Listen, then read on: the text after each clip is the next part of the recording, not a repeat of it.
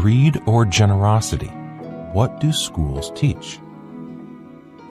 Part 1, Chapter 7, Lesson number 7.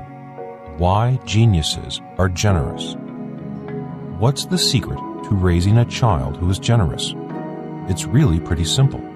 Without financial education, many people leave school financially desperate, needy, and greedy. Financial education, the kind of financial education that transforms both the mind and spirit, opens our eyes to other points of view. It shows us how important it is to see both sides of a coin. What are our schools teaching our children? Are they giving them fish to eat, keeping them needy and often greedy? Or do they teach kids to fish, to be self-reliant, innovative, and responsible enough to feed themselves? As a parent, you can show a child a path in life on which they can learn to use their gifts, their talents, their genius, to create a life in which they are free from the fear and worry of how they will survive.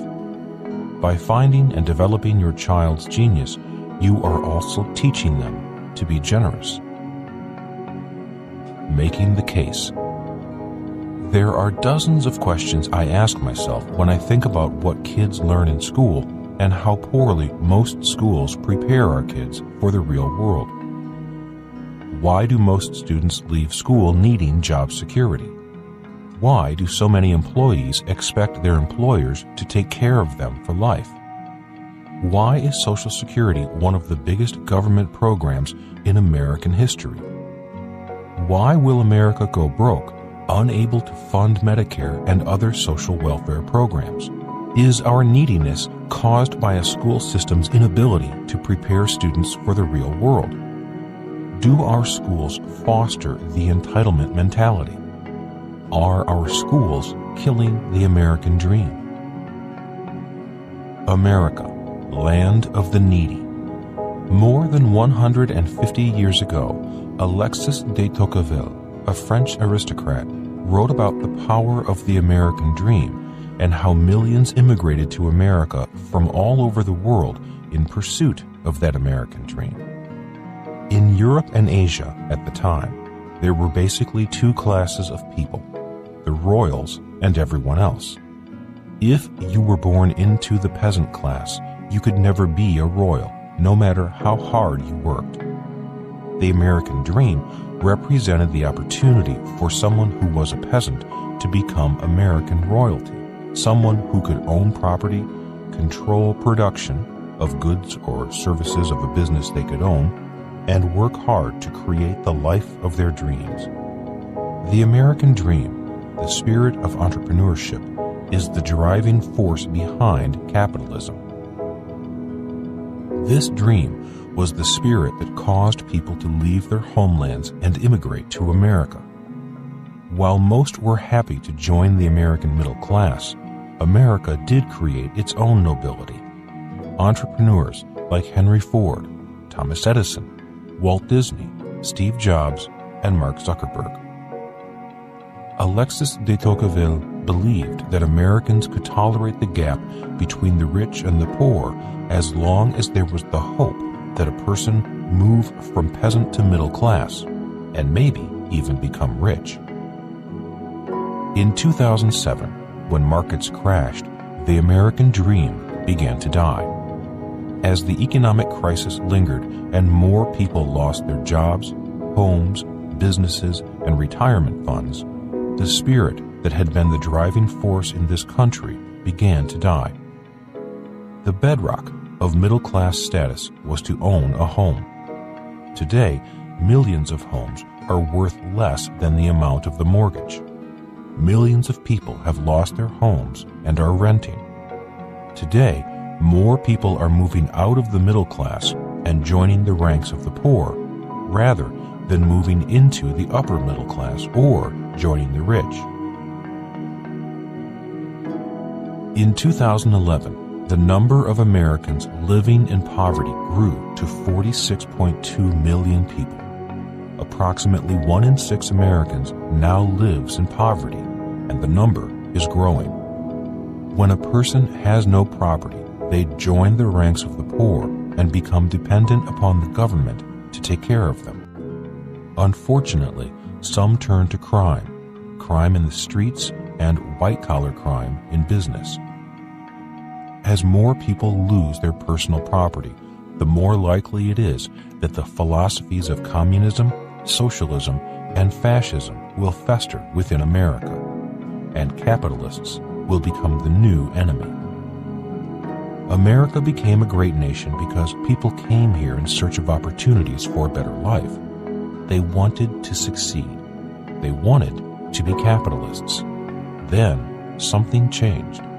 Today, rather than work hard in pursuit of the American dream, many feel they are entitled to the American dream. All over the world, millions of people, not just Americans, seem to think the world owes them a living. Many people go to school, receive a great education, get a job, and then expect either the company they work for or the government to take care of them for life. The growing entitlement mentality has played a role in the way individuals view personal financial responsibility. These questions come to mind. To what extent are the financial problems, especially those faced by Greece, France, and the state of California, a result of an attitude of entitlement? Why do some of the best entitlement benefits go to our leaders, the President of the United States, our congressional leaders, and other government workers? Once a president or congressman is elected, we, the taxpayers, take care of them for life. I ask myself, if they are qualified to be our leaders, why can't they take care of themselves? Why do our public servants feel entitled to financial security for life? When did the shift from public servants to self-serving servants occur? How many public servants work for the job security and benefits rather than to be of service? Why do CEOs and other corporate executives feel entitled to bigger and better financial packages than their employees? If they're smart enough to be high-paid employees, shouldn't they be smart enough to take care of themselves? Why do people the world over feel that they are entitled to have their government or their employer take care of them for life? Where does this attitude of entitlement come from? Does it come from our schools and a school system run by teacher unions that fight for tenure and job security and benefits for life? Why do teachers grade students but refuse to be graded on their performance as professionals? Do they pass their entitlement mentality on to our kids? Could financial education have an impact on the entitlement mentality we see within the U.S. school system? America's view of capitalism. In the introduction to this book, I quoted from Dr. Frank Lunt's book, What Americans Really Want, Really. Specifically, I quoted his comments on whom Americans respect today and whom they hate. I want to repeat what he wrote here because it is so aligned with the key points in this chapter, the idea that our schools teach students to be needy and greedy. It's hard to tell which has become the stronger emotion, respect for entrepreneurs or hatred towards CEOs. Dr. Luntz also states, in fact, by better than a 3-to-1 ratio, Americans now trust entrepreneurs more than they trust successful CEOs. In today's world, capitalists frighten people, and capitalism is shorthand for CEOs taking tens of millions of dollars on the same day their pens wipe out 10,000 jobs. Dr. Luntz found that Americans respect entrepreneurs still pursuing the American dream. He writes, "The small business owner, even if she, female-owned small businesses are among the fastest-growing components of the shrinking economy, is successful, isn't making bonuses totaling tens of millions. She has no golden parachute unless her business is providing skydiving lessons. She has to look her employees straight in the eye when it comes time to lay them off rather than just issuing a corporate edict. she has endured a lifetime of sleepless nights, tossing and turning about whether the business really was going to make it and whether she was going to let her employees down. Americans realize that there is far greater risk in investing your own time, your own money, and your own heart into starting a small business, and it's even harder to make it a successful one. And these risks made by the small business owners are all in search of far less financial rewards than their CEO counterparts. Repeating Dr. Luntz's statement on MBAs, forget about MBAs. Most business schools teach you how to be successful in a big corporation rather than start your own company. Capitalists versus managerial capitalists. John Bogle, an entrepreneur and true capitalist, is the founder of Vanguard Funds, one of the world's largest mutual fund companies. He is very critical of managerial capitalists. In his book, The Battle for the Soul of Capitalism, Bogle addresses how the financial system undermined social ideals, damaged the trust in markets, robbed investors of trillions. In an interview about his book, he stated, "We have had what I describe in my book as a pathological mutation from traditional owners' capitalism, where the owners put up the lion's share of the capital and got the lion's share of the rewards, to a new form of managers' capitalism, where the managers are putting their interests ahead of the direct owners." By direct owners, Bogle is referring to the shareholders of public companies. Bogle is saying that many of our largest corporations are led by managerial capitalists, not true capitalists. They are employees, not entrepreneurs. Many managerial capitalists are A students, graduates of the finest business schools. Managerial capitalists are not entrepreneurs. They did not start the business. They do not own the business. As managerial capitalists, they have responsibilities, but take no personal financial risks. They get paid whether they do a good job or bad job. They get paid whether the business thrives or fails, and even when employees lose their jobs or shareholders lose their investment. John Bogle is especially critical of Jack Welch, former CEO of General Electric. Jack Welch was a managerial capitalist, an employee of GE. Thomas Edison is the entrepreneur who founded General Electric. Thomas Edison did not finish school, and his teachers labeled him addled. Jack Welch, on the other hand, is a highly educated man, a chemical engineer with a doctorate degree from the University of Illinois. He is also one of the most respected CEOs in the world. Many believe him to be one of the best CEOs. Jack Welch is a frequent guest on financial talk shows as an authority on business. Bogle disagrees, describing Welch as a managerial capitalist who did a great job for Jack Welch in lining his own pockets, but a poor job for General Electric's employees and shareholders. Jack Welch's greed was exposed during his divorce proceedings. In his book, The Battle for the Soul of Capitalism, Bogle has this to say about Jack Welch. Jack Welch of General Electric gained an equally unwelcome spotlight for his extramarital peccadillos. His divorce proceeding illuminated the stealth compensation typically awarded to retired chief executives but rarely disclosed. If not for his divorce, even shareholders, the true owners of GE, would never have known how much Welch was being paid.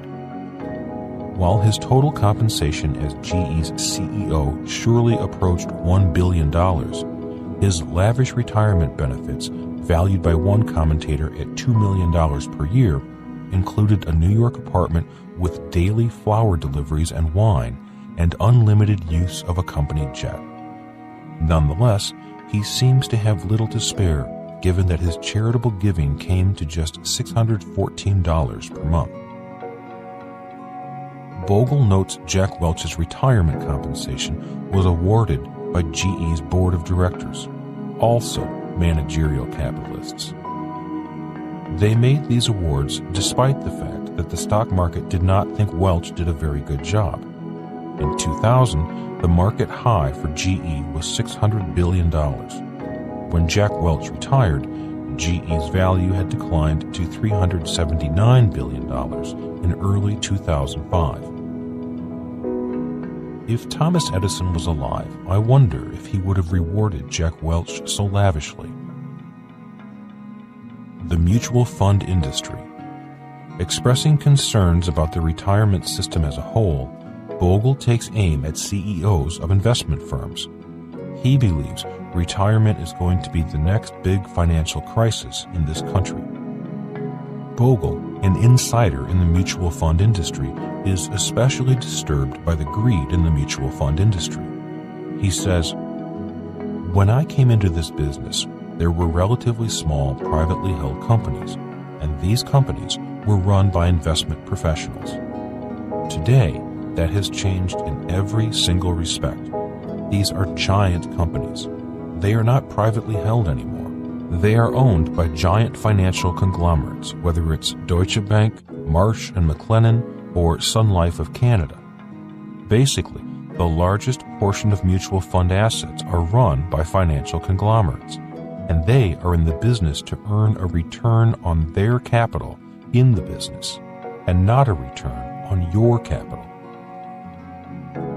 Bogle points out that in mutual funds, you, as the investor, put up 100% of the money and take 100% of the risk. The mutual fund company puts up no money, takes no risk, and yet keeps 80% of the returns. The investor gets back 20% of the gains, if there are gains. Warren Buffett agrees. Warren Buffett is regarded as one of the greatest investors of our time. He is a capitalist. He is an entrepreneur. He is not a managerial capitalist. This is what Warren Buffett has to say about these corporate money managers, managerial capitalists, most of whom are A students from great schools. He says, "Full-time professionals in other fields, let's say dentists, bring a lot to the layman, but in the aggregate, people get nothing for their money from professional money managers." If this is true, it might be stated another way. Those who choose not to become financially educated or play an active role in their investments and, instead, turn their money over to professional money managers are abdicating responsibility for their financial future, and, if Buffett is on target, getting little value for it. Positioned another way, how great is the risk of turning your money over to a professional who brings little value to the undertaking of making your money work for you? Bureaucrats, B students. The vast majority of students who graduate from grade schools and high schools are B students. They're taught, by and large, by A students, some of the brightest students who continue their education to become teachers. What becomes of those B students as they choose their path in life? It's my opinion that they become bureaucrats. What is a bureaucrat? Decades ago, Rich Dad said, "The problem with the world is that it's now run by bureaucrats." He defined bureaucrat as someone who is in a position of authority, such as a CEO, president, sales manager, or government official, but who takes no personal financial risks. Explaining further, he said, "A bureaucrat can lose a lot of money, but they do not lose any of their own money. They get paid whether they do a good job or not." When you look at the bureaucrats who run the country, especially our political leaders, I think you'll find that most are attorneys. Federal Reserve Bank Chairman Ben Bernanke is a former college professor.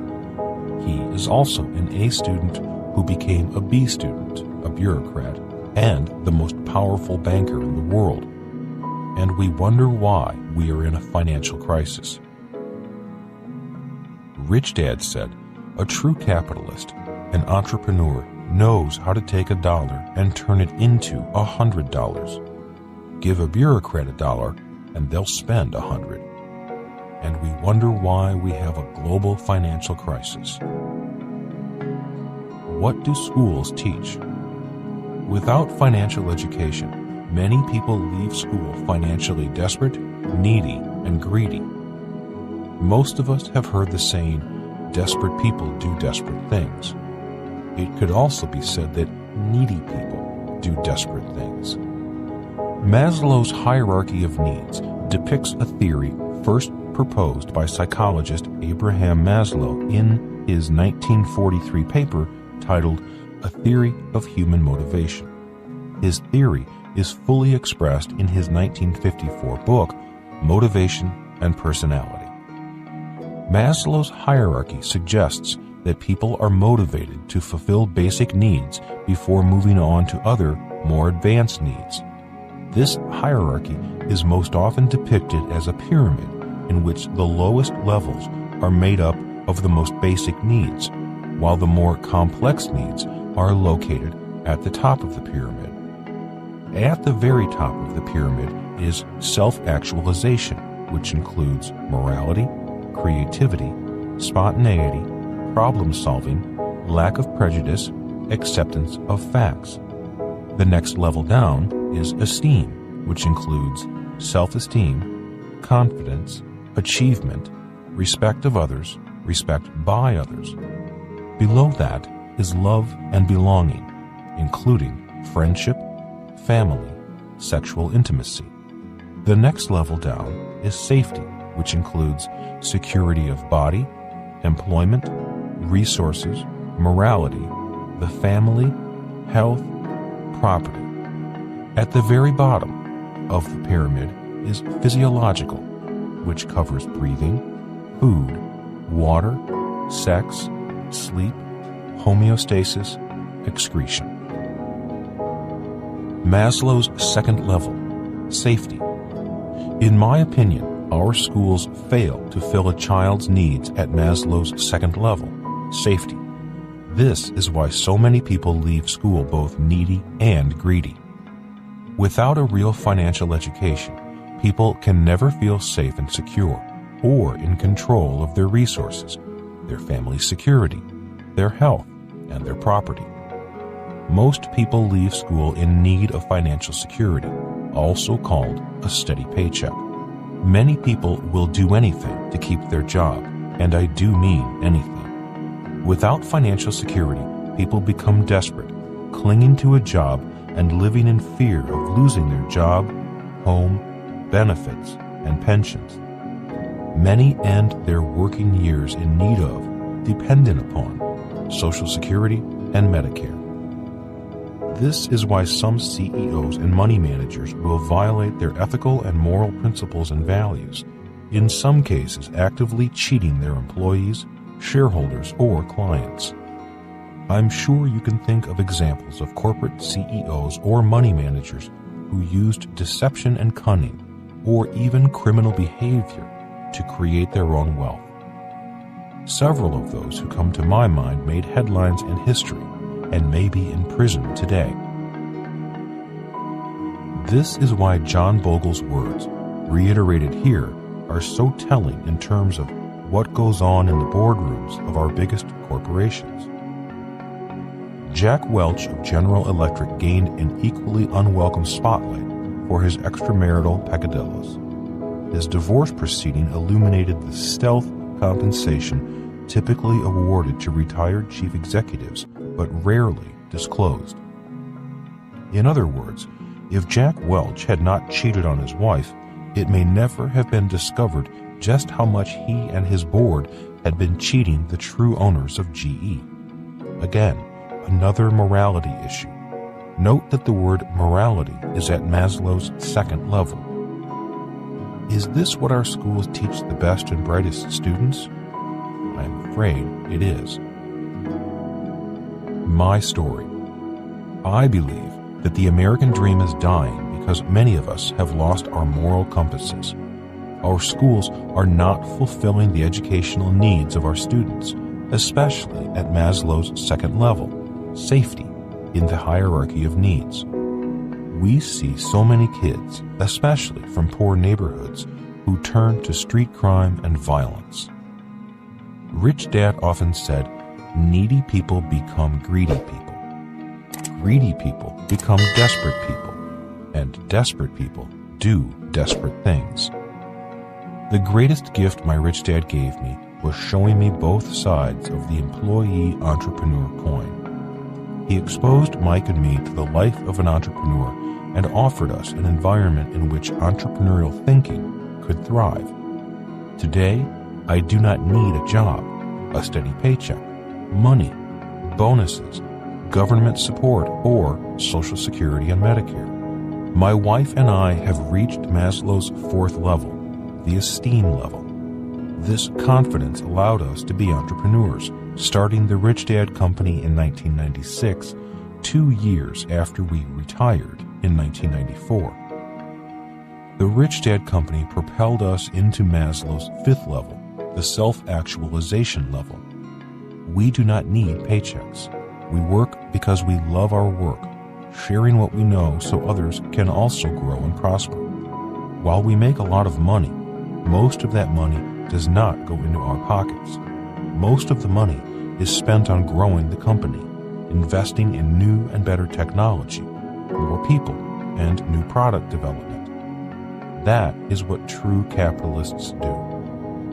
Unfortunately, a lot of money is also spent protecting the business from greedy people. Greedy people. Like most business owners, we have run into some very greedy people in the course of doing business.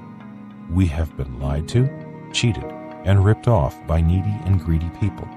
Most of them A students, a few of them white-collar criminals. Unfortunately, this is part of the entrepreneurial process and our so-called justice system, or, from a different point of view, our injustice system. Rich or poor, we all have had our own challenges with dishonest or deceitful people. That is what happens when schools fail to fulfill students' needs at Maslow's second level. Many students, even A students, leave school needy, greedy, desperate, and, even worse, with a sense of entitlement, the idea that the world owes them a living. The good news. The good news is that we have met some fantastic people along the way. We would never have met them had we not taken our leap of faith in starting the Rich Dad Company. We would not have met them if we had retired in 1994, kept our money, and played golf every day.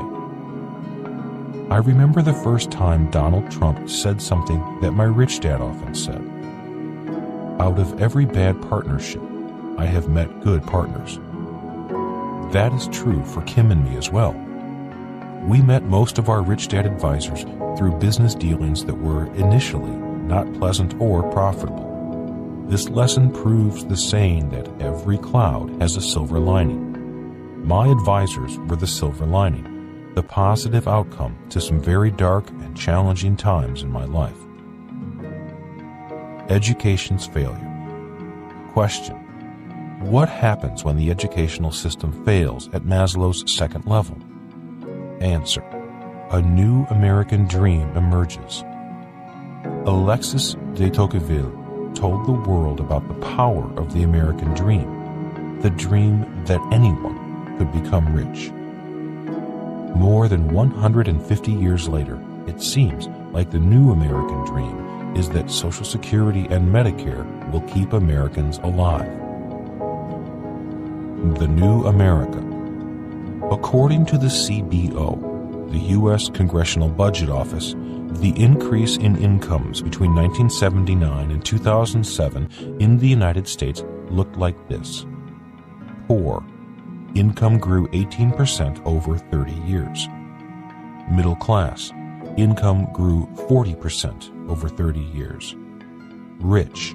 Income grew 275% over 30 years.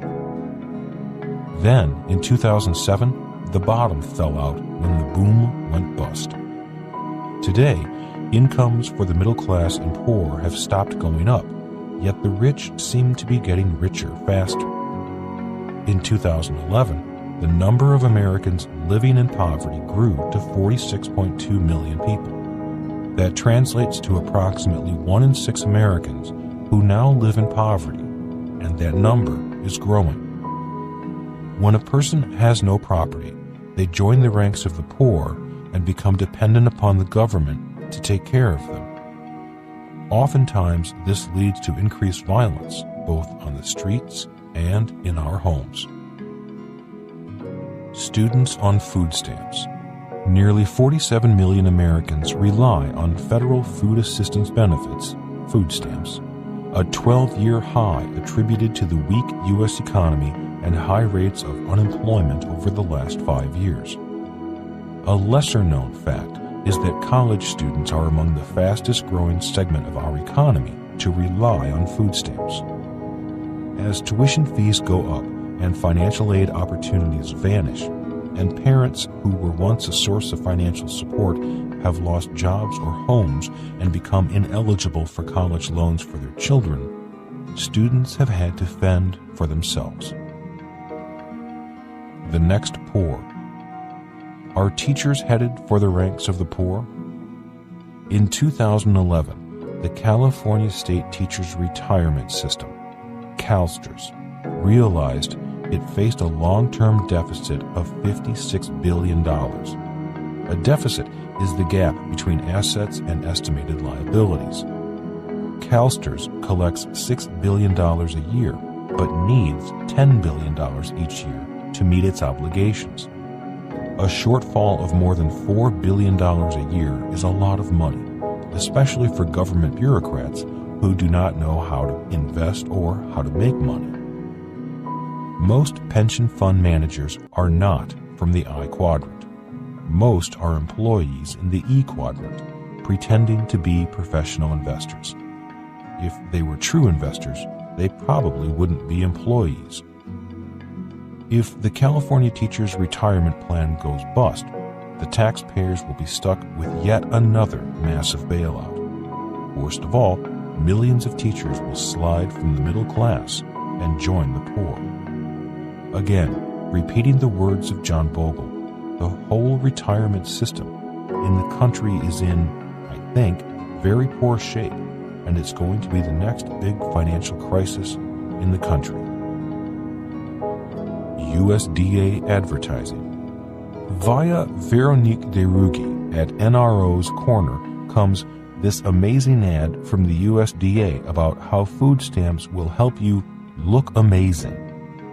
In the radio spot, 2 retired ladies talk about their mutual friend Margie, who looks amazing. One asks the other, what's her secret? The answer, it turns out, is food stamps. Generous capitalists.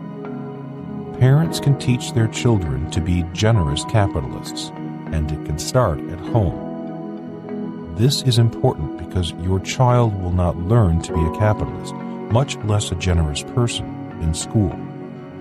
My rich dad taught his son and me to be generous capitalists using the BI triangle.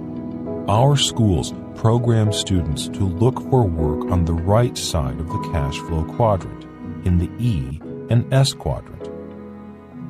The BI triangle is made up of the 8 integrities of a business. They are 1. Mission, 2. Leadership, 3. Team, 4. Product, 5. Legal, 6.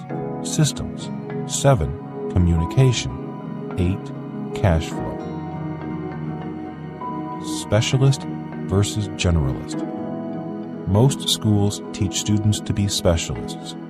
Students who graduate with a degree in product design seek jobs at the product level of the BI triangle. Students who graduate from law school fill roles at the legal level of the triangle. Those with degrees in engineering or computer science tend to focus on jobs at the systems level of the triangle. Students who receive degrees in marketing focus on jobs in the communications sections of the BI triangle. and students who receive a degree in accounting typically find a job at the cash flow level of the triangle. Entrepreneurs are generalists. One reason why entrepreneurs like Steve Jobs and Bill Gates leave school is because they did not want to be specialists. They hired specialists. Generalists must be mission-driven, have strong leadership skills, and surround themselves with a smart team, often A students with experience in the real world. Why most entrepreneurs fail. There are 3 primary reasons why most small businesses fail. They are: 1. The entrepreneur does not have all 8 integrities in place. For example, most new entrepreneurs focus on product. They may have a great product, but are likely deficient in some or all of the other 7 integrities. 2. The entrepreneur is a mono-professional. The saying, birds of a feather flock together, applies here. For example, attorneys get together with other attorneys to form a business, such as a law practice. Or techies get together with other techies to form a web company. Again, they may be smart professionals, but they will lack professional strength at the other 7 integrities. 3. The entrepreneur lacks a sense of mission. You will recall that among the 7 intelligences, emotional intelligence and a sense of mission is essential in carrying an entrepreneur through the ups and downs of starting a business. Almost all notable entrepreneurs faced trials and tribulations that would destroy mere mortals. Steve Jobs was kicked out of Apple, the company he founded. He was fired by the CEO he hired, John Sculley, and his board of directors, all, by the way, managerial capitalists, only to return years later to lead Apple to be the most profitable company in the world. Bill Gates went to trial in a case known as the United States versus Microsoft. The United States Department of Justice filed a lawsuit in 1998 for alleged violation of the Sherman Antitrust Act. Microsoft was accused of being a monopoly. Mark Zuckerberg went to trial against the Winklevoss twins, who claimed that they gave Mark the idea for Facebook. Mark settled the claim for $160 million. The twins are still asking for more. As the saying goes, success has many parents, but failure is an orphan. Without an entrepreneur's sense of mission and strong emotional intelligence, Apple, Microsoft, and Facebook might not be here today. Generosity is the key to success. Contrary to popular belief, many of the most successful entrepreneurs are generous. If you look at the BI triangle, you will see that to start a successful business, a B quadrant entrepreneur must provide jobs. Most students come out of school looking for jobs. They need a job because schools don't teach students how to satisfy one of Maslow's basic needs, the need for safety. That is why most A students work for C students. If a parent will take the time to explain Maslow's hierarchy of needs and the BI triangle to their child, the child may, over time, realize their objective in life is to reach Maslow's 5th level, self-actualization, rather than get stuck at the 2nd level, mired in the need for job security and a steady paycheck. It is difficult to discover our genius, the genie in us, and the magic we were born with if we live in terror and fear at the 2nd level of Maslow's hierarchy. I believe genius is found at Maslow's 5th level. At that level are found powerful and beautiful words, values, and abilities essential for today's world. The words are: 1. Morality. You don't have to cheat people to be rich. 2. Creativity. Tap into your genius. 3. Spontaneity. Live without the fear of making mistakes. 4. Problem solving. Focus on solutions. 5. Lack of prejudice. Having a wider context on life. 6. acceptance of fact, not afraid to face the truth. A final word. Your child's ability to dream of the life they'd like to live and pursue it is defined by the safety, confidence, and love they experience at home. Action step for parents. Discuss the difference between greed and generosity. My poor dad always thought my rich dad was greedy. My rich dad thought my poor dad was greedy. They had two different points of view based upon their contexts related to money, greed, and generosity. Entrepreneurs and capitalists are generous when they choose to invest in businesses, products, and services that create jobs and opportunities for others to thrive. Also, discuss why and how Steve Jobs became a billionaire by sharing his genius and revolutionizing the way the world communicates. Then discuss Mark Zuckerberg or the founders of Google, as well as gifted athletes or musicians who have generously shared their genius with the world. On a regular basis, encourage your child to find his or her genius and share it. Your challenge will be, the school system has its own definition of what a genius is. It may not be the same definition of your child's genius. Remember that different genius comes out in different environments. Thomas Edison's genius came out in a laboratory, and Steve Jobs' genius came out in his family's garage where he started Apple Computers. Mark Zuckerberg created Facebook in his college dorm room as he created a way for his fellow students to connect and communicate. One of your most important jobs as a parent is to encourage your child to find the environment where his or her genius shines.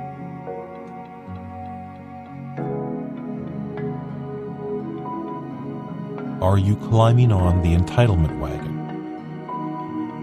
Part 1, Chapter 8, Lesson Number 8, The Entitlement Mentality. In January 2013, French actor Gérard Depardieu obtained a Russian passport and left France. The taxes on the rich were too high. In 2013, the state of California raised state income taxes, and the rich began moving to tax-free states such as Nevada.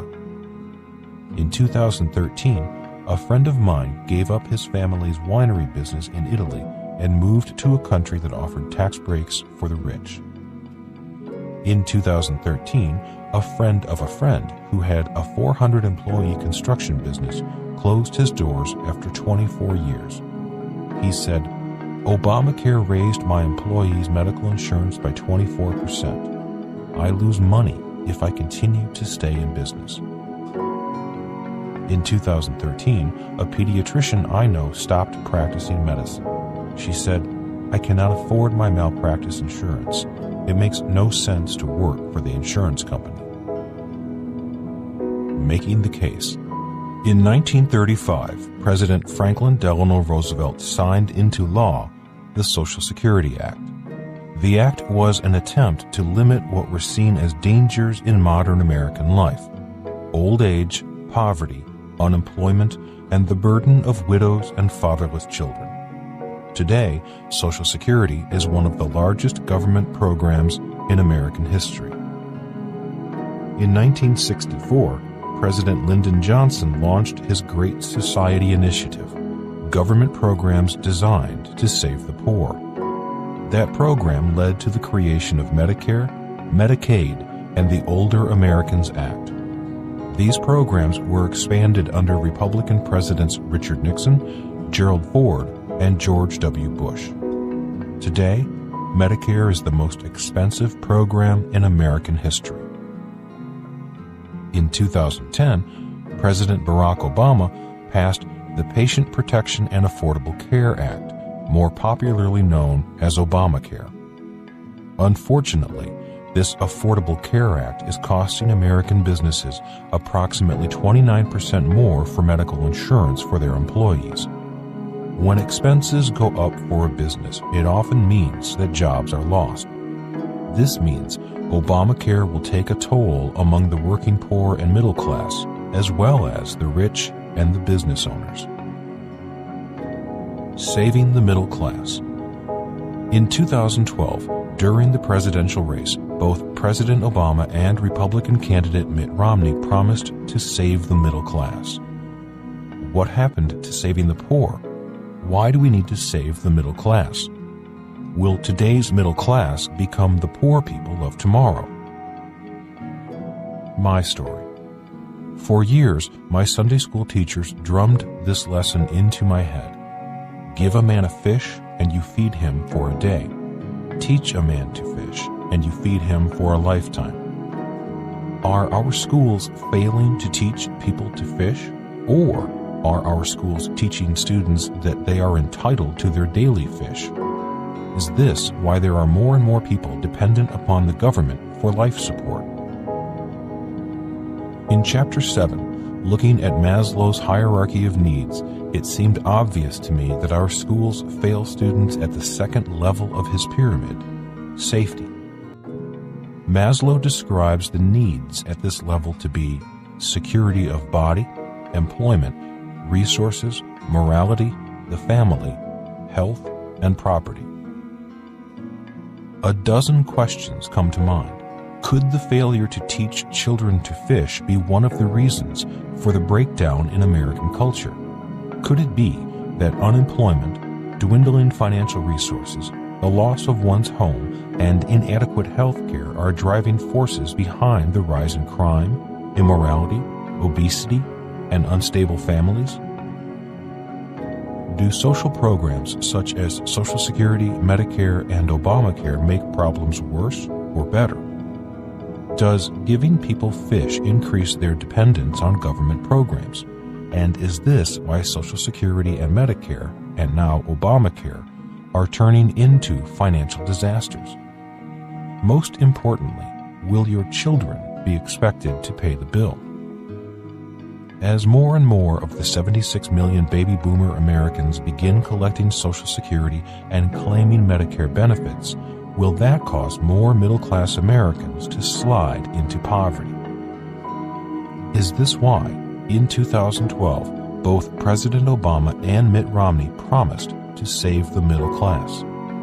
As most of you know, it's the middle class that carries the heaviest tax burden. For many, taxes are their single largest expense.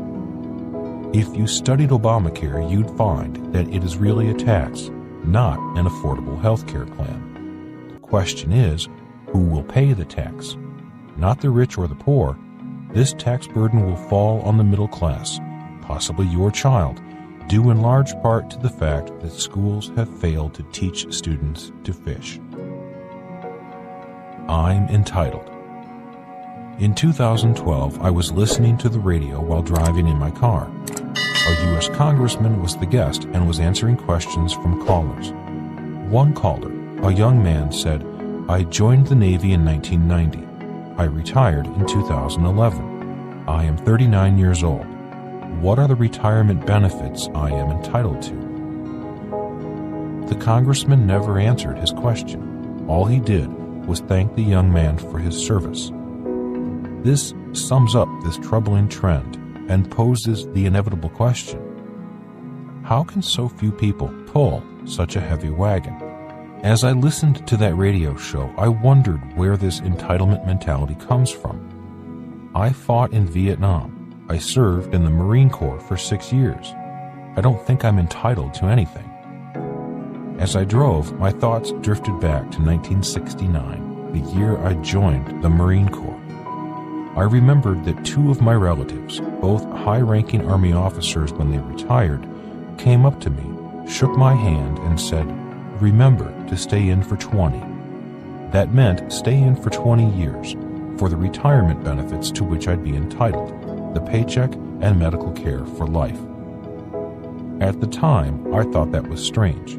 I had resigned from a high-paying job with Standard Oil of California, earning $4,000 a month, which in 1969 was a good starting salary and included 5 months off each year, and joined the Marine Corps, earning $200 a month. I joined the Marines to serve my country, not for the pay or a lifetime of entitlements. I was a teenager when President John Kennedy took office, and I was responding to the words from his inaugural address. Ask not what your country can do for you. Ask what you can do for your country. In 1974, I resigned my commission and left the Marine Corps. I did not stay in for 20. The Vietnam War was almost over. I had served my country, and it was time to move on. For me, it was a privilege to serve my country. I was entitled to nothing. I was grateful for the experience. If anything, I felt I still owed more to my country. Financial crisis or education crisis? As the radio show continued, the young naval retiree would not let the congressman off the hook, demanding that he was entitled to more benefits. Again, I asked myself, where does this entitlement mentality come from, and why are so many people dependent upon the government for basic life support?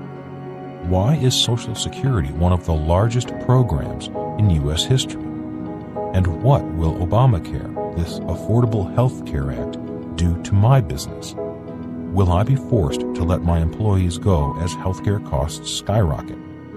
What will happen when 75 million American baby boomers, 38% of whom are classified as obese, begin collecting medical care they are entitled to under the Act? And what will happen when baby boomers outlive their retirement savings?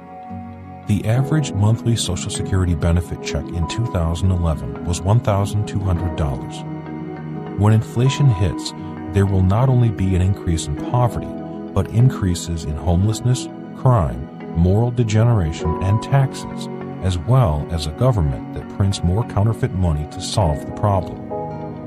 We don't need hyperinflation. 50% of Americans are already on the edge. Why are 15% of all Americans, 46 million people, on food stamps? Today, there seems to be many more questions than answers. So again, I ask, why is there no financial education in schools? And is the lack of financial education the reason why so many people feel the government should take care of them? Isn't it obvious that our financial crisis is a crisis in education?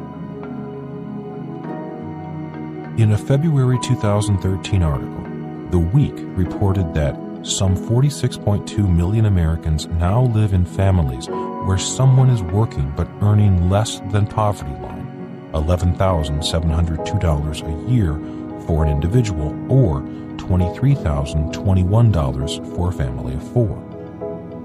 I realize that many people do need government support. I am also aware that many do not. Yet, not surprisingly, they must be asking themselves, why work when the government is handing out cash, paying you not to work? Why don't you teach me about money? As a young boy, I often asked my teachers, why don't you teach me about money? Why don't you teach me how to be rich? I never received an answer to those questions. It took me years to realize that there were two reasons my teachers could not answer my questions. One, they themselves had no financial education, so they could not teach me how to be rich. And two, they didn't think that learning about money was important because they expected the government to take care of them. My teachers were much like my poor dad, also a teacher and head of the teachers' union. Today, we have teachers and teachers' unions spreading the gospel of entitlement. Ask most teachers their ambition in life, and their answer is tenure, another word for entitlement. 146 million Americans classified as working poor. As reported by The Week in February 2013, many economists have a broader definition, saying that the working poor are those whose incomes do not cover basic needs: food, clothing, housing, transportation, child care, and health care. By that standard, there are more than 146 million Americans in the poor but working class. People in this category generally have no savings and survive from check to check, often filling in the gaps by going into debt. mass entitlement mentality. Millions of people want the security of a paycheck and benefits for life. The entitlement mentality is especially prevalent with B students, people who seek a lifetime of security working for government bureaucracies. The legal system often fuels this entitlement-feeding frenzy. Most trials are more about money than justice, and while judges perform an important role in society, the justice system has become a Roman circus of frivolous lawsuits, a battle between rich and poor. The rising cost of medical malpractice insurance for doctors is only one reason for the rising cost of medical care. Many jurors rule against doctors simply because he is a rich doctor who has insurance. The high cost of malpractice insurance causes many doctors to leave the profession. There is a lot of talk about tort reform, which means limiting the outrageous sums of money that judges and juries can award a patient. One reason there may never be tort reform is because most of the lawmakers in Washington are lawyers. The rest are politicians who receive large campaign contributions from trial lawyers. Television ads bombard us day and night as they troll for new clients. Have you been injured in an accident? They ask. Call us. We're lawyers and we will get you the money you are entitled to. Rich Dad Lesson. My rich dad often said, you always get what you pay for. If you pay people not to work, you get more people not working. Entitlement mentality in the gym. My wife Kim and I go to the same gym and work with the same coach. The gym is a no-nonsense gym. It is not fancy. The gym specializes in training professional athletes such as NFL and NBA players and Olympic hopefuls. You won't find a yoga studio, color-coordinated workout clothes, or smoothie counters for socializing. A large area of the gym is dedicated to physical therapy. For over 3 years, a legal aid has come in 3 to 4 days a week for physical therapy. He does not come in during his lunch hour or after hours. He comes in during work hours.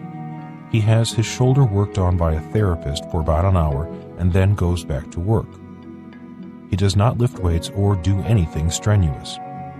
He is about my age, in his 60s, and severely overweight. One day I asked him what he was doing at the gym. He smiled politely and said, "The government pays for my rehab, so I take advantage of it. I only have 2 more years before I can retire, and I want to make sure I get everything I am entitled to." I know most public servants are good people, yet I am disturbed every time I hear the word entitlement. It is difficult for me to be objective. Many public servants fail to realize that governments do not have money to support these programs and benefits. The money comes from taxpayers, fellow citizens, and soon your children. But I am entitled. Many Americans say, I am entitled to Social Security and Medicare. I've been paying into those programs for years. While that may be true, here are the facts. If you began paying into Social Security in 1950, you receive at least $30 back for every $1 you put in. This leads to the conclusion that Social Security is a Ponzi or pyramid scheme. Since the government has no money, the $30 comes from younger workers, robbing Peter Jr. to pay Paul Sr. Leaders with an entitlement mentality. The entitlement mentality starts with the President of the United States and prevails through the Senate and Congress. Over the years, these public servants have voted, for themselves, the most generous entitlement benefits package in history. Is this what happens when our educational needs are not met at Maslow's second level, safety? The real campaign issue. During the presidential campaign of 2012, former Governor Romney was secretly videotaped speaking to an audience of wealthy donors at a private fundraiser. He was talking about the 47% of all Americans who do not pay income taxes. The 30-minute speech, riddled with controversial statements, was posted on the internet. Romney characterized the 47% of income tax-exempt Americans as being dependent on the government and feeling entitled to health care, to food, to housing, to you name it. The video caused a firestorm of protest. The Democrats, sensing blood in the water, attacked. They gave reasons why the 47% were justified in not paying taxes. Many argued that Romney's facts were inaccurate. Just the facts. According to the Bipartisan Tax Policy Center, here are the facts. In 2011, about 46% of Americans, 76 million people, who filed taxes did not pay a penny in federal income taxes. Whether his 47% figure was accurate or not, Romney took a punch to the chin and did not recover. The secret video proved to be one more nail in his campaign coffin. President Obama went on the offensive, attacking the rich, saying the rich 1% did not pay their fair share in taxes. Romney should have used facts to counter emotions. The facts are, to be in that richest 1% of Americans, you must earn $370,000 a year. In 2011, the top 1% paid 37% of all income taxes collected in America. To rank in the lowest 50%, you earn $34,000 a year or less. The entire lower 50% pays 2.4% of all taxes paid. In summary, if 1% of the wealthiest Americans pay 37% of all taxes collected, while the half of Americans earning $34,000 a year or less pay only 2.4%, it doesn't seem unreasonable to ask, who isn't paying their fair share? It's likely I'll get raked over the coals for even asking this question. If you are incensed by it, please ask yourself, how emotionally attached are you to entitlements? And instead of getting distracted by the political sideshow of rich versus poor, wouldn't you be better off being financially educated? Taxing the rich. In 2013, President Obama kept his campaign promise to tax the rich. But is he really taxing the rich? In 2013, taxes on individuals earning over $400,000 a year went up. Once again, the 1% is being asked to pay more than their fair share, more than the 37% of the tax load they already carry. Millions of Americans think this is fair. They believe we should tax the rich. My point of view is different. Obama is not taxing the rich. He is taxing high-income earners. It's the middle class that pays the lion's share of taxes collected. This is why both President Obama and candidate Romney pledged to save the middle class. The middle class is slowly sliding into poverty. By the year 2020, millions of baby boomers who were middle class during their working years will retire and join the ranks of the poor, just as Social Security and Medicare move closer and closer to going bust. Your child will pay for this. This is what happens when we give people fish rather than teach people to fish. Question: why do you say we are taxing high-income people, not rich people? Answer: with a little financial education, the answer is clear. A simple lesson in financial education. There is more than one type of income. There are three types of income. This is true in countries around the world. 1. Ordinary income. 2. Portfolio income. 3. Passive income. Different types of income are taxed at different rates. When President Obama raised taxes in 2013, he raised taxes on people who earn ordinary and portfolio income. He did not raise taxes on the rich because the truly rich earn passive income. In overly simple terms, this is an overview of who works for what type of income. 1. Ordinary income, the poor. 2. Portfolio income, the middle class. 3. Passive income, the rich, from investments in the B and I quadrants. What do schools teach?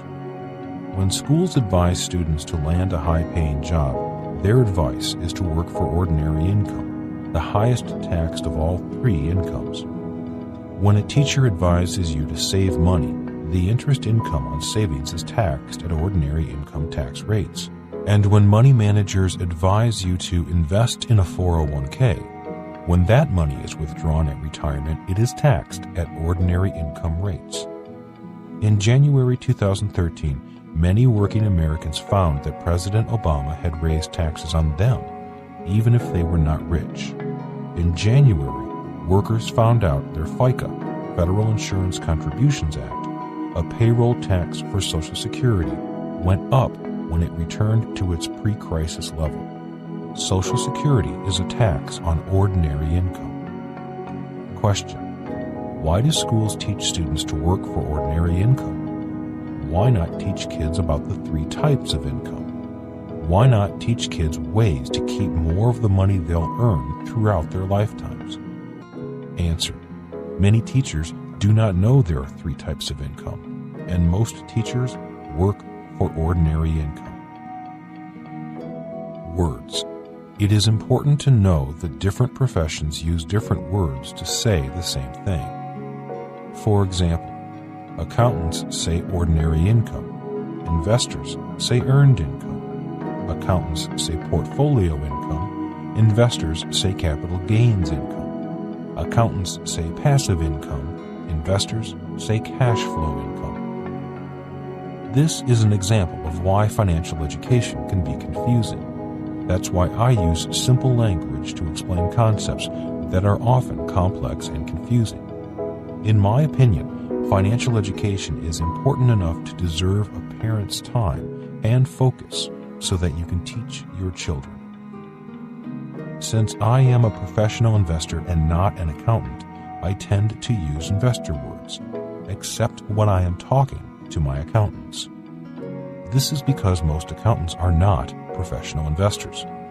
The same is true for attorneys and doctors. When I speak to my attorney, I do my best to speak his language, the language of lawyers. One reason why I make more money than most attorneys is because most attorneys do not speak the language of money.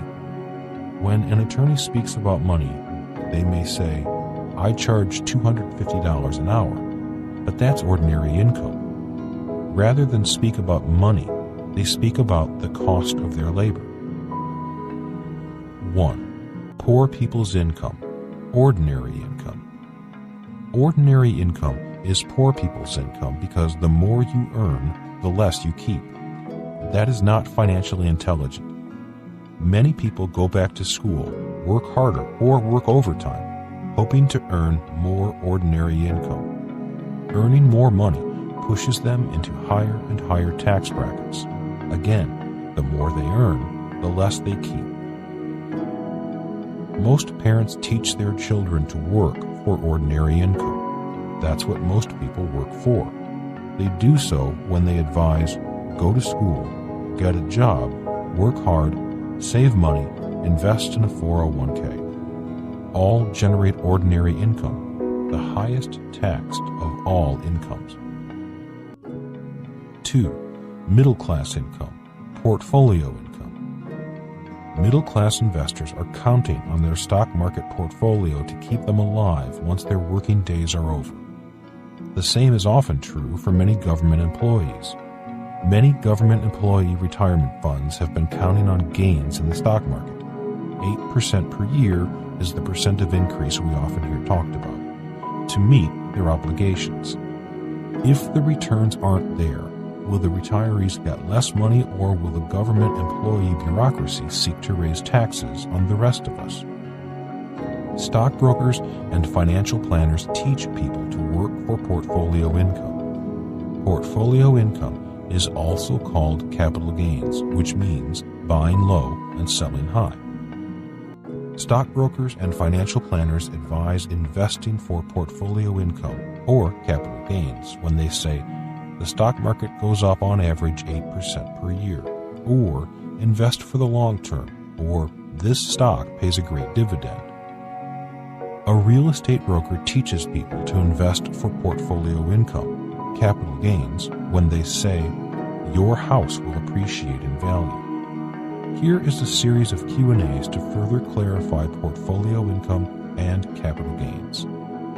Question: did President Obama raise taxes on real estate investors? Answer: he did in small ways. Yet real estate in the United States still offers tax breaks that stock investors do not receive. Question: what types of breaks? Answer: if a person buys a house for $100,000 and sells it for $150,000, the real estate investor does not have to pay the capital gains tax on the $50,000 gain if the investor uses what is known as an exchange. A stock investor would have paid capital gains taxes on the $50,000 capital gain. Question: how much did President Obama raise taxes on portfolio income? Answer: for high-income employees, those earning over $200,000 a year as individuals or $250,000 a year for married couples, he increased taxes on long-term capital gains, portfolio income, by 60% in 2013. Here's the math: 15% to 20% plus 3.8% for Obamacare, or 15% to 23.8% equals 60% tax increase. As I have said, I am not a tax expert or specialist, and even at a basic level, taxes and numbers can be confusing. I encourage you to find a tax professional who is a good teacher as well as a good accountant. He or she can help you understand taxes and how they impact your life. On the subject of taxes, there are two final points I want to make. Without financial education, most people actually believe politicians are raising taxes on the rich. The tax increases affect anyone who works for ordinary income. This is one reason why lesson number 1 in Rich Dad Poor Dad is, the rich don't work for money. Taxes were raised on those who invest in the stock market for portfolio income. This is one of many reasons why I do not invest in the stock market. Why pay taxes when I can invest for tax-free income with less risk and higher returns? On the other hand, if your investment plan cannot beat returns in the stock market, it may be best to stay invested in the stock market. It comes down to your willingness to become financially educated and move from being a passive investor who turns their money over to a financial planner or money manager to an active one. How do the rich avoid paying taxes? It's simple. The rich work for passive income. 3. Rich income. Passive income. Passive income is also known as cash flow. The truly rich are rich because they have this type of income. President Obama did not raise taxes on most of this type of income. Where do people learn about cash flow? The rich teach this to their kids at home. Rich Dad began teaching his son and me by playing Monopoly with us after school. In the game of Monopoly, when a person lands on a property and pays $10 rent, that is cash flow. Question: how do you know the rich work for cash flow? Answer: it's common knowledge. For example, Steve Jobs worked for a salary of $1 a year. He did not need a paycheck. He did not want ordinary income.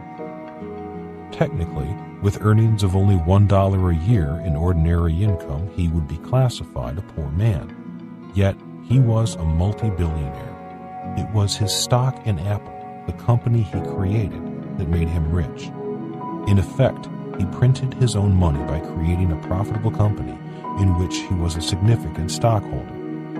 And while E's and S's buy shares of stock, B's and I's sell stock in the companies they create. That is what made Steve Jobs rich. Question: how do the rich earn money? Answer: by working in the B and I quadrants, not the E and S quadrants. You'll learn more about this later in this book. Lessons from the Cash Flow Game. The Cash Flow Game offers another illustration of how the rich work and invest. In the center of the game board is the rat race. When schools advise your child to get a good job and invest in the stock market, they direct your child to a life in the rat race. The outside track is the fast track. This is where the rich work and invest. The object of the cash flow game is to transform ordinary income, your paycheck, into portfolio income and passive income. When you have enough passive income, you exit the rat race and begin to enjoy life on the fast track. Cash flow is the only game that teaches players the differences between the three types of income. As you know, in real life there really is a rat race and a fast track. Schools and most parents program their children for the rat race, a life of living paycheck to paycheck, reacting to the cards life deals them. Financial education gives your child choices. Which track are you advising your child to spend their life on? The rat race or the fast track? Question: is this fair? Answer: no. But this book is about education. Education is not about being fair. Most parents want their child to get a good education to get ahead in life. Education is about giving a child an unfair advantage in life. That is why many parents will spend small fortunes sending their child to private schools, hoping a private school education will give their child a head start in the world. When it comes to grades, some students receive A's and some receive F's. Is that about being fair? Is it fair that our schools do not teach students about the three types of income? And while we're on the subject of fairness, is it fair that 47% pay nothing in taxes and 1% pays 37% of the taxes? Question: are you sane to cheat on taxes? Answer: no. I would never recommend cheating on taxes. Quite likely, those most tempted to cheat on their taxes would be E's and S's, because those quadrants have very few tax advantages. The bulk of tax advantages are found in the B and I quadrants. This book is about education. Education is about having more choices in life. If your child knows there are three types of income, they have more choices. If you have more choices, you do not have to cheat on taxes. The rich avoid taxes legally by knowing what types of income to work for and controlling where their income comes from. Question: what is the difference between the 47% who pay no taxes and the rich who pay little or nothing in taxes? Answer: financial education. Most of the 47% who do not pay taxes can do very little to improve or change their financial status in life. Most lack the education and technical skills to change quadrants. A few simply lack the ambition or desire to change. Why work and pay taxes when you can just receive a check from the government? The middle class only knows to work harder and longer for ordinary income. That is why so many go back to school or stay in school longer, or they work overtime, or they work at 2 or 3 jobs, or they work hard to earn a raise in pay. All this does is push them into higher ordinary income tax brackets. So while they may earn more money, they keep less of it. When the middle class invests, most invest for portfolio income, primarily in the stock market. Most buy, hold, and pray that their money will be there when they need it. The rich have the financial education to acquire passive income. With financial education, the rich have the ability to increase income and reduce taxes by doing what the government wants done. Later in this book, you will find out that the tax code is not about levying taxes, but about tax incentives and how to legally reduce taxes. Much of this book is about how to do what the government wants done. For example, if I provide jobs, I receive tax breaks. If I drill for oil, I receive substantial tax incentives. If I use debt to invest, I receive tax breaks. I also receive tax breaks for providing affordable housing for those that cannot afford to buy a home. Unfortunately, most students leave school looking for a job rather than learning how to provide jobs. Most people use oil rather than drill for oil. Most people try to get out of debt rather than learn how to use debt. And most students leave school dreaming of buying their own home rather than providing homes for other people. It all comes down to financial education.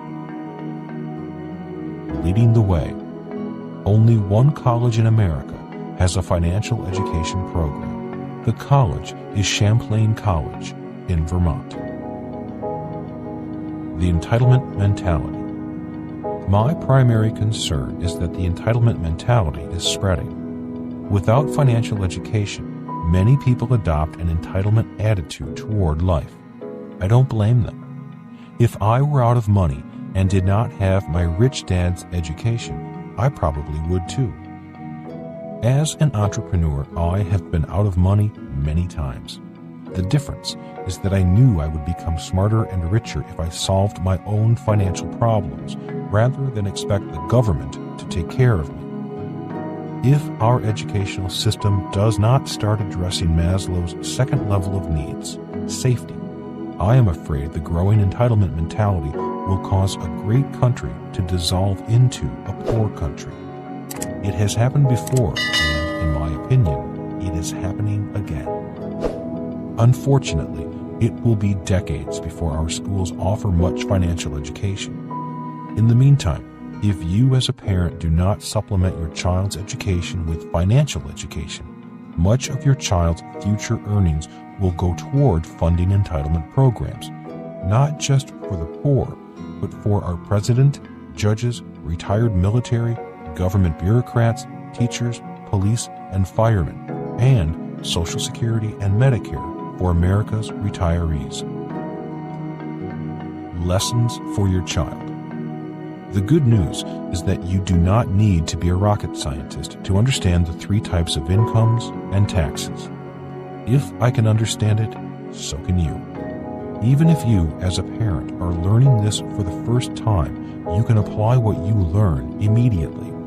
Millions of people around the world have done it. Here's an example.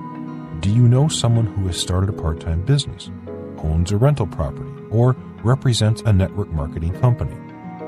Generating income through any of these three avenues is a first step in moving toward passive income. The hardest part is getting started. Draw these two lessons on a piece of paper and discuss them with your child. 1. Three types of income. Ordinary income, income of the poor. Portfolio income, income of the middle class. Passive income, income of the rich. 2. Who pays the most in taxes? Tax percentages paid per quadrant. E quadrant, 40%. S quadrant, 60%. B quadrant, 20%. I quadrant, 0%. Keep in mind that the intent here is not to discuss taxes, but to discuss the importance of financial education and how the educated choices and decisions a person makes throughout his or her life determines if they'll spend a lifetime working for money or if they'll put their money to work for them. The B and I quadrants require financial education and experience. The more you discuss these differences, the more open your child's mind will be to the real world he or she will someday enter. Remember, education is a lifetime process. It is more than an evening discussion. These two simple examples hold true for most Western countries. When I am teaching, someone will always raise his or her hand and say, "You can't do that here." I pause and then say, "You might not be able to do it here, but I can." I go through this banter in almost every country in which I teach, even in America. In other words, the rich are welcome everywhere, and the first step is a solid financial education. The problem is, most will attempt to get rich working for ordinary income in the E and S quadrants. When they invest, most will invest for portfolio income from the stock market. Few will ever learn about passive income or cash flow unless that education starts at home. College Student Survey. A CIRP, Cooperative Institutional Research Program, survey of college freshmen reported that 81% of all college students want to be very well off financially. The problem is, most will attempt to get rich working for ordinary income in the E and S quadrants. When they invest, most will invest for portfolio income from the stock market. Few will ever learn about passive income or cash flow unless that education starts at home. Question: why is it so important that my child understands the rules of the rich and how to become rich? Answer: there are many causes for this financial crisis. An often overlooked cause is the growing entitlement mentality, an attitude that is spreading across the world.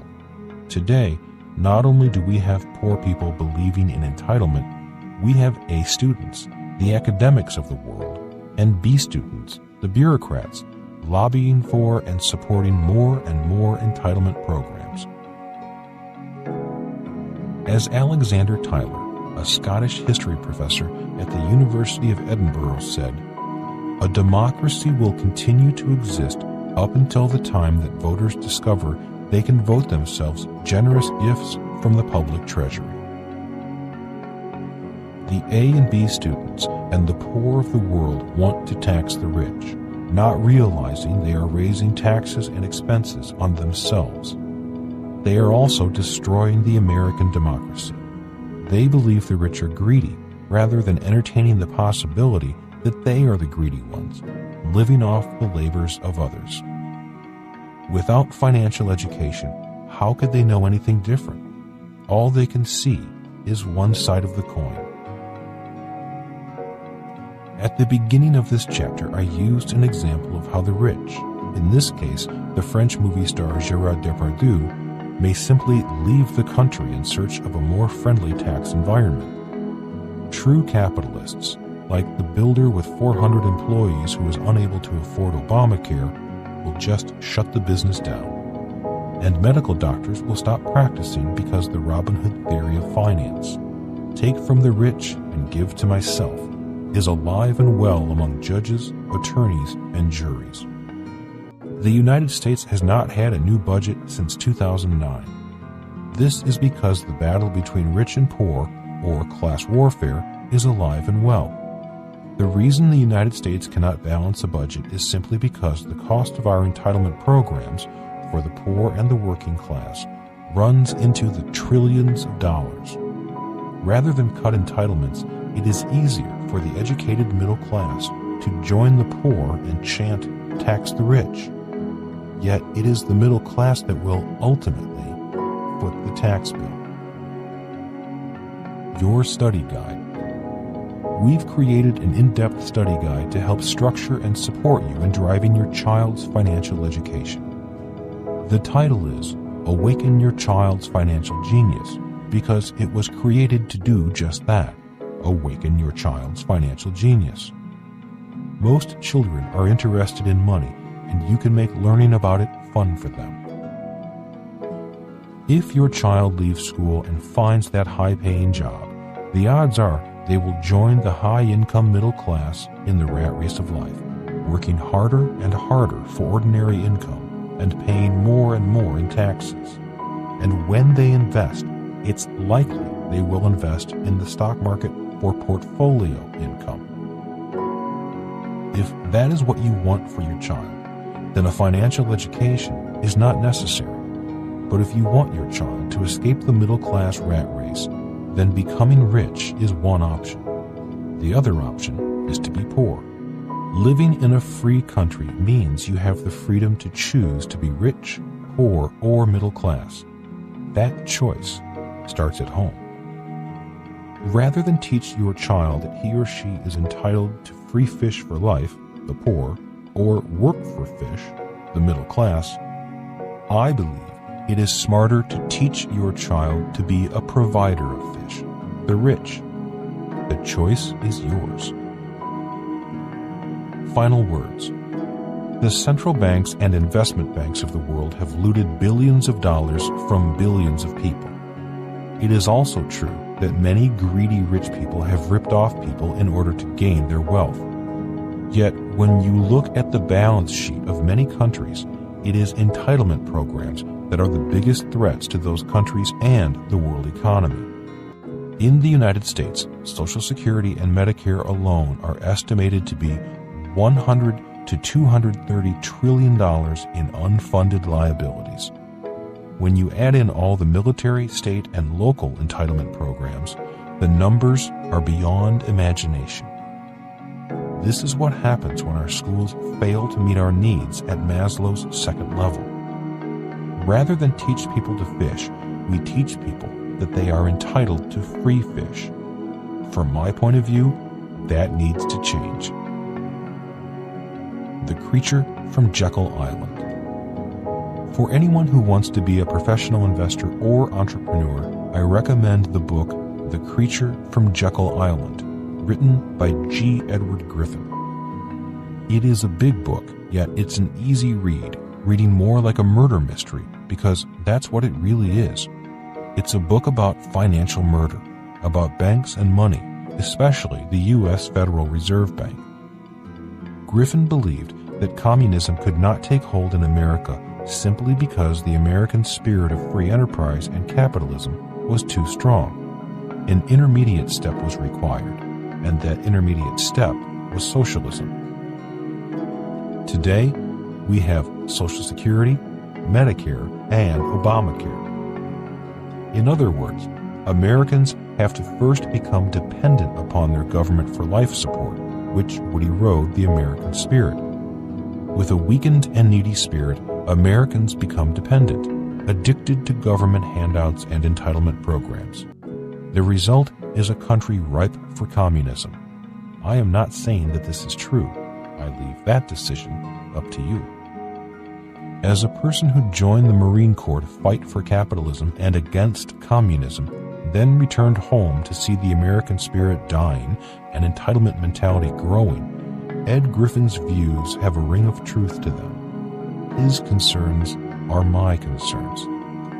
This may be why there is no financial education in our schools. G. Edward Griffin states, "Financial dependence on the state is the foundation of modern serfdom." It's been said that Abraham Lincoln stated, "You cannot bring about prosperity by discouraging thrift. You cannot strengthen the weak by weakening the strong. You cannot help the wage earner by pulling down the wage payer. You cannot further the brotherhood of man by encouraging class hatred. You cannot help the poor by destroying the rich. You cannot keep out of trouble by spending more than you earn. You cannot build character and courage by taking away man's initiative and independence.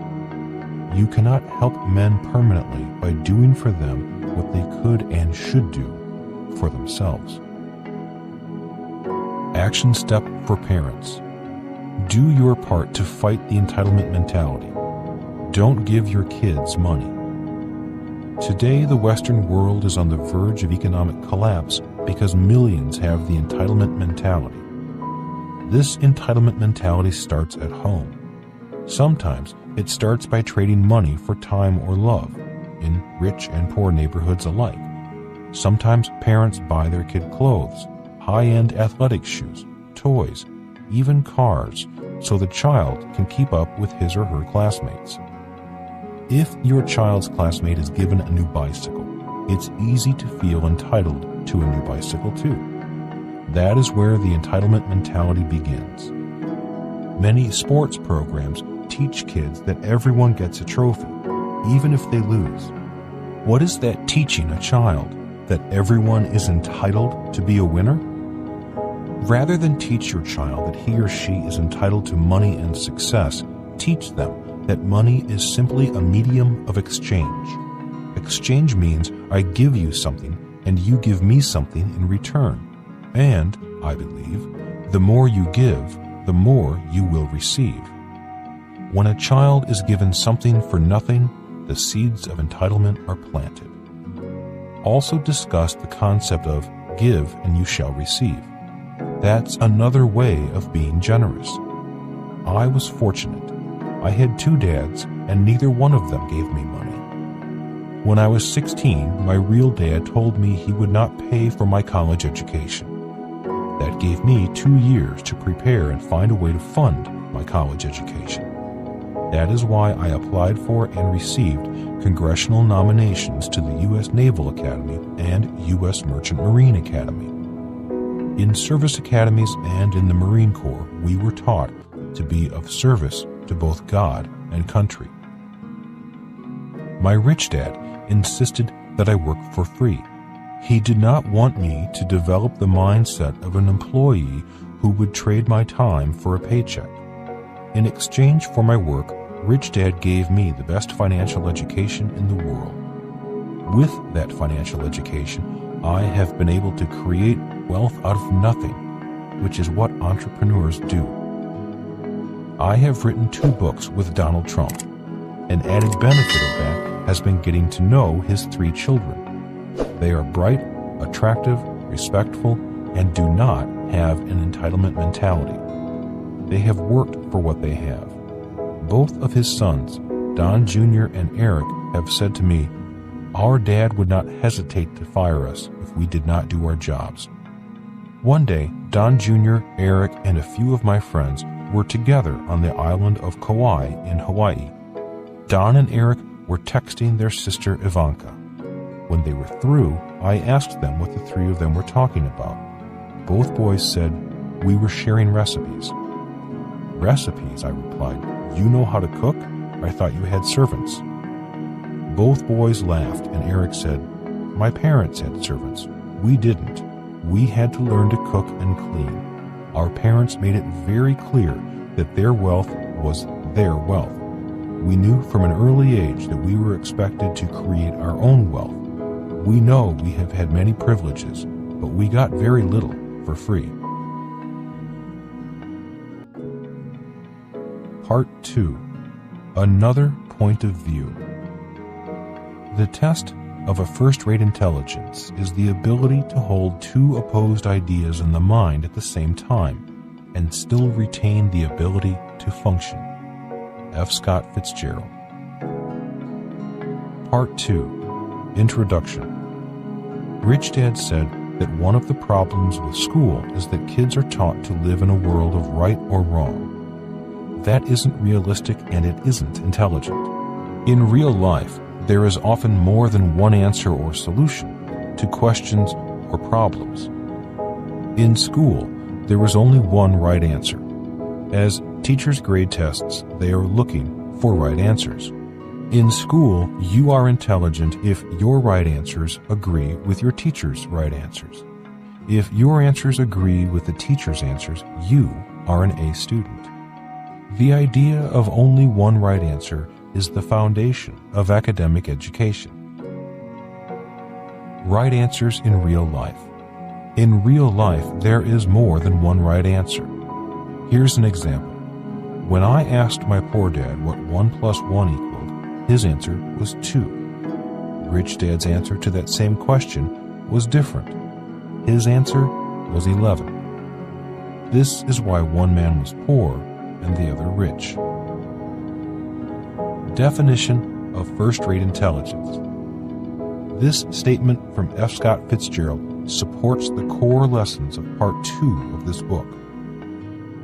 The test of a first-rate intelligence is the ability to hold 2 opposed ideas in the mind at the same time and still retain the ability to function. Discussing the 2 sides of a coin is nothing new. I propose a spin on this and believe that all coins have 3 sides: heads, tails, and the edge. According to F. Scott Fitzgerald, the most intelligent people live on the edge, able to see both sides. many students leave school believing that only one answer can be right. Rather than open a student's mind, traditional education closes minds. Kids leave school believing in a world of right or wrong, black or white, smart or stupid. This is the primary reason why so many people do not like school, including many A students. If a student never gets to the edge, that vantage point from which they can see both sides, they see only one side of the coin. One answer, one point of view, one perspective. Rich versus poor. Literature that's studied in school is filled with stories of rich versus poor. Books such as A Christmas Carol by Charles Dickens, the story of an unhappy rich man named Scrooge, or stories of Robin Hood, who took from the rich to give to the poor, tend to vilify the rich and honor the poor. Very few schools recommend their students read Atlas Shrugged by Ayn Rand, who takes the other side of the coin, vilifying the socialists and honoring the capitalists. The Bible, a book of books in which money is the single most discussed subject, is a bit more balanced. It has stories for believers on both sides of the coin. Both sides. Part 1 of this book is about financial education. Part 2 of this book is about financial intelligence, the ability to look at the subject of money from the edge of the coin and see more than one point of view. Fitzgerald refers to the ability to hold two opposed ideas in the mind at the same time as the test of a first-rate intelligence. In other words, the idea of right versus wrong, which is taught in school, is unintelligent. In fact, it is ignorant, since right versus wrong ignores, rather than explores, the other side. In my opinion, the idea of right versus wrong is the basis of all disagreements, arguments, divorce, unhappiness, aggression, violence, and war. Lines and waves. In school, all teaching is linear. From A, ask a question, to B, be correct with one right answer. In this method, there is no room for anything but the right answer. For schools, there is only a direct, linear connection between the question and the correct answer. The problem is that in all other facets of life, there is nothing linear. Nothing is so simple. As R. Buckminster Fuller has noted, physics has found no straight lines. Instead, the physical universe consists of only waves undulating back and forth, allowing for corrections and balance. An example of this universal theory is found in NASA's Apollo 11 space mission that landed 2 Americans, Neil Armstrong and Buzz Aldrin, on the moon. The capsule was on a straight-line trajectory for only 5% of its time in space. There was no one linear correct answer for getting there from point A to point B. Instead, 95% of the trip was correcting course, left to right, starboard to port, to reach the intended destination. Think of driving your car. If you follow the school model, direct line from point A to point B, you'd be a menace to society. There is definitely an accepted way to drive, and that is to use the steering wheel. As you leave school, you quickly learn that nothing is linear. As you navigate your life's course, you'll have ups and downs, course corrections, that create waves of experience and education. This is how we learn, and it is anything but linear. In 1979, 2 friends and I started the Rippers wallet business. By 1980, life was good. We were millionaires on paper, which led to fast cars and faster women. As you might expect, we took our eye off of the business, and by 1981, we hit bottom. But we were resilient and got right back into it. We set up some joint ventures with radio stations in Hawaii and high-profile rock bands, including one of my favorites, Pink Floyd. And by 1982, we were back. But the problems from our first failure were, in hindsight, never fully addressed. A few of the partners had marital problems, and that, among other things, led to dissolving the partnership in 1983. Fortunately, I had started studying entrepreneurship in 1981. And better yet, in 1984 I met Kim and we moved to California later that year to teach entrepreneurship for a seminar company. The business thrived and we expanded internationally to 5 offices in Australia. One day, a reporter from the Australian Broadcasting Company, ABC, showed up. The TV network was interested in our seminars and wanted to report all the good work we were doing. That's what they told us, but it wasn't the truth. Their intention was to expose what they saw as a cult. David Koresh and his Branch Davidian followers, some of them Australian, had died in a government siege outside Waco, Texas, in April of 1993.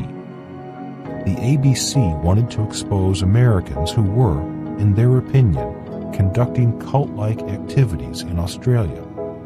The negative and devastating ABC broadcast sunk our business.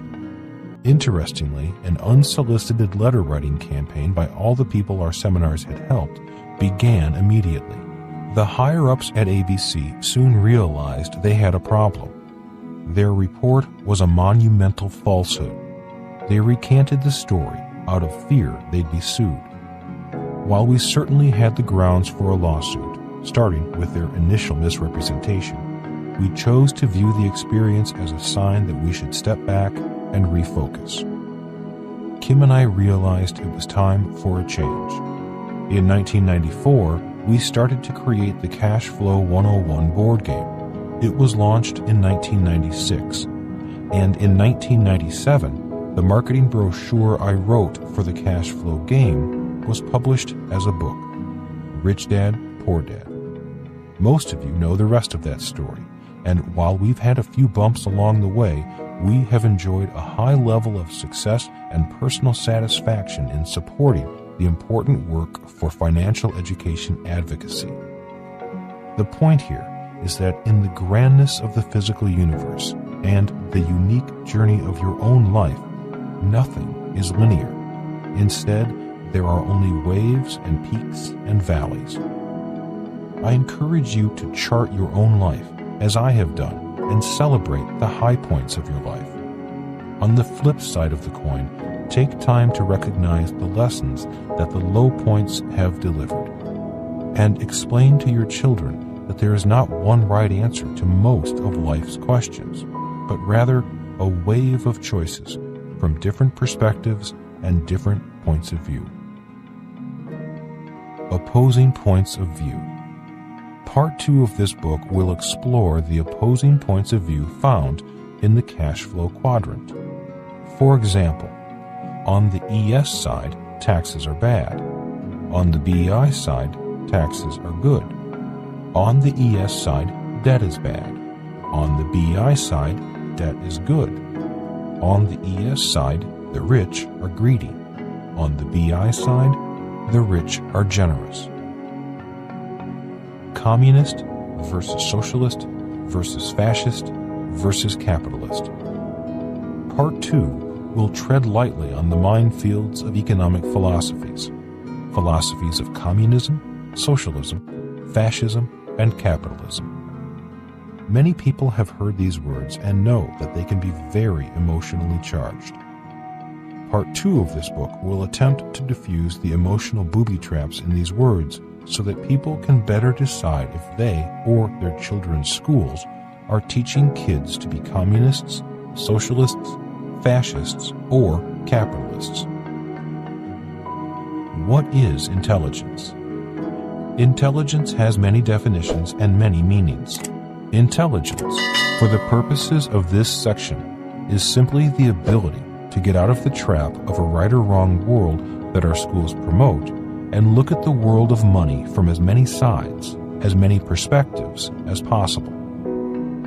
As Abraham Maslow described in his hierarchy of needs, the 5th level, the highest level of human existence, is the level of self-actualization. Self-actualization is the level at which a person is able to face the world with a lack of prejudice and acceptance of facts. One such fact might be, there is more than one right answer. Attaining self-actualization also means that a person is generous, giving back rather than being a taker. As I've stated in an earlier chapter, I believe that the reason so many people are greedy is because schools do not prepare people for Maslow's level 2, safety. When people live in fear, when they do not feel safe, it is human nature to become a taker instead of a giver. The lesson is, if your mind is open to opposing ideas, your intelligence will go up. If your mind is closed to opposing ideas, your ignorance is in control. Intelligence or ignorance, your ability to keep an open mind and appreciate multiple points of view is a conscious choice, and one that can open your world and shape your child's future. Who must be smarter, employees or employers?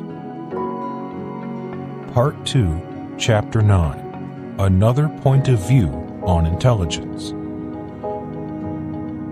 If you read Rich Dad, Poor Dad, you know my poor dad was very upset that Rich Dad did not pay me with money for the work I did for him. Rich Dad was a very generous man. He believed in fair exchange. He also believed that financial education was much more valuable than money. He paid his employees money. In most cases, he paid them quite well. Many worked for him for most of their lives. He often said, "My employees value money more than financial education. That's why they are employees." Making the case. Rich Dad did not believe in the concept of free. He believed a free education was not valued, which may be the problem with the government's public education programs. They're free. Rich Dad had a lot of compassion for my poor dad and the teachers who worked for the government. He often said, "How can teachers teach when kids and parents expect rather than respect their free education?" He also felt the concept of free education, while a noble idea, is one of the reasons the entitlement mentality is so pervasive today. From a young age, children are trained to believe the government will take care of me. Rich Dad believed the financial education and coaching he was giving me were much more valuable than money. That is why he did not pay me in money. In exchange, I worked for him for free, doing things that would have cost him money. Question: how did you survive without money? Answer: by working for money during my free time. My story. My mom and dad started giving me an allowance of $1 a week in high school. Even in the 1960s, $1 a week did not go far. Rich Dad did not pay me because he did not want me to think like an employee. He felt the rest of the world would teach me to think that way. In other words, he was training me to think differently about money, which was priceless. He did not tell his son and me what to do. He gave us choices. Rather than telling me to look for a job, Rich Dad encouraged me to think like an entrepreneur and instead look for opportunities. With that advice, I did many things to make money. For example, on Saturdays, I would be up at 5 o'clock in the morning to surf with my friends, since the surf is usually better in the morning. I would then go to Rich Dad's office and work for him for a few hours. To earn money, I would then go to the golf course in the afternoon and work as a caddy, carrying the golf bag for 9 holes for $1. It was only a 9-hole course, so I could make $2 by carrying 2 bags. I could make more on a Saturday afternoon than the weekly allowance my parents gave me. On top of that, I got in shape for football season. The advantage to this was that instead of looking for a job, I was always looking for opportunities.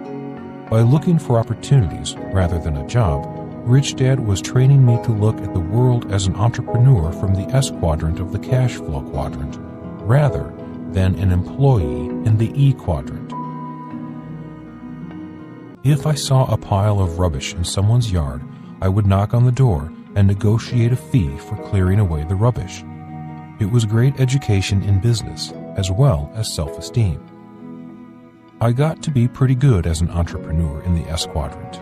I was making a nice sum of money while still working for Rich Dad for free. Bigger opportunities. Once Rich Dad realized that I was pretty good in the S quadrant, his new lesson was for me to move on to the B quadrant. To begin the lesson, he had me read the story of The Adventures of Tom Sawyer. In that story, Tom takes on the task of painting a fence. Rather than paint the fence himself, he gets his friends to paint the fence for him. Rich Dad's assignment was for me to find a job so big that I could not do it myself. He said, people in the S quadrant take on tasks they can do themselves.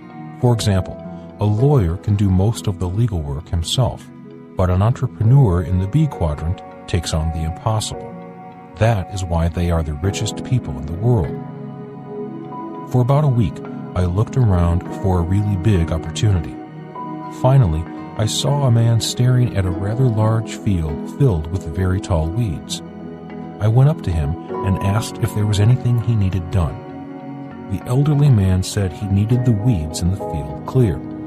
He used to do it himself, he told me, but now he was getting too old. The field was about 2 acres in size. He told me he would pay me $50 if I would pull, not cut, the tall weeds. Once I heard $50, I heard nothing else. I took the job, of course. He then told me it had to be done by the next weekend. Calling Rich Dad with the news, he added to my assignment. He said, like Tom Sawyer, your job is to hire other people to do the work. Your job is to cut the deal, get the work done, get paid, pay the workers, and make a profit. At school on Monday, I recruited 10 classmates to begin work immediately. After school on Monday, only 6 showed up at the field. By Tuesday, not much had been accomplished. My employees were having too much fun playing and not working. They were rolling in the weeds, not pulling them. By Wednesday, none of them showed up to work, even though they promised they would.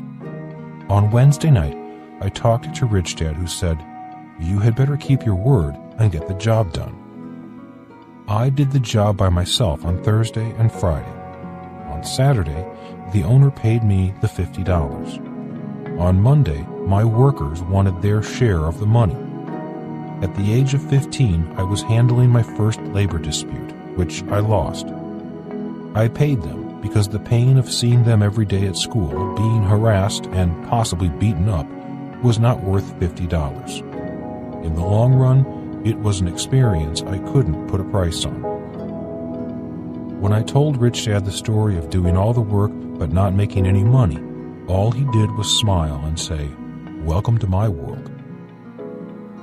In collecting rents for Rich Dad, sitting around the table at Rich Dad's office with his advisors, his A students, and now dealing with my employees, my view of the world of business was taking shape. At 15 and entering my second window of learning, I knew that if I wanted to be an entrepreneur, I had to learn a lot more than people who wanted to be employees. My intelligence was increasing. My mind was opening. I was beginning to see both sides of the coin.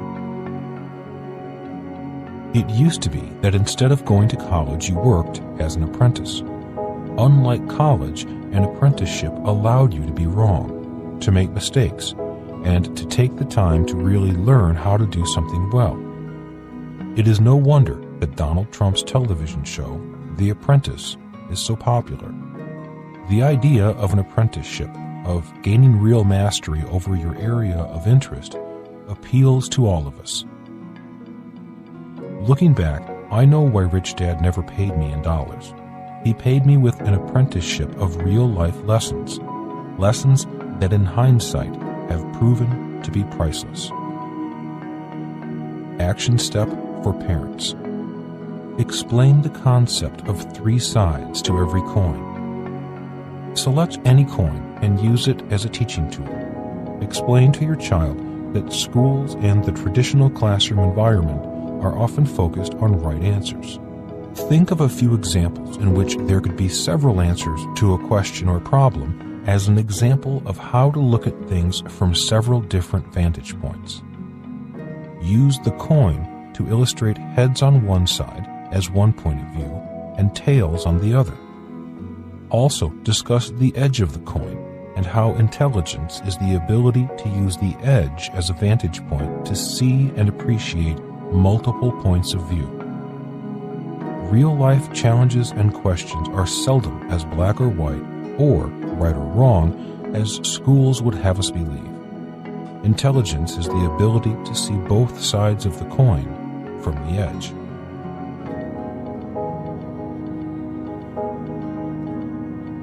Why your banker does not ask you for your report card.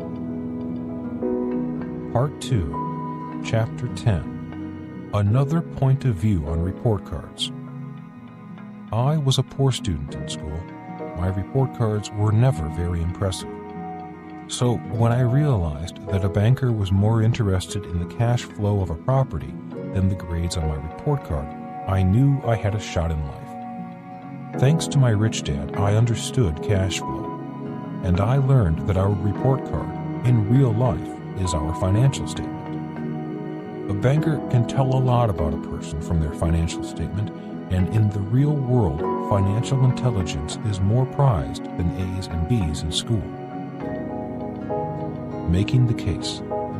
Schools have students believe that good grades are important. In this chapter, you will find out why good grades are important in school, but are less important after a student leaves school. The reason a banker does not ask you for your report card is because your banker is not interested in your academic intelligence. Your banker is interested in your financial intelligence. Your financial statement is your report card after you leave school. It's your report card as an adult. The problem is, most students leave school living in the past.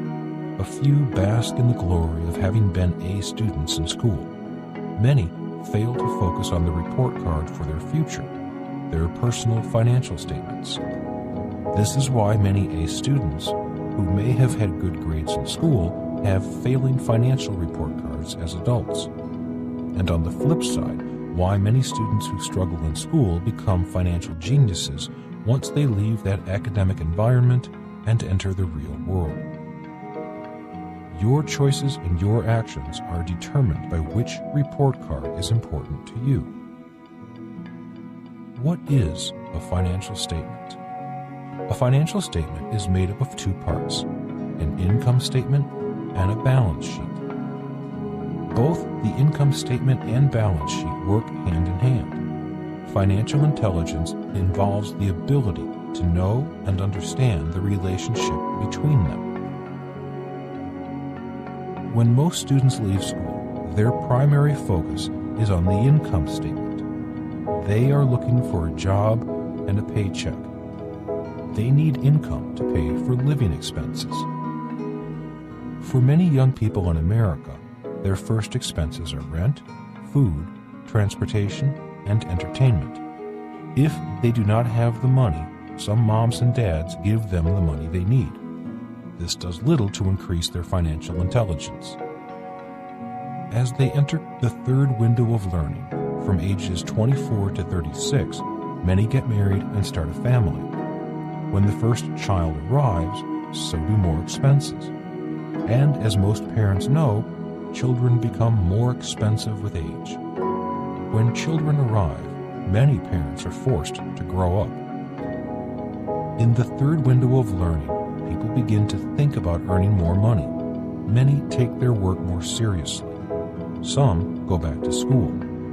By the time they are 36, the end of their 3rd window of learning, most young couples are trapped in the rat race of life. Life becomes a scramble to earn enough money to cover increasing expenses, with most people living paycheck to paycheck. Between the years 1971 and 2007, many people survived the rat race by using their home as an ATM, their personal automatic teller machine. They could use and abuse their credit cards because the value of their homes continued to go up in value. They would then apply for a home equity loan to pay off their credit card debt.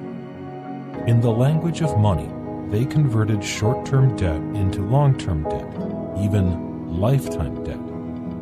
Then the housing market crashed. Since the housing market is one of the key drivers of the economy, when housing crashed, jobs began disappearing.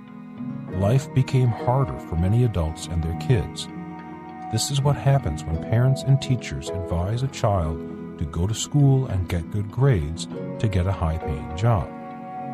If you follow that advice, your focus is on the income statement.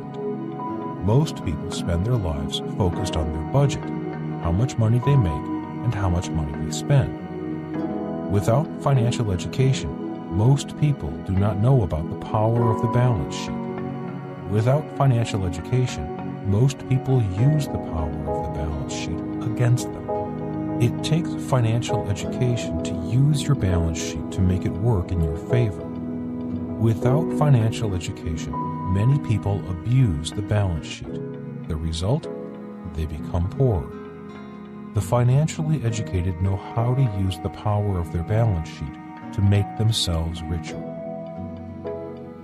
My story. At 9 years old, I knew I was going to be rich. Playing Monopoly with my rich dad, I knew I would someday use the power of the balance sheet to become a rich man. At the same time, my poor dad, then in his 30s, was focused on his income statement. He was constantly in school, taking courses for his master's degree and his PhD. He was in school to make more money, a bigger paycheck. When I was 14, my dad finally worked hard enough, saved enough money, and bought his first house. Although I was just a kid, I would cringe every time my poor dad proudly said, "Our house is an asset and our biggest investment." Even at 14, I knew our house was not an asset. I also knew there were better investments than a personal residence. I already knew that 4 greenhouses or a red hotel producing income were much better investments. Assets and liabilities. My poor dad wanted me to do what he was doing, which was to go to school and focus on the income statement. My rich dad was teaching me to focus on the balance sheet. From playing Monopoly with Rich Dad, I knew the power of little greenhouses and red hotels. You do not have to be a college graduate to know the difference between assets and liabilities. You don't have to be a college graduate to know that a personal residence is a liability, or that greenhouses and red hotels are assets. If you read Rich Dad, Poor Dad, you already know Rich Dad's simple definitions for assets and liabilities. They are: assets put money in your pocket, even when you're not working. Liabilities take money out of your pocket, often requiring you to work harder. If you do not understand the relationship between the income statement and balance sheet, please review it again or ask someone to assist you in understanding it. You may recall that in the cone of learning, discussion is a higher level of learning. If you do not understand the relationship between the income statement and balance sheet, don't feel that you are alone. Many people, even accountants, attorneys, and CEOs, do not know the importance of that relationship or, in some cases, even how the two are related. Simply stated, you cannot tell assets from liabilities without first checking the income and expenses on the income statement. A financial statement is not rocket science. All a person has to do is ask, is this taking money from my pocket? If it is, it's a liability. If it's putting money into your pocket, it's an asset. A warning for the future. In Rich Dad, Poor Dad, first published in 1997, I wrote, "Your house is not an asset. my friends who are real estate agents stopped sending me Christmas cards. 10 years later, in 2007, millions began to find out the hard way that their house was not an asset. Millions learned another important word in the language of money, the word foreclosure. I am not saying don't buy a house. I am simply saying do not call a liability an asset. The reason the world is in crisis today is because our leaders continue to call liabilities assets. On October 3, 2008, President George W. Bush authorized $700 billion for TARP. TARP stands for Troubled Asset Relief Program. And TARP is an excellent example of our leaders not knowing the difference between assets and liabilities. If those assets were really assets, they would not be in trouble. They would not need relief. The real problem was that those assets were actually liabilities. If our leaders were financially smart, they would have named the program LRP, for Liability Relief Program, or RPL, for Relief Program for Losers. Even A students do not always know the difference between assets and liabilities on a balance sheet. Like my poor dad, most people focus on a paycheck in the income statement. On top of that, they call their personal residence an asset. No wonder we have a global financial crisis. What do you expect when our leaders, our best, brightest, and most educated, call liabilities the assets? What are assets? Rich Dad's definition of assets applies to anything, not just real estate. Businesses, stocks, bonds, gold, and even human beings can be classified as assets or liabilities. Anything that takes money from your pocket is a liability. Anything that puts money in your pocket is an asset. Assets cannot exist without liabilities. Remember that there are always two sides to every coin.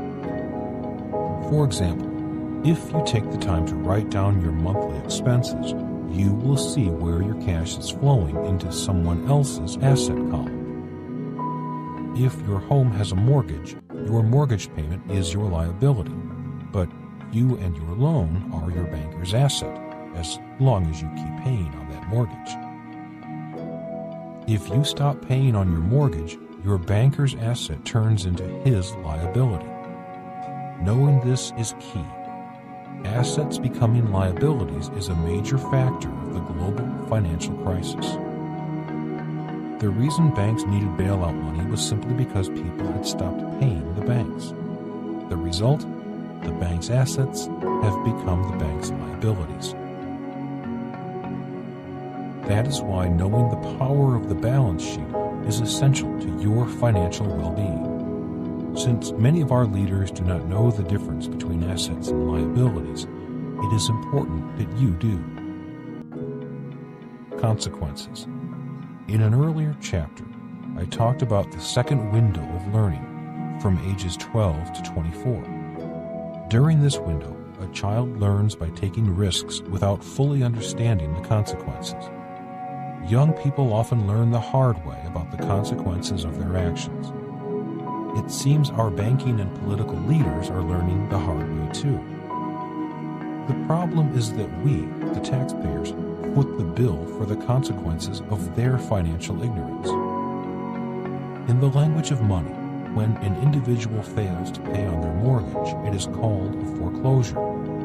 When a country cannot make the payments on its debt, it is called a default. Different words with the same meaning and defining the same problem.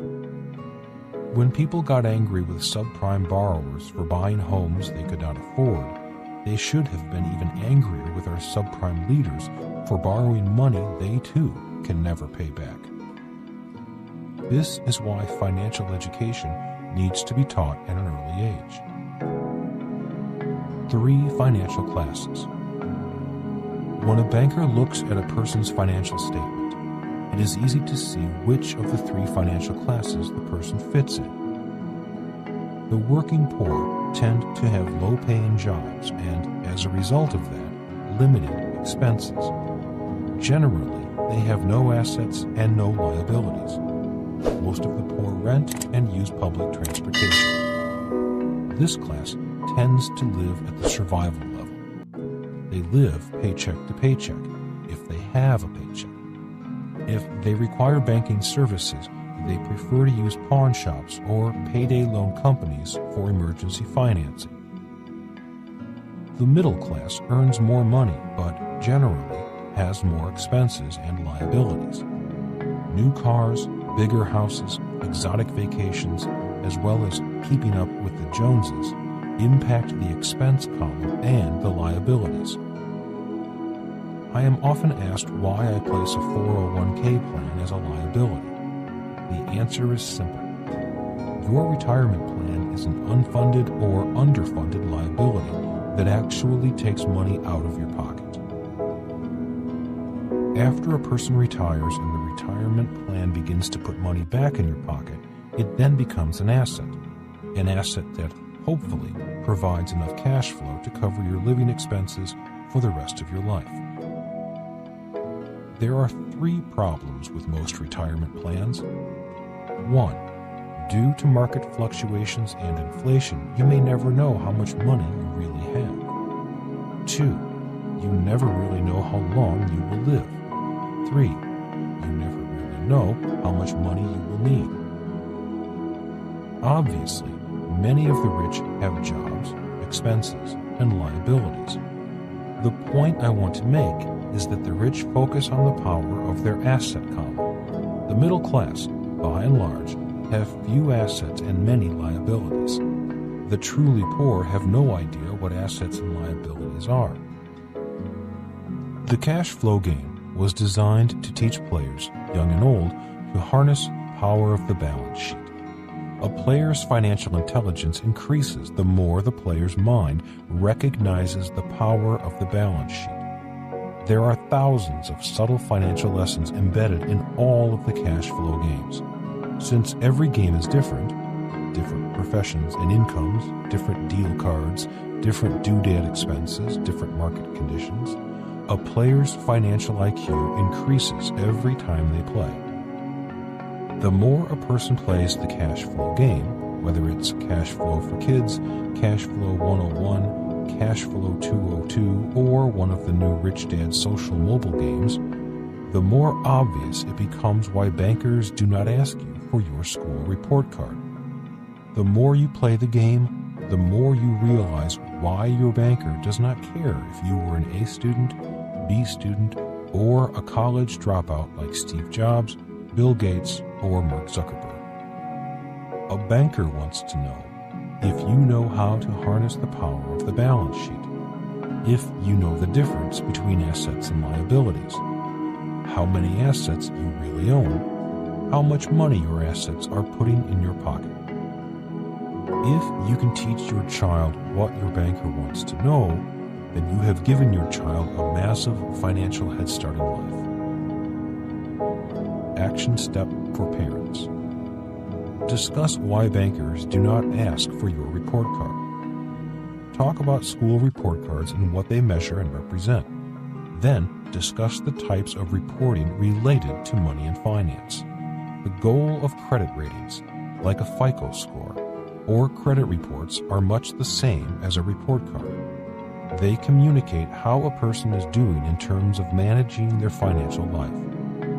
As a person begins to make purchases and invest, the lender, creditor, bank, mortgage company, or auto dealership will make determinations related to a person's creditworthiness based upon credit scores or a person's financial statement. If a person is seeking a business loan or financing for an investment property, a banker will ask for a financial statement. A financial statement is your real-world report card. It shows a banker your financial strength and the level of your financial education, and that is important information to a banker. If you have a financial statement, share it with your child, to the extent that parts of it are age-appropriate. It's a great tool to reinforce new vocabulary words and the concepts of income and expenses and assets and liabilities. The real game board of the cash flow game is the financial statement that players fill out and update as the game unfolds. The cash flow games teach players, young and old, the power of the financial statement and how to see the world through a banker's eyes. Give, and you shall receive. Part 2, Chapter 11, Another Point of View on Greed. Many people believe the rich are greedy. That's one point of view. Certainly, there is another side to this coin. A capitalist is often driven by this principle. The more people I serve, the more effective I become. Capitalists serve people in many ways, the least of which is stepping up to the challenge of free markets in producing more with less, including better products and services at better prices. From my point of view, that's not greed, it's ambition and drive. Should they become wildly successful and insanely wealthy, I first think of all the jobs they create and the innovations they bring to our lives. They've enriched other lives on the road to becoming rich, and I have a hard time labeling that as greed. Making the case. A California government retiree is claiming that the reduction in his government pension is elder abuse. Bruce Malkenhorst, 78, is fighting CalPERS, California Public Employees Retirement System, for reducing his retirement pension. His pension was reduced from $45,073 per month, or $540,000 a year, to just $9,644 a month, or approximately $115,000 per year. Elder abuse. Bruce Malkenhorst also claims that denying him an additional $60,000 a year for golf fees and massages is another example of elder abuse. His justification for his high retirement pay and fringe benefits, such as regular massages and free golf, is, "I'm from an era where you made as much as you could for as long as you could." This sounds like greed to me. Malkenhorst is not an isolated example. The city where he was making as much as he could for as long as he could is the tiny industrial town of Vernon near Los Angeles, with a population of just 100 people. How can 100 people, 112 actually, as reported in the last census, afford such dedicated public servants? 6 other government officials of Vernon are also under investigation.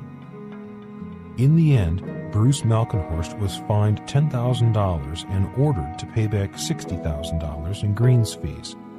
It seems that government workers protect their own.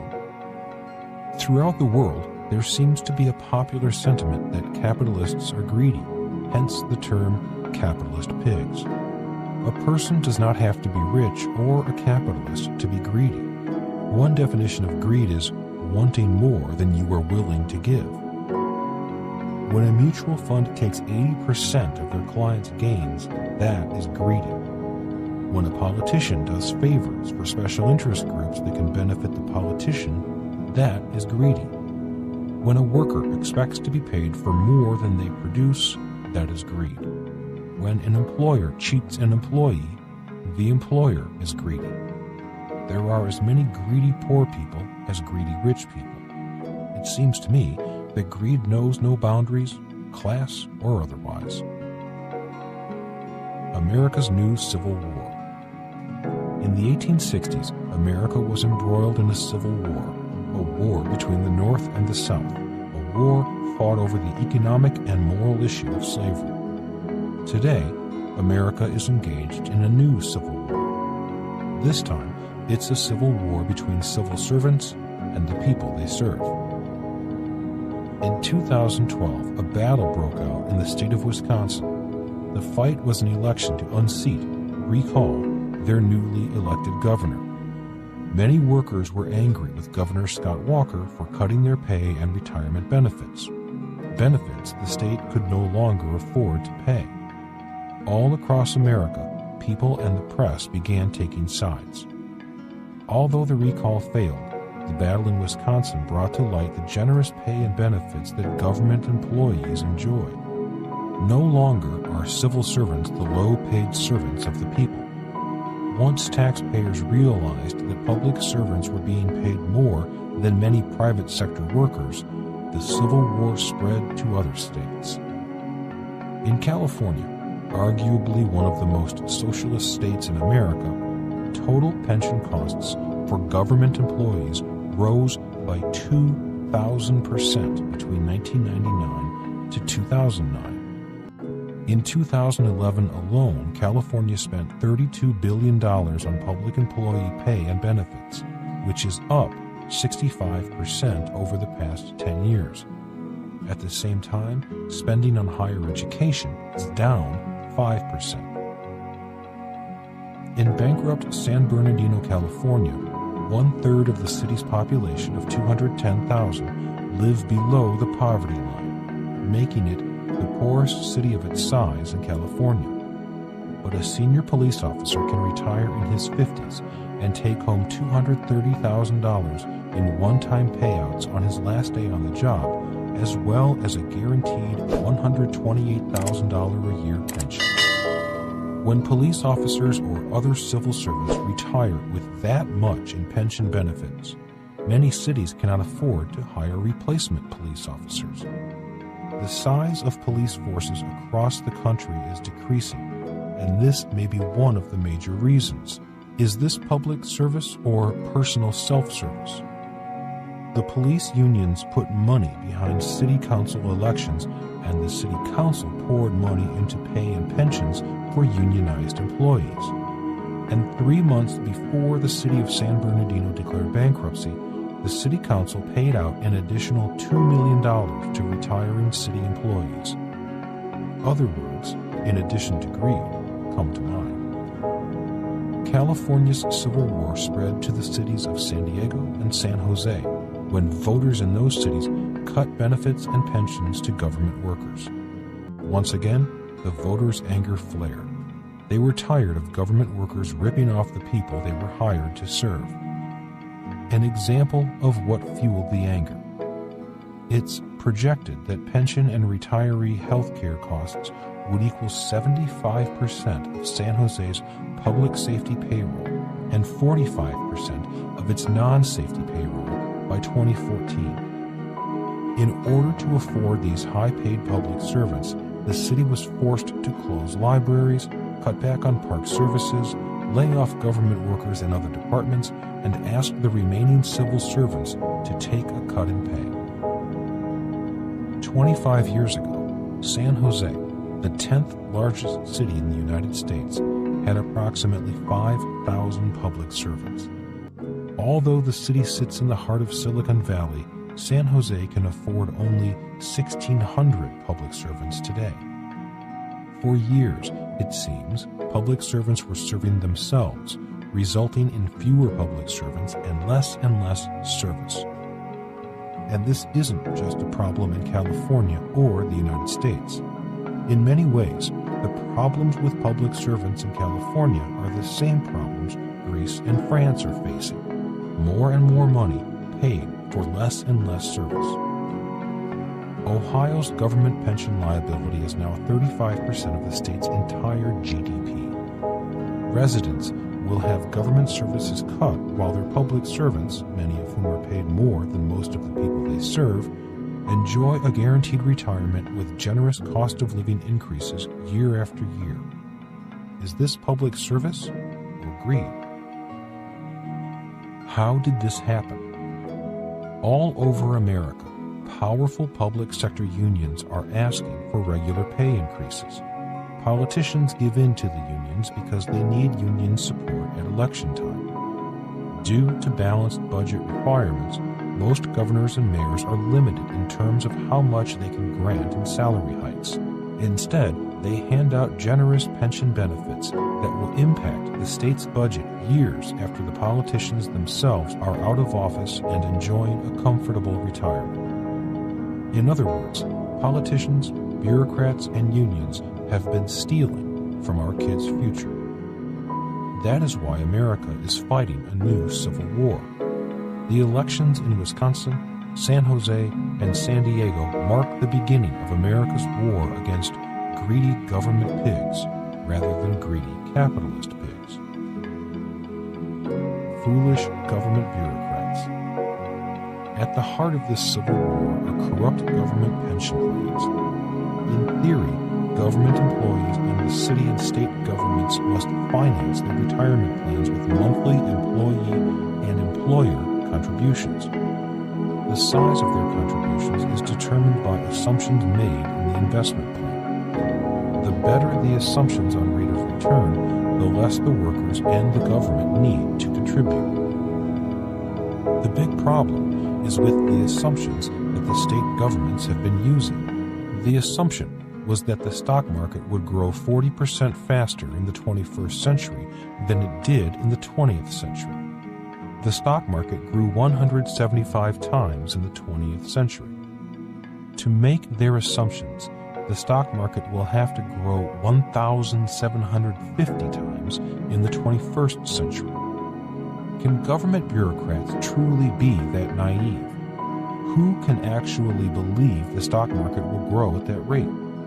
While 1,750 times growth might be possible, anyone who bets their future on such projections must also believe that pigs will fly in the 21st century. Words of warning. Long before the financial crisis took down giant banks like Lehman Brothers in 2008, Warren Buffett warned the world about derivatives. He called them weapons of mass financial destruction. A derivative is like the juice of an orange. The juice is the derivative of the orange itself, just like a mortgage is a derivative of a piece of real estate. A more technical definition of derivative is a security whose price is dependent upon or derived from one or more underlying assets, and its value is determined by fluctuations in the underlying asset. Today, Buffett, often called the Oracle of Omaha, is sounding a new alarm. He is calling the costs of public sector retirees a time bomb, the biggest single threat to America's fiscal health. The other side of the coin. A friend of mine in Phoenix, Arizona, Councilman Sal DeCiccio, has been fighting government greed and corruption for years. His fight has come at a price. He and his family have been threatened many times, yet he continues to fight. I asked him to write about the battle he fights in Phoenix. These are his words. As a Phoenix City Councilman, I've learned that the number one rule of government is to not to serve the public, but to serve and protect yourself. This applies across our country in every city, county, and state. What if you found out some government employees were handed a check for $500,000 or more when they retired in their 50s with generous pension and health care benefits for life? Would you be upset to learn this? And would you look at government differently if you found out this were true? Well, that is exactly what is happening, and it is happening to some degree in every city in the nation. If you think government is out to protect you and your family, you are wrong. They will protect themselves at your expense, and they make you believe that they are protecting you as they protect themselves. Let's take the most cherished positions in government, firefighters. They save cats from trees and rush into buildings when we run out. It also doesn't hurt that most are good-looking and buff. Who doesn't love a firefighter? Let's see if that image fits reality. In Phoenix, and in most U.S. cities, a firefighter can typically walk away with about $500,000 in pension after working for 25 years, in addition to a generous retirement with health and many other benefits. Here are some stats. $340,000 is handed to them at full retirement. In a firefighter's last 5 years of work, the employee officially retires, but keeps working and drawing a salary. While still working and drawing their salary, they collect a pension for the next 5 years, put into an account with a taxpayer-guaranteed 8% return. 5% of gross pay goes into a tax-deferred 401A account, regardless of employee contribution. That's about $94,000 over a 25-year career, not including gains. This is in addition to the firefighter's pension. $33,880 by selling back accrued sick pay. This is the big scam. These employees are allowed to accrue sick leave year after year, and it never disappears. The accrued sick days act as casino chips at retirement. They get to cash them in, and it bumps their pension benefits too. Ready for the double whammy? Pensions are based on a firefighter's last few years of pay, and those sellbacks and other devices spike their pension. A pension they receive for the rest of their lives, with 80% going to a surviving spouse. The union contract also guarantees the most senior, and therefore highest paid, employees get first shot at overtime, another means by which to spike pension. $76,000 in post-employment health benefits, paid out as they are used. That's firefighters. What about an entry-level clerk? Here are a few benefits they receive in their first year on the job. 40.5 days off a year, holiday, vacation, and sick days. $8,000 in annual education benefits. $150 contributed weekly to a post-employment health plan. Pension funding by the city at 20% of pay. Employee contributes 5%. Cadillac healthcare funding at $150 per month for post-employment health benefits. So, how did public workers here fare during the Great Recession? While millions of Americans lost their jobs and homes, Phoenix government employees received pay raises called step increases, averaging 4.5% a year. Then they announced they were taking cuts in pay to make it seem as though they were making sacrifices like millions of other Americans. For most, the cut was a cut in the pay raise that they got, not their base pay. What about layoffs? Phoenix has 17,000 employees and only 15 got a pink slip. Small companies were hit much harder. During the Great Recession, average compensation per public servant went up more than $20,000, from $80,347 in 2005-2006 to $100,980 in 2011-2012. That's about 26%. How did you do during those years? So while millions have been scraping by to make ends meet and keep their home during the recession, taxpayers have been paying more to ensure government workers get healthy pensions. Many employees pension hop, which means they retire in their 50s and move to another government entity, sometimes to a position similar to the one from which they just retired. They get another pension and start the cycle all over again. These are just the high points of public employees' benefits that taxpayers pay for. There are many smaller perks, like free bus and light rail passes. It's also worth noting that it's nearly impossible to have anyone fired. Phoenix once had an employee being paid while on death row. If government workers were compensated on a par with private sector employees, and if they had competition for their jobs, like in the private sector, you would have a different relationship with government. You would either have more money in your pocket, or more services, or some combination of the two. And the people who served you in government would be responsible to a standard of good service, not to their union representative. Respectfully submitted, City Councilman Sal DiCiccio, 2012. Please note that it is not my intention to criticize public servants as professionals. Government workers, including teachers and especially police and firefighters, perform essential and sometimes dangerous functions of civilized society. I realize and appreciate that their professionalism protects and serves my family, business, property, and community on a 24-hour, 365 days a year basis. The purpose of this book is to raise questions and challenges on issues that are tied, in my opinion, to a lack of financial education, which leads to an entitlement mentality, a mentality that causes all of us, public and private, to suffer. My story. My poor dad, a schoolteacher, was truly a public servant. He dedicated his life to education. He even took 2 years off from work and a cut in pay to serve in the Peace Corps.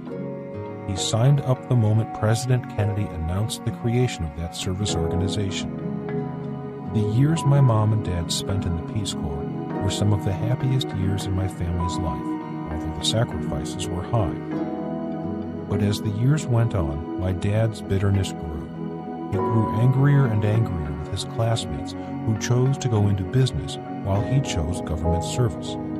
My dad resented the fact that he was successful professionally, but not financially, while some of his classmates enjoyed both professional and financial success. As his classmates grew richer, my dad began calling them fat cats rather than friends.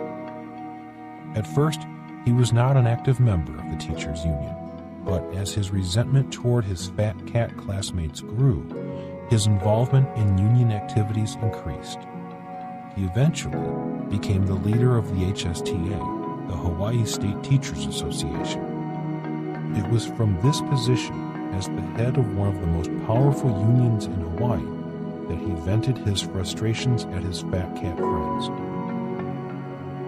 If not for my rich dad's lessons on money, I might have grown up siding with my poor dad.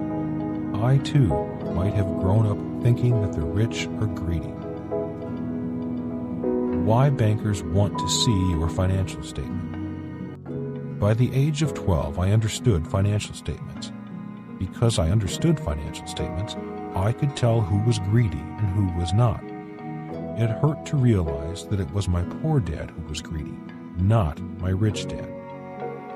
Comparing my poor dad's financial statement against my rich dad's financial statement was an eye-opening experience. The following is a comparison of their balance sheets. Jobs created. Poor dad, 0. Rich dad, hundreds of jobs. Housing provided. Poor dad, 0. Rich dad, hundreds of units. My poor dad was a highly paid government employee. My dad did not own a house until he was in his 40s. Our family rented the home we lived in. Although he hired people, he never created any jobs. Taxpayers paid the salaries and benefits of the workers he hired. If my poor dad hired a bad employee, the taxpayers paid for his hiring mistakes. He didn't. And in many instances, my dad could hire, but he could not fire. That is one reason why many of our government institutions are so inefficient. In contrast, my rich dad created hundreds of jobs and paid tens of thousands of dollars in salaries every month. His investment in real estate provided homes for hundreds of low-income renters. My poor dad could not see my rich dad's actions as generous. From his point of view, my rich dad was a greedy person who exploited workers and took advantage of people like him, people who could not afford to purchase their own home. My two dads were on opposite sides of the same coin. Each one thought he was right, and the other one was wrong. This is the same battle as America's new Civil War, a battle between government workers and taxpayers, between the rich and everyone else. Which side a person is on depends upon the person's definitions of the words greed and generosity. Having two dads, I could see both sides, from the edge of the coin. Beyond emotions. Having two dads got me past the emotions and down to the facts. The real battle between capitalists and everyone else is the asset column. Capitalists make the asset column a personal priority. Socialists don't. They tend to see the asset column of capitalists as public property. The most important concept. The lack of financial education in school is one of the causes of the battle between the rich and everyone else. I believe that if children knew the difference between assets and liabilities, the gap between the rich and poor would be narrower, or at least the poor and middle class might realize why the rich are growing richer and decide to put what the rich know to work in their lives. Many people have the tax the rich or the Robin Hood, take from the rich and give to the poor philosophy of government. Many people believe the rich are greedy, period. I see another side of the coin. I know of many rich people who are generous with both their time and their resources. If this economic crisis is not solved soon, this centuries-old sentiment against the rich will soon dominate the economic, social, and political agendas. It may be disguised as taking from the rich and giving to the poor, but the core issue will be financial ignorance caused in part by the lack of financial education in schools. The four economic groups. Today, there are four economic groups. 1. The poor. 2. The middle class. 3. The rich, $1 million a year in income. 4. The mega-rich, $1 million a month or more. Here are some examples of rich versus mega-rich. A medical doctor may be rich. The owner of a pharmaceutical company may be mega-rich. A professional athlete may be rich. The owner of the sports team who signs the athlete's check may be mega-rich. A lawyer who lives in a mansion may be rich. A person who invests in apartment houses has a better chance of becoming mega-rich. Young people should know those differences. It will help them see both sides of the coin and give them more choices in life. What is a millionaire? Many people dream of becoming a millionaire. The question is, what kind of millionaire? The following are examples of different types of millionaires. Net worth millionaires. This is the largest group of millionaires. Many people in the middle class are in this category. An example would be a baby boomer who bought their home in 1975 for $100,000 just as inflation took off. That $100,000 home today may be valued at $2.5 million, and the homeowner may own it free and clear. They may have a portfolio of stocks worth $500,000. This person is a net worth millionaire. The problem is, many in this category still worry about day-to-day living expenses since they may have little cash flow from their net worth. Rich Dad's accounting does not follow traditional accounting methods. Rich Dad based his accounting on cash flow. If something put money in his pocket, it was an asset. If it took money from his pocket, it was a liability. In this example, the $2.5 million home is not an asset, since it is taking money from his pocket for expenses such as repairs, upkeep, insurance, utilities, and taxes.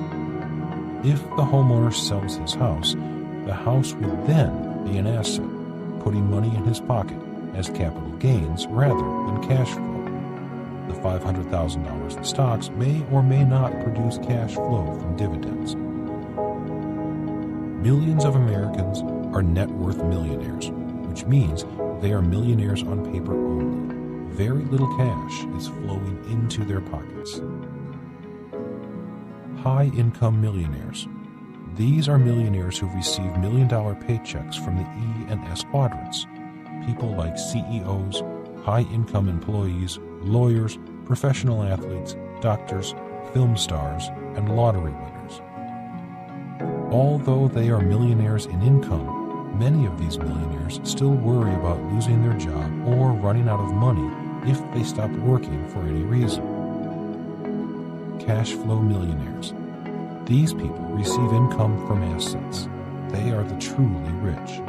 They do not need a job. This is why Steve Jobs did not need a paycheck and took a salary of only $1 each year. When people refer to the 1%, the truly rich in America, most of this group of rich people are in this category of cash flow millionaires. What are you teaching your children? Kids learn by example and mirror what they see and hear. Exposing your child to seeing multiple points of view, both sides of the coin on a variety of thoughts, opens their mind to new ideas and new ways of thinking. Many parents encourage their child to go to school to find a high-paying job in the E quadrant, rather than learn to create high-paying jobs for as many people as possible in the B quadrant. Which path will your child travel? Many people focus on buying their dream home rather than investing to provide homes for others. Many people invest for the long term in a pension plan for themselves rather than investing in assets for cash flow, assets that can be passed on to their children or charities for years and generations to come. Challenge yourself and your children to see another side of the coin on greed. Rich Dad Lesson. Rich Dad encouraged his son and me to become generous rich people by becoming cash flow millionaires. It was a little easier for Mike because he inherited his father's assets. I started with nothing. Today, Kim and I provide over 1,000 jobs, have over 4,000 rental units, as well as books, games, and oil wells, assets producing millions in cash flow. If we stop working, the money continues to come in. When we pass on, these assets will continue to provide cash flow for the charities that are the beneficiaries of our estate. In our minds, we had to be generous if we were to produce cash flow that would be sustainable, to continue for generations to come. Yet, in the minds of some people, we are greedy capitalist pigs. In conclusion, the real issue between the rich and the poor and the middle class is one of focus. The rich focus on acquiring assets in the asset column. The poor and middle class focus on their income, how much money they earn, in the income column. The poor and middle classes then tend to save money, even as their own government bureaucrats devalue the purchasing power of their savings. Rather than understand and address their financial problems, many of those in the poor and middle classes get angry with the rich, accusing them of being greedy. The gap between capitalists and everyone else begins when a parent says to their child, "Go to school to get a job," rather than "Go to school and learn to acquire assets." The poor own few real assets. This is also true for the majority of the middle class. Notice that I'm referring to real assets, investments that put money in your pocket every month. Most only have jobs or professions. Most people have only one job, their own. Most people have only one house, their own. Most people have one retirement plan, their own. The true principle of capitalism is, the more people I serve, the more effective I become. That is why those in the B and I quadrants must be generous. You must be generous if you want to serve as many people as possible. Many of us are familiar with this Bible verse. Give and you will receive. Your gift will return to you in full, pressed down, shaken together to make room for more, running over and poured into your lap. The amount you give will determine the amount you get back. Luke chapter 6, verse 38, New Living Translation. Unfortunately, many people want to be paid more, do less, and retire early. Doesn't this violate the principle of generosity? So, who has to be the most generous? When offering your child another point of view, please discuss the power of generosity, the principles of being generous, regardless of the quadrant they choose, and results of being generous and sharing, rather than greedy. action step for parents. Discuss what generosity means and ways everyone can be generous. Ask your child to think about ways in which he or she is generous. They may be surprised to see how many small but meaningful ways generosity is a part of their everyday life. Generosity is sharing their toys, being patient when mom or dad is busy, being kind and helpful to a younger brother or sister, volunteering at a homeless shelter, and tithing. It is important for your child to know that the greatest entrepreneurs, such as Henry Ford, Walt Disney, and Thomas Edison, have been very generous people, creating millions of jobs and tremendous wealth for the country and the world. This may inspire your child to learn to be more generous rather than believe capitalists or the rich are greedy people and that capitalism is a four-letter word. Debt can make you rich. Part 2, Chapter 12, Another Point of View on Debt. Often, the only financial education that students or young people get is to save money and get out of debt. Many say that's the smart thing to do. In this chapter, you will learn why these are outdated ideas that may, in fact, put speed limits and speed bumps on your child's road to financial freedom. Making the case. In 2012, a five-star hotel near our home in Phoenix was sold to the government of Singapore, purchased via the Singapore Sovereign Wealth Fund. Where did that money come from? The money came from Americans who used their dollars to buy TVs, computers, iPhones, and other products made in Asia, products that lose value over time. Those dollars then return to the United States to buy our wealth, assets that increase in value over time. Today, the employees who work for the hotel are now employees of the country of Singapore, assisted by financing from international banks. Losing our wealth and our jobs. This is an example of globalization. The American people, always in search of a bargain in the name of saving money, send the money they earn to countries that produce these low-cost bargains. That money costs them their jobs as well as our country's wealth. It is an expensive lesson in global economics. Globalization also means the U.S. government has already surrendered massive amounts of political and economic power to global organizations such as the United Nations, the WTO, World Trade Organization, the IMF, International Monetary Fund, and the World Bank. In particular, the U.S. economy, in large part, has been merged into the emerging one-world economy. For the average person, globalization means your leaders are not your leaders, nor can they protect you. Lessons from history. President Richard Nixon did two things to contribute to our modern economic crisis. One, in 1971, President Nixon took the U.S. dollar, the world's reserve currency, off the gold standard. The gold standard was converted into the debt standard, and for over 40 years, the world economy boomed. Inflation took off, debtors became winners, and savers were losers. Immediately, housing prices began to go up. Homeowners, many who never expected to be rich, suddenly discovered they were because their house had appreciated in value. In reality, it wasn't that the value of their home had appreciated, it was the value of the dollar depreciating. 2.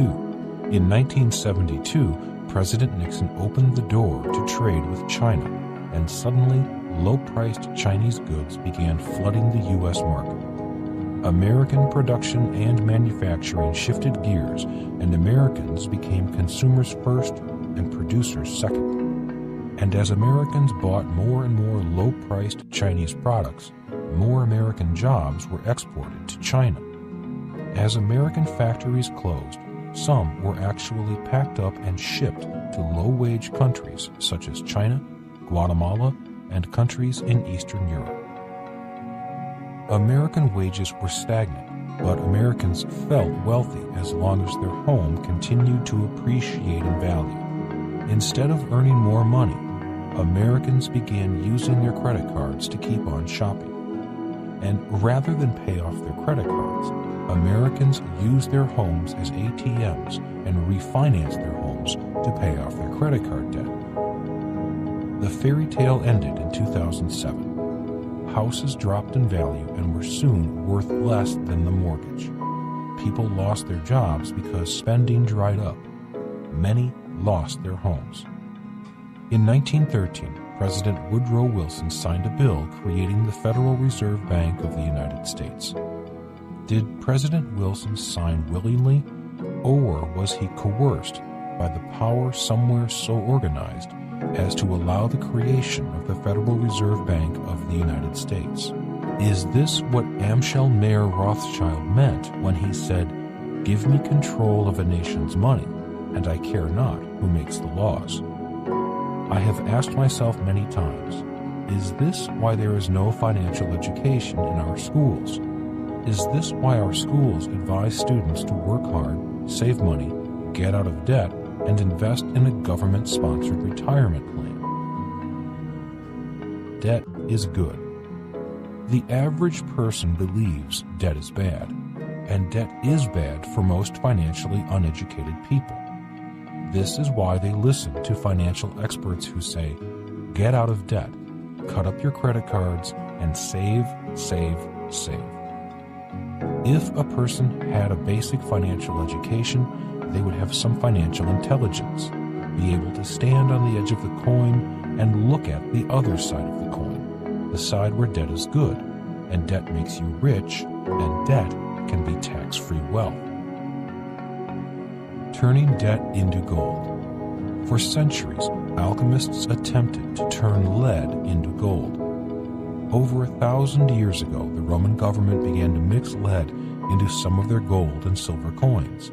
This deception may have accelerated the fall of the Roman Empire. In 1971, President Richard Nixon became a modern-day alchemist when he took the US dollar off the gold standard and basically turned debt into gold. Today, the best and brightest graduates of our finest business schools work as employees for investment banks such as Goldman Sachs and Citigroup, turning debt into gold.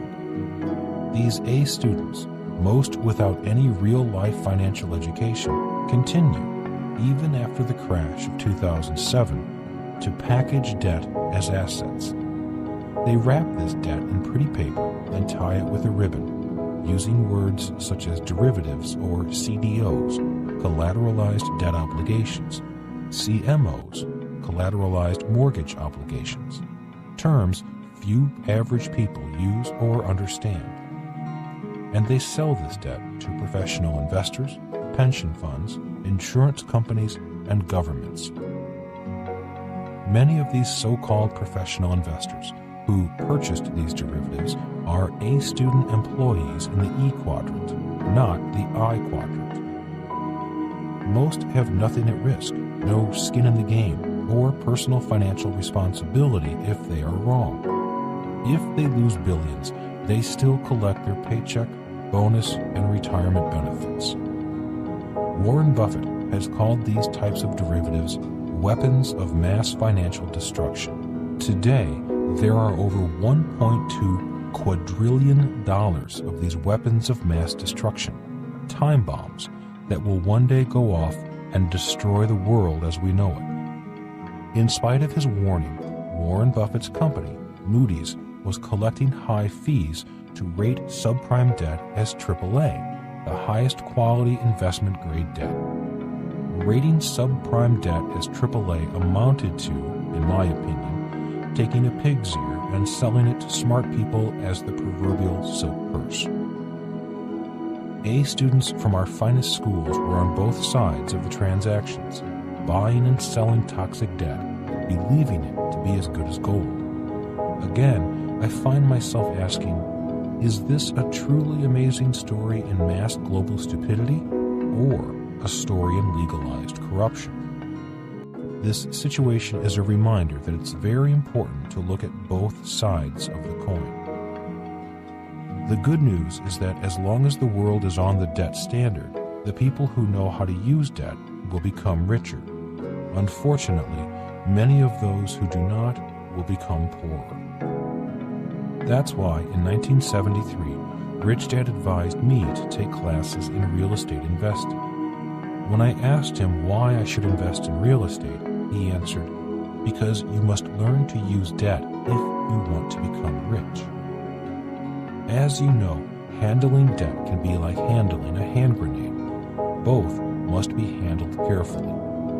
As millions of people found out after 2007, debt can financially kill you. If you are not willing to study and learn how to use debt, it may be best to follow the popular advice to get out of debt. Saving money is stupid. As strange as it may sound to most people, saving money is stupid and getting into debt is smart. As long as governments are printing trillions of counterfeit dollars, why save them? Remember, after 1971, the US dollar and debt became the same thing. They are both debt. If governments stop printing money and begin raising interest rates, then it may be wise to save money. Maybe. Using debt to become poorer. Today, debt is money.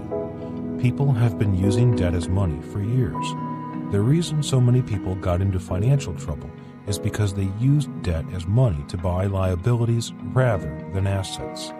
For example, millions are in financial trouble because they used student loans to pay for their education, secured a mortgage to buy their house, accepted financing on a car loan, and used their credit cards to go shopping.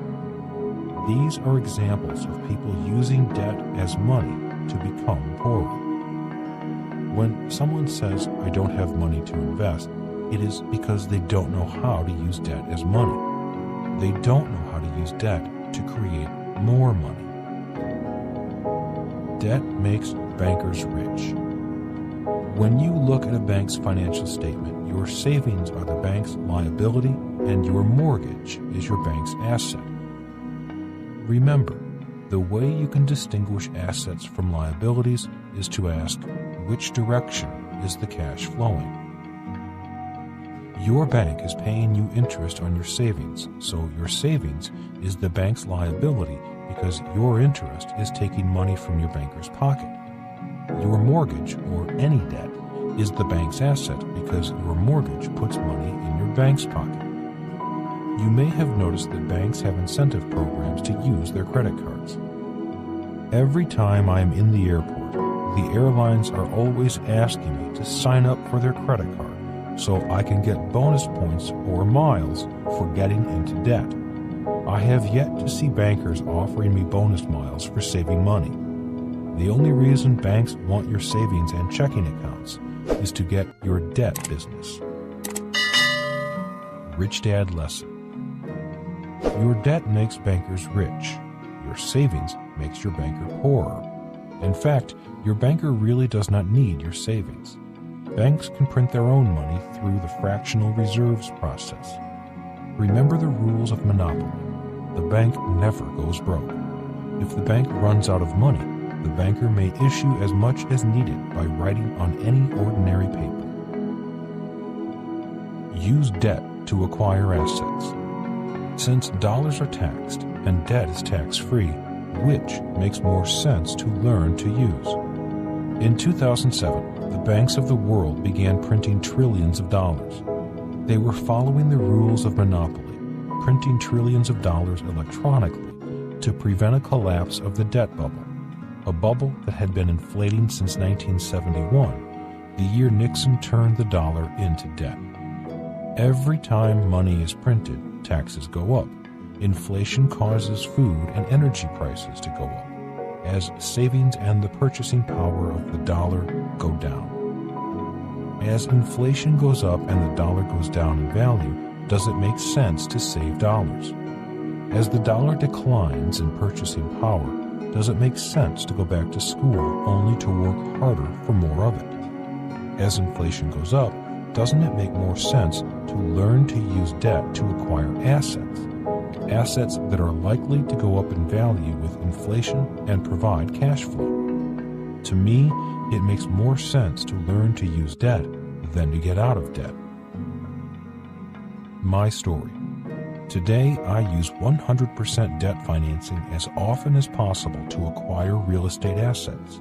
Assets that put money in my pocket.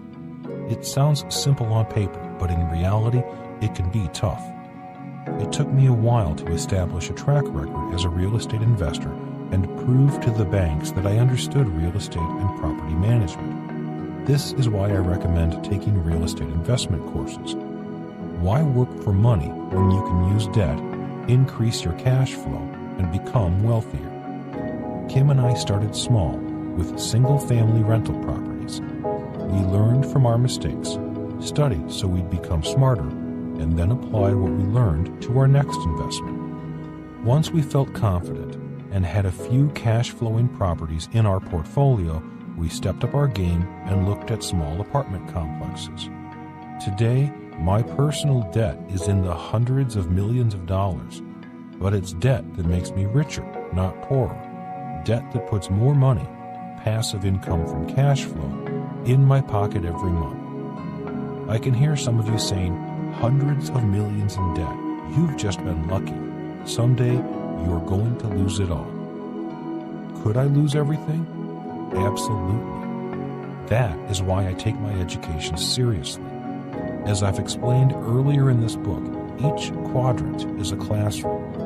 Rather than learn to become a professional investor in the I quadrant, most people have been trained by our schools and our media to blindly turn their investment money over to total strangers, hoping and praying they will return it to them. It's almost Pavlovian, this training and conditioning. My rich dad trained me to be an entrepreneur so I could make my money work for me. I do not turn my money over to strangers.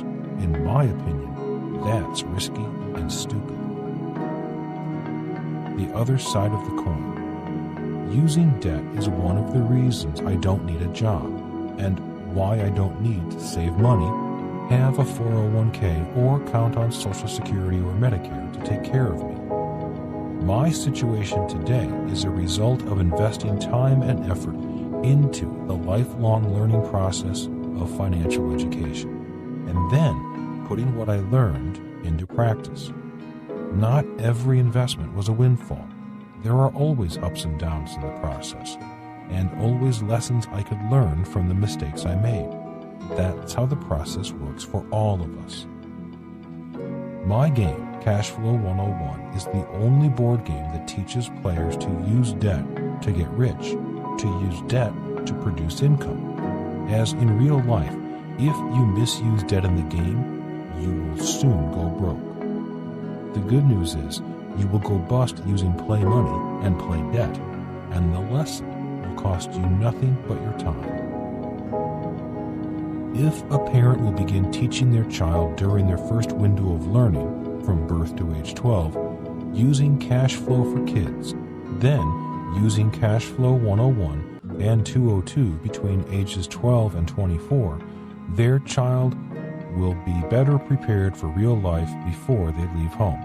Their child will also have a financial head start even most rich kids don't have. I recommend parents create a ritual, family financial education night, at least once a month.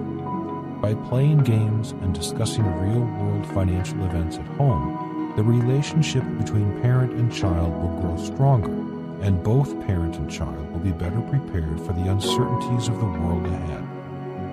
One of the many jobs of a parent is to prepare your child for the opportunities of tomorrow. As the cone of learning illustrates, simulation is the next best thing to doing the real thing. By playing the cash flow games many times, you can learn to use debt before doing the real thing with real debt and real investments. As the saying goes, practice makes perfect. By using a game as a teaching tool while your child builds their financial neural pathways, you will increase their financial intelligence and connect the dots to their financial future. Rich Dad lesson. Since all money is now debt, financial education must include lessons on debt, both good and bad. Leaders in need of education. In my opinion, the global economic crisis is a crisis of leadership and a crisis of education in individuals who are very smart people but lack real-world financial education. Most of our leaders are A students who became B students, bureaucrats. Very few are C students, true capitalists like Steve Jobs, Thomas Edison, and Henry Ford. Our current leaders are attempting to use more debt to solve the problem of too much debt. Our leaders are begging for more bailout money, more QE, quantitative easing, aka printing more and more counterfeit money. They see tax hikes and increased spending as solutions. This, from my point of view, is financial suicide. Many people want to believe debt is the problem. The problem is not debt. The problem is the lack of financial education. If our leaders were better educated, they would know how to use debt to make us richer as a nation and a people, rather than poorer. Today, I believe we are experiencing the biggest financial crisis in world history, a crisis far bigger than the Great Depression of 1929. I am afraid this crisis will not end well. If history once again repeats itself, we may be headed for a financial collapse. For thousands of years, every government that has used fraud, by adding lead into coins or using the printing press to solve its financial problems, has destroyed the very economy it promised to save. This is why financial education that increases your financial intelligence is crucial.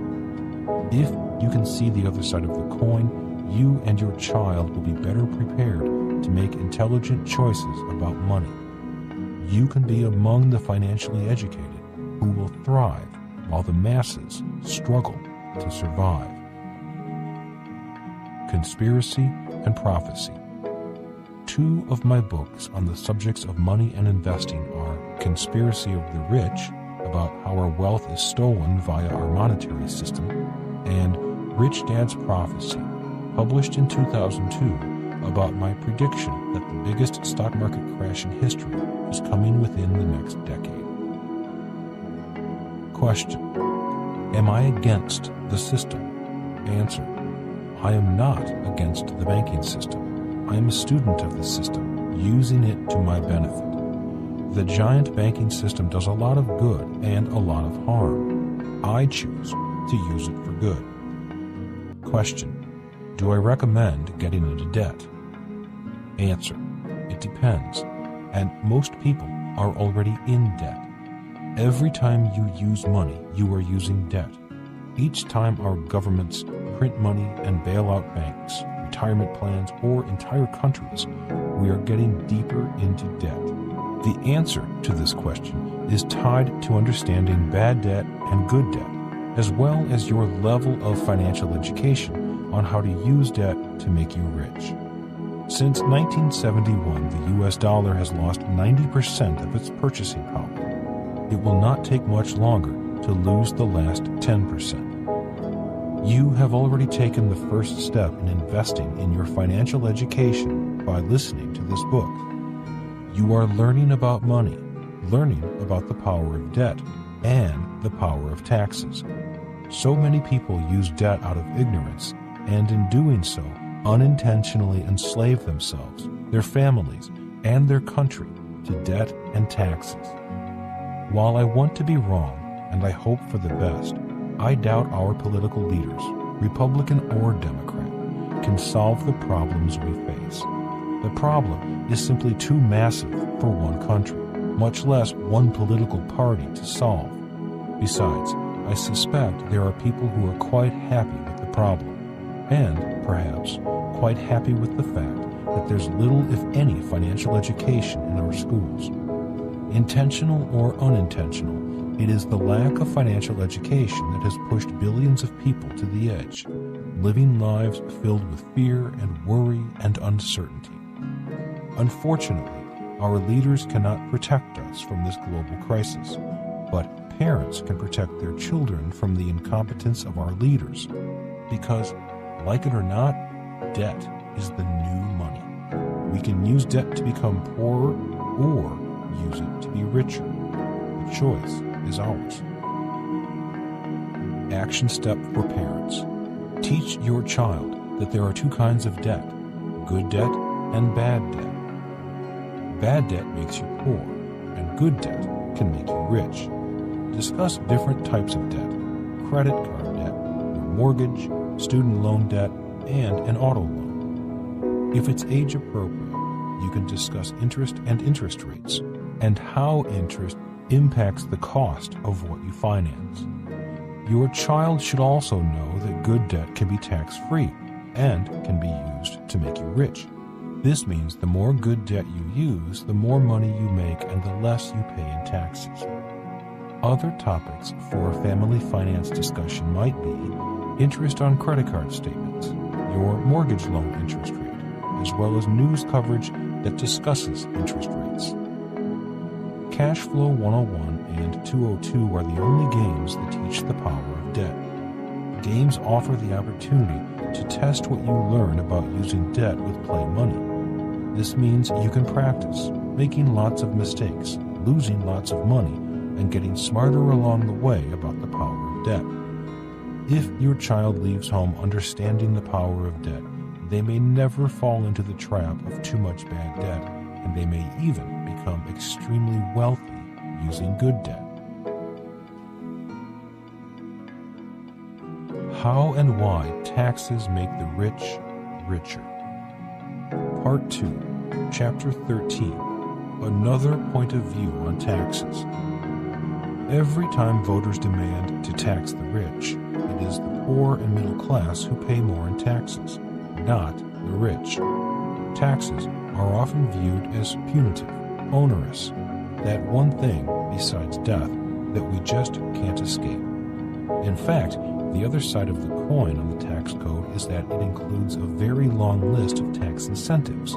Incentives from the government for those in the private sector to address specific economic needs and receive tax advantages for doing it. Making the case. William J.H. Bettger, 1873 to 1962, an American religious leader and public speaker, is perhaps best remembered for his authorship of a pamphlet titled The 10 Cannots that emphasizes individual freedom and responsibility. They are, with my emphasis added, you cannot bring about prosperity by discouraging thrift. You cannot strengthen the weak by weakening the strong. You cannot help little men by tearing down big men. You cannot lift the wage earner by pulling down the wage payer. You cannot help the poor by destroying the rich. You cannot establish sound security on borrowed money. You cannot further the brotherhood of man by inciting class hatred. You cannot keep out of trouble by spending more than you earn. You cannot build character and courage by destroying men's initiative and independence. And you cannot help men permanently by doing for them what they can and should do for themselves. Taxes favor capitalists. In Economics 101, there are 3 things a person can bring to market. 1. Labor. 2. Property. 3. Capital. Most students, even A students, go to school to learn a trade and sell their labor. They go to school to get a job. Few students go to school to learn to sell or develop their property or sell their capital. In Rich Dad terms, people who sell their labor are on the left side of the cash flow quadrant. People who sell property and capital operate from the right side of the cash flow quadrant. Repeating from the opening section of this book, here are the tax rates per quadrant. Tax percentages paid per quadrant. E, 40%. S, 60%. B, 20%. I, 0%. A progressive income tax applies to the E and S quadrants, with those in the S quadrant paying the highest percentages. In the E and S quadrants, the more you earn, the more you pay in taxes. In the B and I quadrants, percentages go the other way. The I quadrant pays the least in taxes. On the right side, the more you earn, the less you pay in taxes. Again, the difference is that people in the E and S quadrants sell their labor. People in the B and I quadrants sell their property and capital and hire labor. You may recall from Rich Dad, Poor Dad that Rich Dad's lesson number 1 is the rich don't work for money. When parents say to their child, go to school and get good grades so you can get a good job, parents are advising their child to sell their labor, to work hard for money. In high school, every time my grades were low, my teacher threatened, if you don't get good grades, you won't get a good job. I would say, good, I don't want a job. In economic terms, I had no plans to sell my labor. This does not mean the rich do not work hard. They just work hard for something else. They work hard to acquire assets that put more money in their pockets and allow them to keep, thanks to better tax rates, more of what they earn. The government needs help. The government needs a lot of help, so it offers tax incentives as stimulus packages to those in the B and I quadrants. These are legal government tax loopholes. The following is a snapshot of my personal balance sheet. In my assets column, I have businesses, real estate, paper assets, commodities. In my liabilities column, I have nothing. My story. Since 1973, I have worked to create or acquire assets that sell property and capital. I have not wanted a job selling my labor. The U.S. tax code has over 5,000 pages dedicated to loopholes, which are not really loopholes. They are intentional tax incentives and stimulus plans. I will describe, as simply as possible, the loopholes I use. My taxes made simple. Business. The tax code offers me tax incentives to provide jobs. The more jobs I provide, the more I can make and the less I pay in taxes. From the government's perspective, the more people working, the more government is collecting in taxes. Real estate. The tax code wants me to provide housing. The more housing I provide, the more money I make, and the less I pay in taxes. Debt. One advantage of real estate is debt. Debt is capital, and today the dollar is debt. If I stop borrowing, the economy slows. That is why the government wants me to get into debt. That is why interest rates on debt have continued to go down during the financial crisis. The deeper in debt I get, the more money I make, and the less I pay in taxes. Stocks. While stocks are good for most people, I do not invest in stocks. While stocks have made a few people very rich, they have also made many people poorer. When you invest in stocks, you place your money with employees and managerial capitalists rather than entrepreneurs or true capitalists. The primary reason I choose not to invest in stocks is simply because there are not enough tax incentives and far too much risk for me. Commodities. I invest in oil production, not oil company stocks. The more money I make, the less I pay in taxes. The government wants investors to keep producing oil for two reasons. 1, to keep the price of oil down. 2, to reduce dependence upon foreign oil. If you look at the board of the cash flow game, you will notice 2 tracks. One track is a circle called the rat race. People in the rat race invest in stocks, bonds, and mutual funds. The second track on that same game board is the fast track.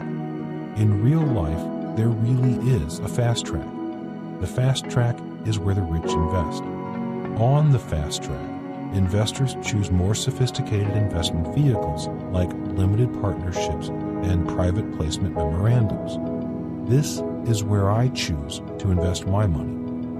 The advantage I have is I know the entrepreneur, a true capitalist, who is the founder of the company as well as the person who runs the company.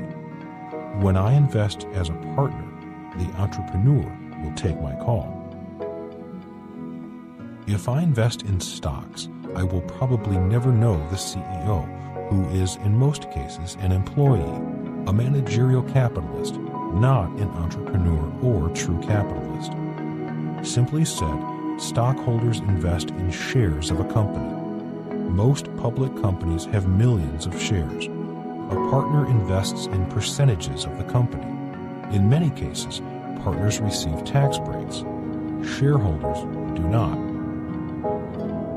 There are many tax incentives and stimuli. There are many tax incentives in the tax code. I have only listed the ones I use. The lesson here is that the tax code is an incentive and stimulus plan for capitalists on the right side of the cash flow quadrant, who provide jobs, housing, use capital, debt, and produce essential commodities such as food and oil. There are many other tax incentives. Before investing for tax incentives, always seek professional advice from tax accountants and tax attorneys. If you would like to learn more about tax incentives, my personal tax advisor, Tom Wheelwright, CPA, has written a Rich Dad Advisor book, Tax-Free Wealth. It would be a good book for you to read, and one you may want to share with your tax advisors as well. Rich Dad Lesson. There are many CPAs and tax attorneys, but very few smart ones. Who pays the highest taxes?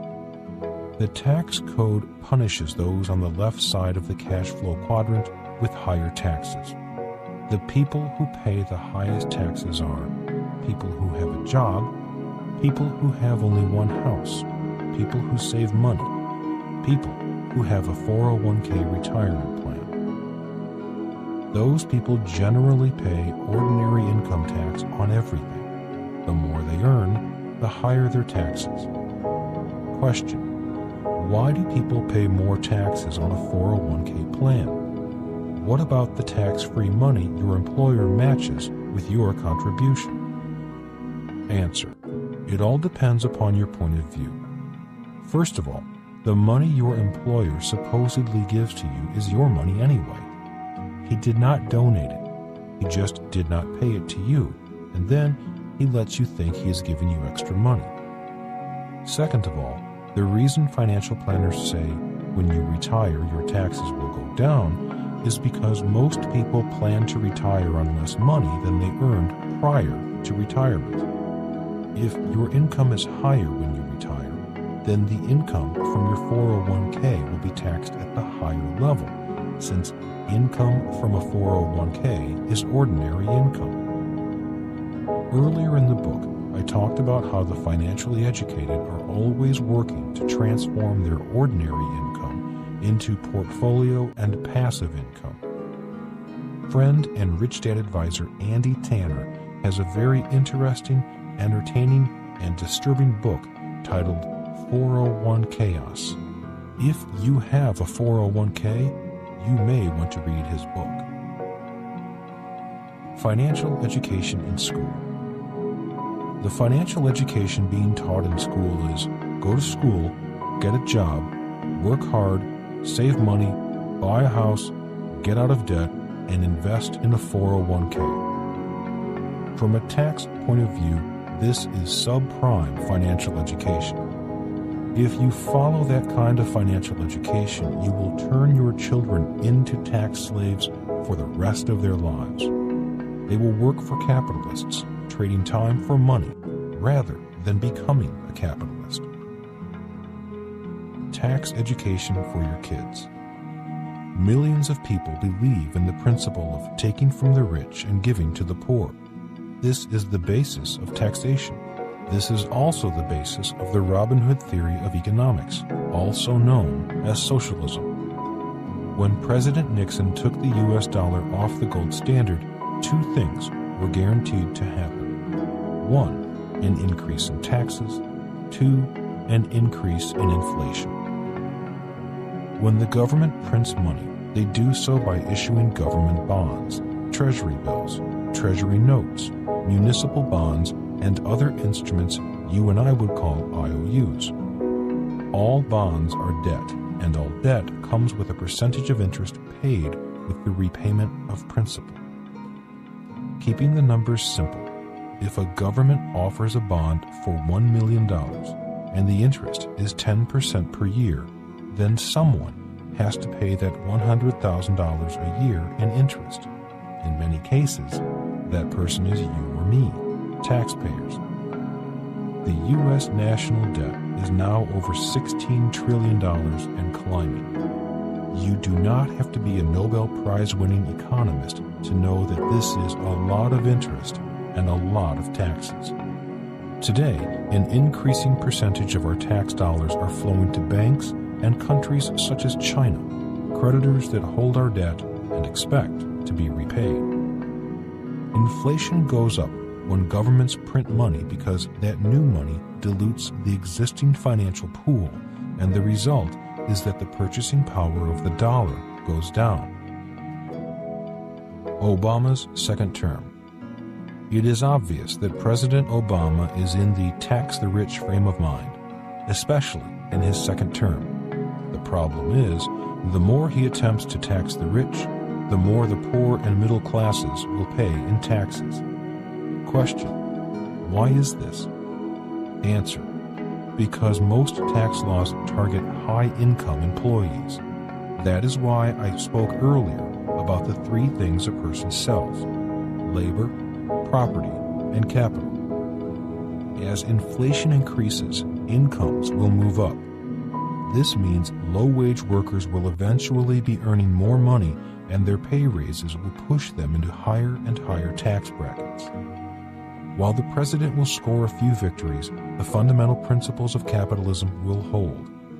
If a person continues to act as a smart business person and does what smart business people do, the government will welcome you as a partner and offer you tax incentives to do things the government is not able to do.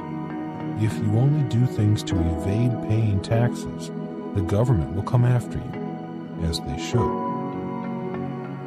A final word. In summary, the government offers tax breaks to employers because the government needs more jobs, debtors because the dollar is now debt, real estate investors because the government needs more housing, commodity producers because we need food and oil.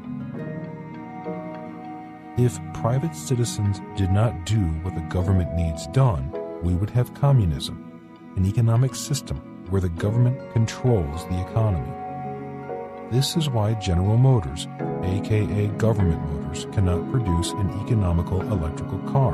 Solyndra, Obama's darling, could not produce solar panels. Ask yourself these questions. Why is government housing some of the most dangerous housing in the world? Why is the U.S. Postal Service going out of business? Why is Medicare corrupt, expensive, and inefficient? Why are our governments going bankrupt? And to get to the heart of the message in this book, why are our schools failing to educate our children with the information they need to make responsible and smart choices with their money? Ask yourself this question. If the government took over the airlines, would you continue to fly? That's one of the reasons why governments offer tax incentives. Rich Dad Lesson. Taxes are your single largest expense. True financial education must include lessons on taxes, who pays them, and why some people are offered tax breaks. Action step for parents. Teach your child to look at taxes from 2 points of view. While it's true that taxes can make some people poor, they can also make others rich. It's a matter of point of view. So often, taxes are viewed as punitive, a burden that very often is a family's single largest expense. The rich see taxes as an incentive program that the government offers businesses and individuals that do work that the government wants or needs done. Some of the kinds of things that merit incentives are the creation of jobs, supplying affordable housing, and energy-related initiatives. Other conversations and learning opportunities related to taxes can be explored when your child is old enough to understand that you file a tax return in each year. Review a copy of your tax return with your child, showing them where both income and expenses are recorded. Also, point out the section that details deductions. Also, show your child a pay stub or summary of the deductions from your paycheck. It will help them see how programs like Social Security are funded and how income is taxed, with the government taking its tax from the gross wages and the difference between those gross, total wages and take-home pay. I encourage you to teach your child the three sides of the coin of taxes and help them to understand the differences.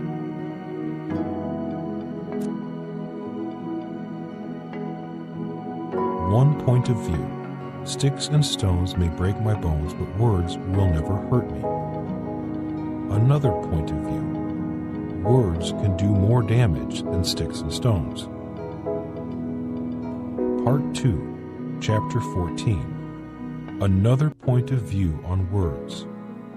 In Sunday school, an important lesson is, "And the Word became flesh and dwelt among us."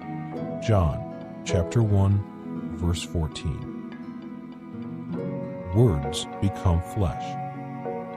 In real life, words do become flesh, and each economic class has words that reflect it and define it.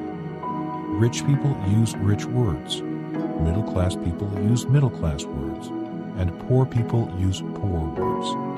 It's said that what you think about, you bring about. I believe that the same is true for what we say and the words we use. Favorite words of poor people are, "I can't afford it." Rich people say, "How can I afford it?" Simply said, if you want to change your life, change your words. Making the case. Money talks.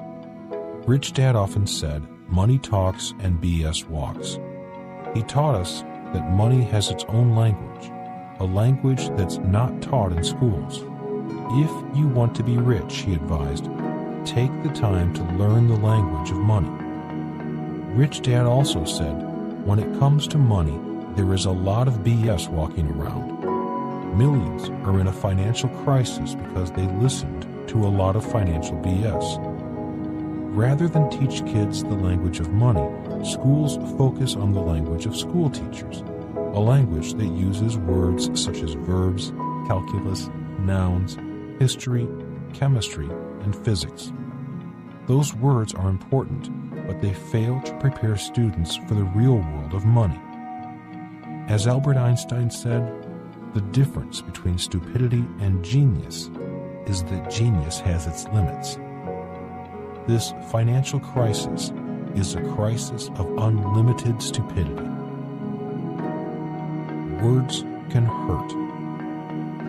There is a childhood rhyme that goes, "Sticks and stones may break my bones, but words will never hurt me." Nothing could be further from the truth. Few things affect a child's future more than words. Words are incredibly powerful. Words can hurt. Words can heal. Words can make them rich. Words can make them poor. Words can encourage. Words can discourage. Words can carry lies. Words can carry truth. Words can cause pain. The power of words. Many financial problems begin with words. Many people get into financial trouble due to bad financial advice, financial BS, or blue sky from those they believe have their best interests at heart. Many times, that's just not the case. What is blue sky? Blue sky is when salesmen or women say anything to make a sale. If the customer wants to hear their money will grow in a mutual fund, the salesman will say, mutual funds have returned 8% per year on average. They may not tell you those gains occurred during the boom years between 1970 and 2000. They may use words and information that support their sales pitch and omit what doesn't, and hope that the customer is not financially savvy enough to notice. One reason many government pension funds are in serious trouble is because they based future projections on the stock market going up 8% on average. Talk about financial BS.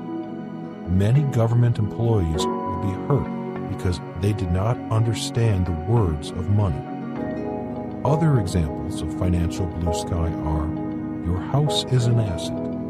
Diversification is a way to reduce risk.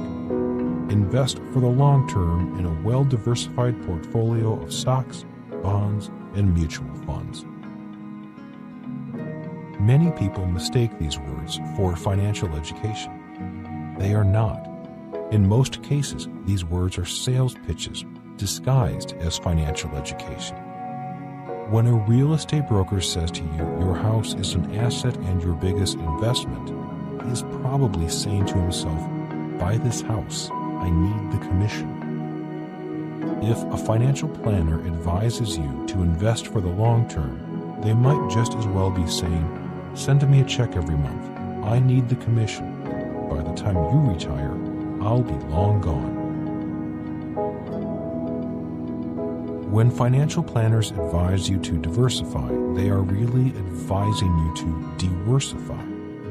They are really saying, buy different products because I do not know which ones will do well and which ones will fail, but I get a commission on all of them. The worst thing is, even when people believe they are diversifying, most aren't.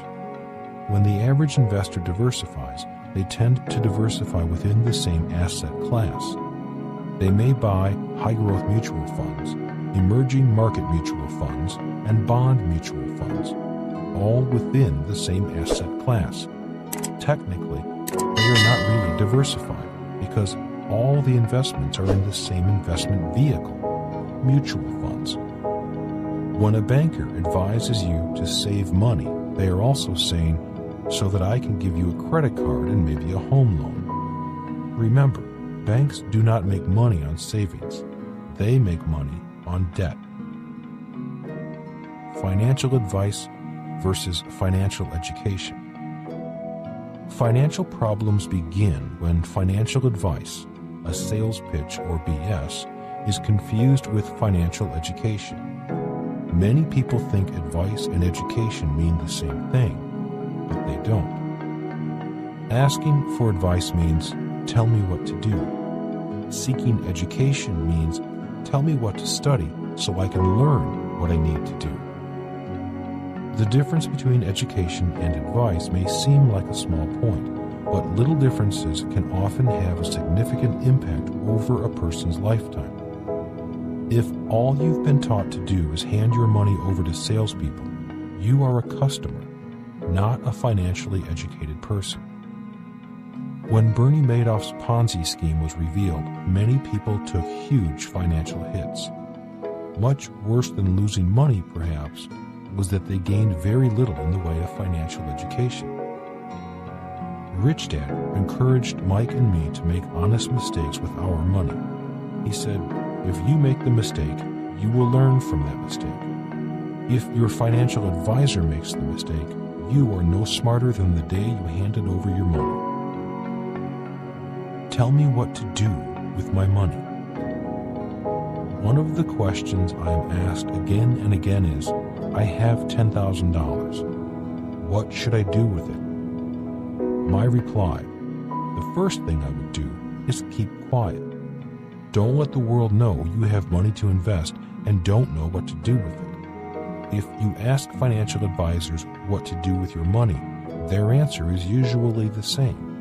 Turn your money over to me. Employee retirement plans. Employee retirement plans are even worse. When a new employee is hired, the Human Resources Director hands them a form and says, choose a mutual fund for your retirement fund contributions. It might be better to just advise the employee, go to Las Vegas and have a good time with your money. You might win. At least there, if you win, you'll keep 100% of your money. In an earlier chapter, I talked about John Bogle, the founder of Vanguard. He cautions investors that in a mutual fund they put up 100% of the investment, take 100% of the risk, but get only 20% of the gain, if there are any gains. The mutual fund, via fees and other charges listed in the fine print, keeps 80% of any gains you may make. Worst of all, even if you lose money, you may have to pay taxes on capital gains you never received. How does this happen? Let's say a fund has 2 million shares of XYZ company that it purchased 10 years ago. For purposes of this example, let's say the stock went up from $10 a share to $50 a share. Then you buy the mutual fund. 2 days later, the market crashes. The mutual fund must sell XYZ to raise capital to survive. You, the new shareholder, must pay the capital gains tax on the $40 gain, a gain you never enjoyed or saw the return on. The stock market might be called a government-sanctioned Ponzi scheme. The early guys get their money and the new guys pay the taxes.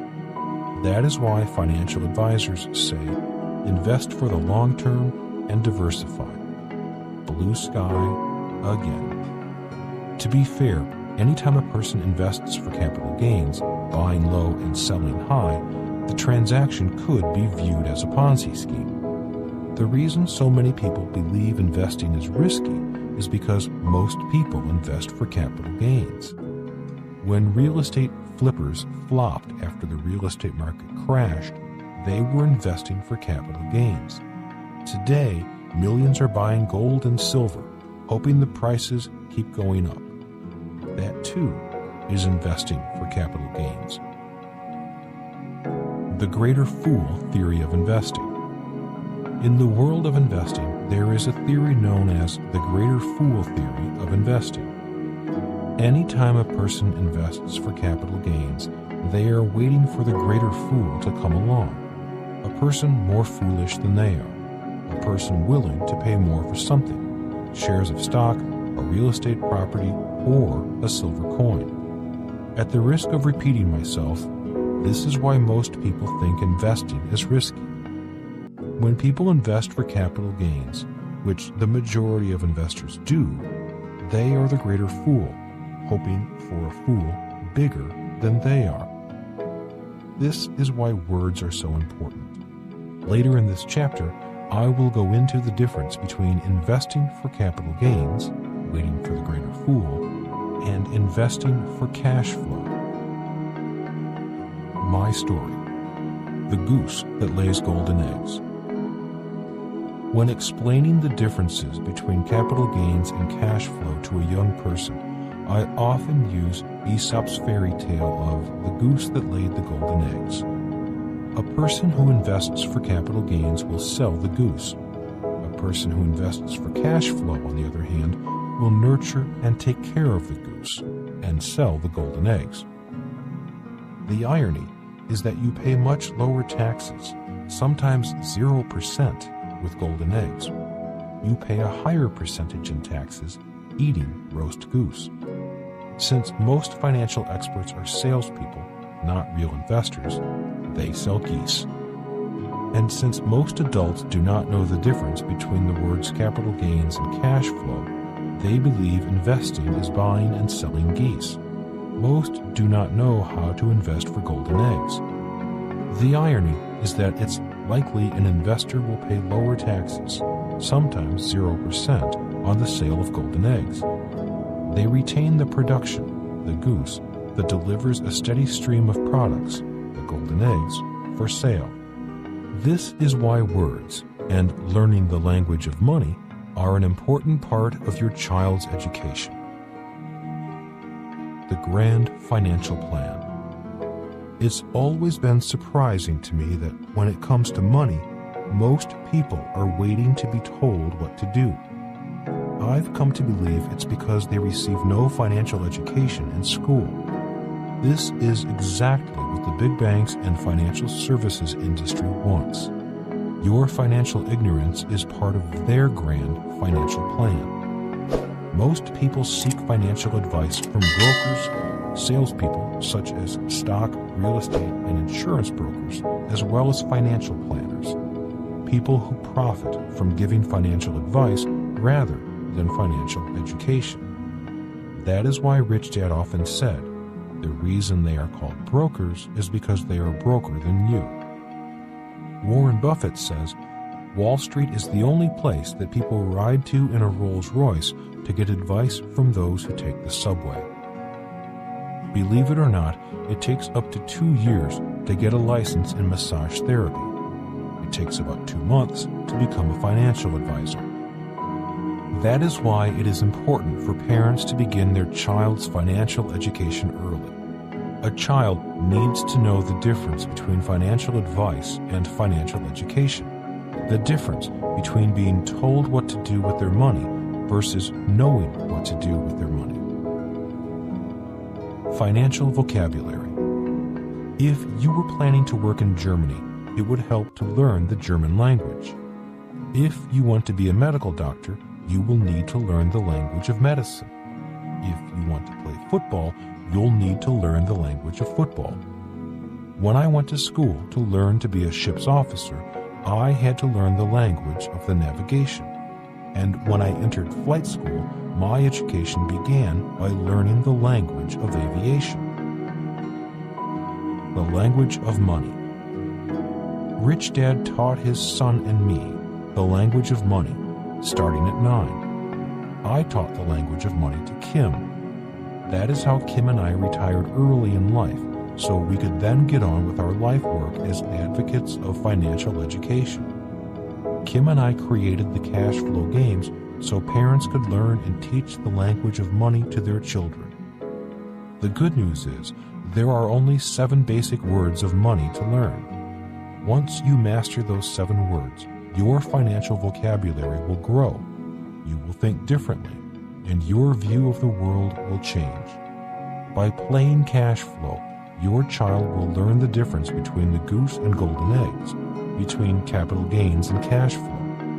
If they understand the differences between just those 2 financial terms, they will tip the scales and put the odds of a more secure financial future in their favor.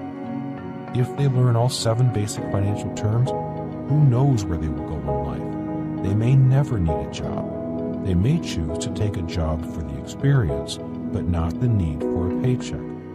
They may become employers rather than employees.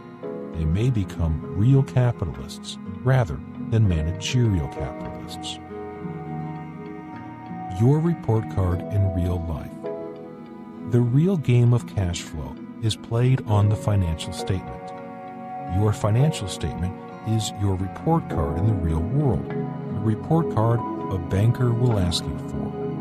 By playing the game repeatedly, you and your child will begin to master the 7 basic words of money, the foundation of a financial vocabulary. The foundation of a financial vocabulary begins with the words income, expenses, assets, and liabilities, the key components of a financial statement.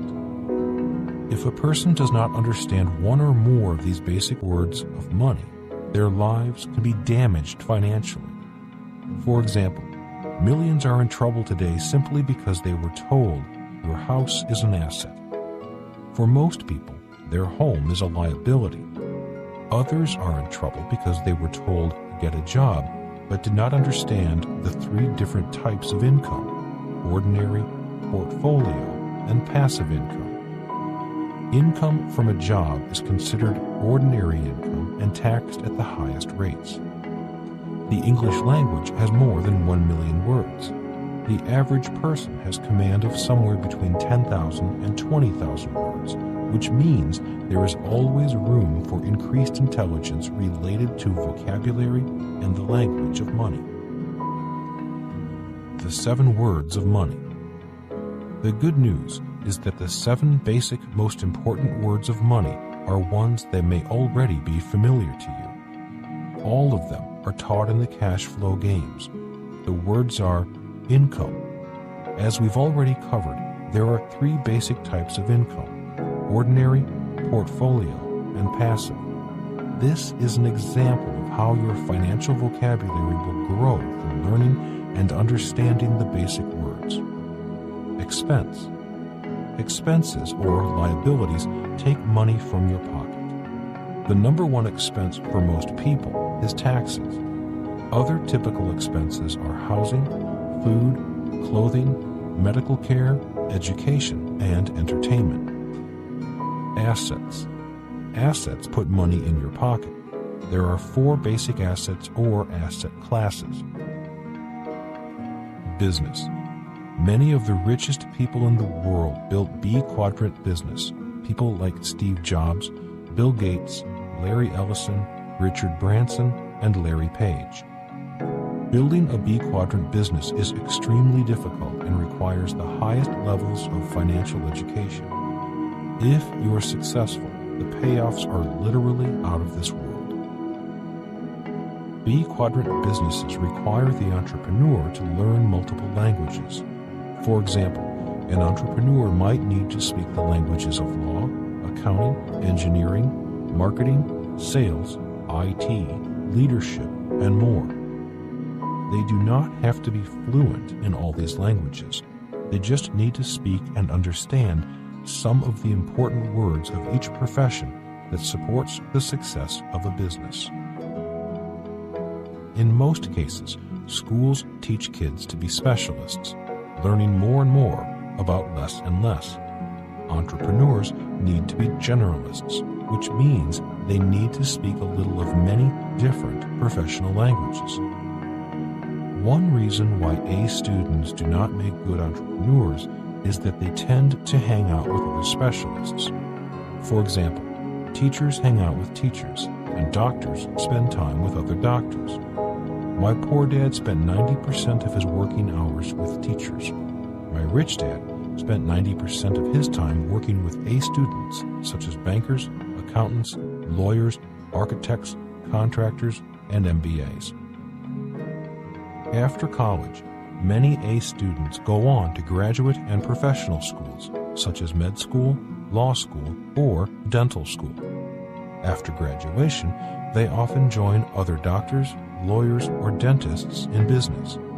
They become more specialized, more isolated, less able to communicate with other people and professions. Some of the advantages of owning a B-quadrant business are the opportunities for significant wealth, global scale and reach, and tax advantages. The biggest advantage is becoming multilingual, speaking the languages of many different professions. Real estate. Real estate is the second most challenging asset class. Real estate is about debt, and debt has a language of its own. Real estate requires both property management and people skills. The biggest advantages of real estate are debt and taxes. The disadvantage is property management. In other words, getting the loan is the easy part. Managing the property well and profitably is the hard part. Property management speaks a different language and is where most novice real estate investors get into trouble. The beauty of being a professional real estate investor is you can invest for both capital gains and cash flow, and pay little, if anything, in taxes. More about that in upcoming chapters. Paper assets. Paper is the asset class of the masses.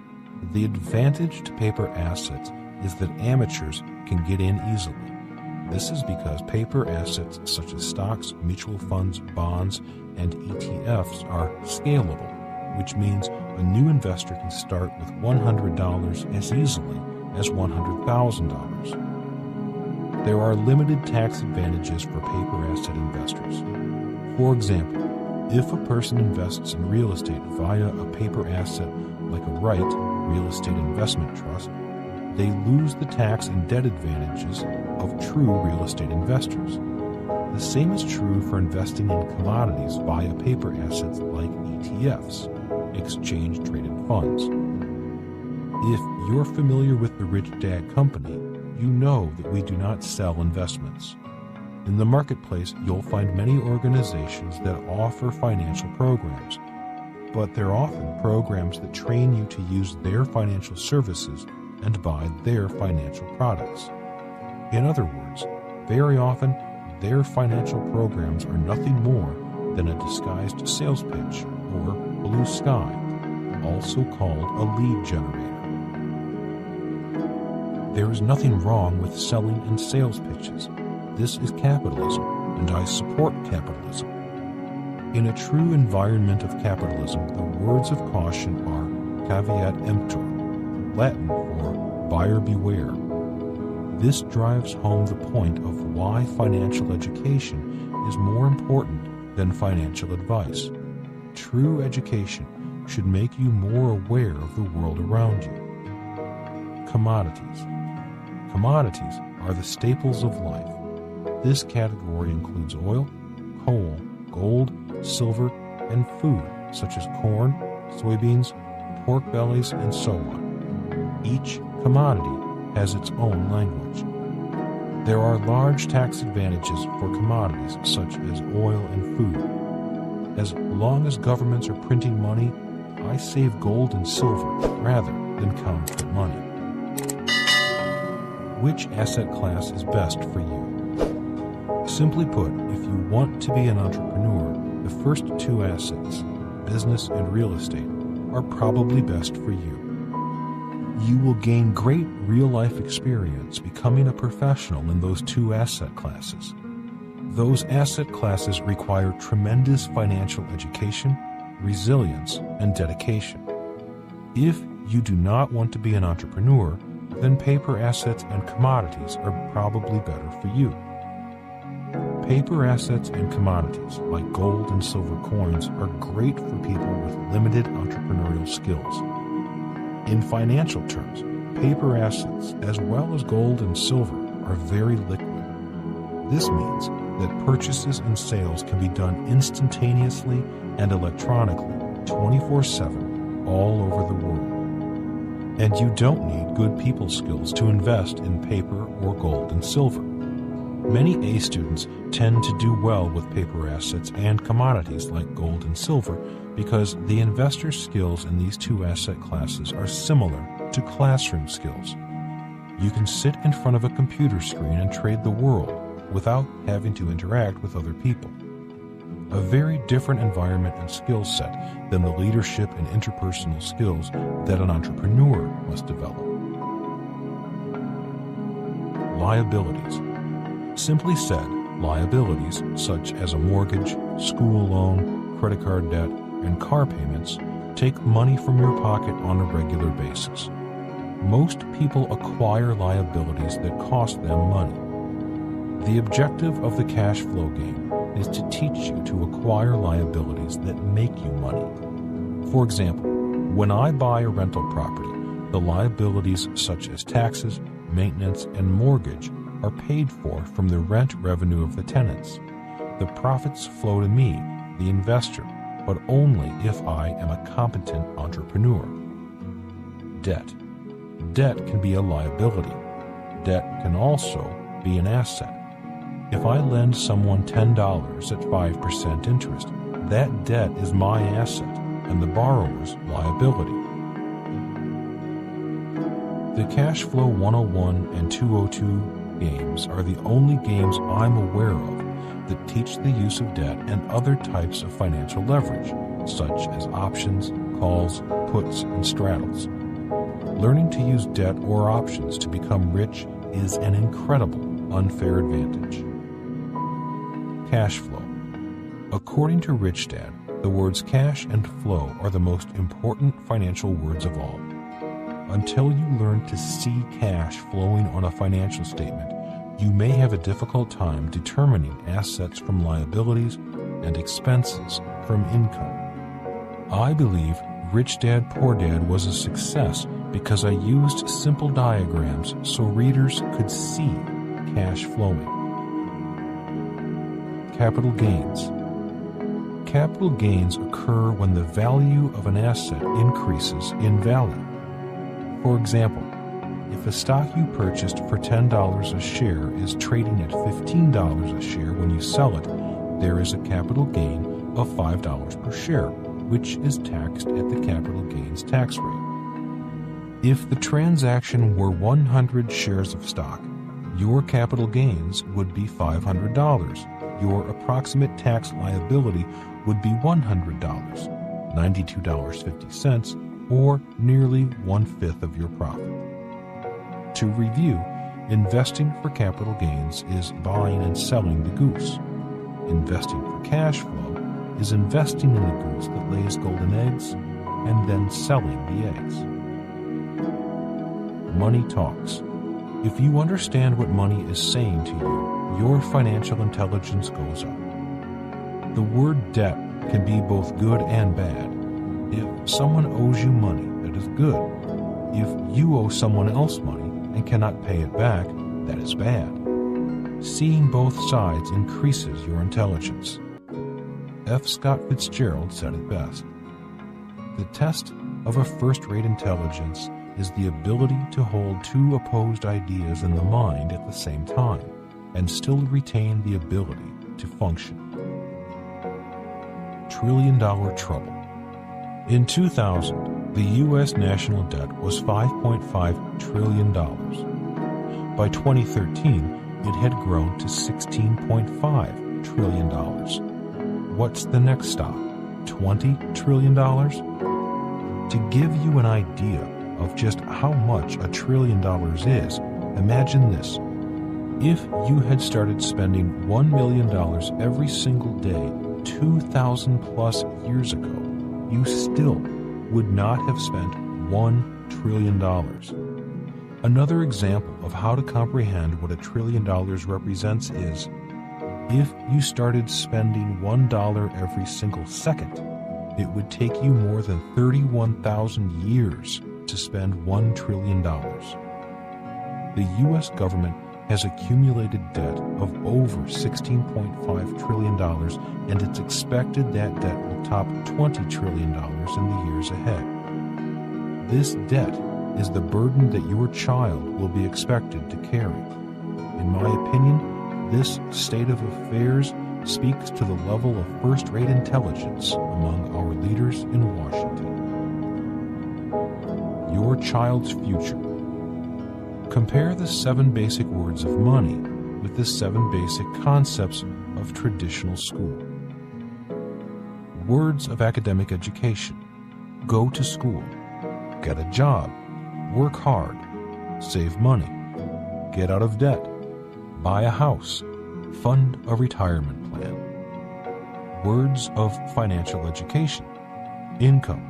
Expense. Assets. Liabilities. Debt. Cash flow. Capital gains. Given the 4 800-pound gorillas facing children today, which child will have a better chance of doing well? The child with only the language of school, or the child who also learns the language of money? Einstein's words to students.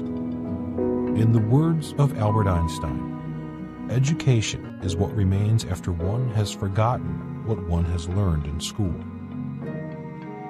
That's his way of saying that for many people, education just goes in one ear and out the other. I studied calculus for 3 years. I have never used calculus in real life and would not know how to solve any problem today using calculus.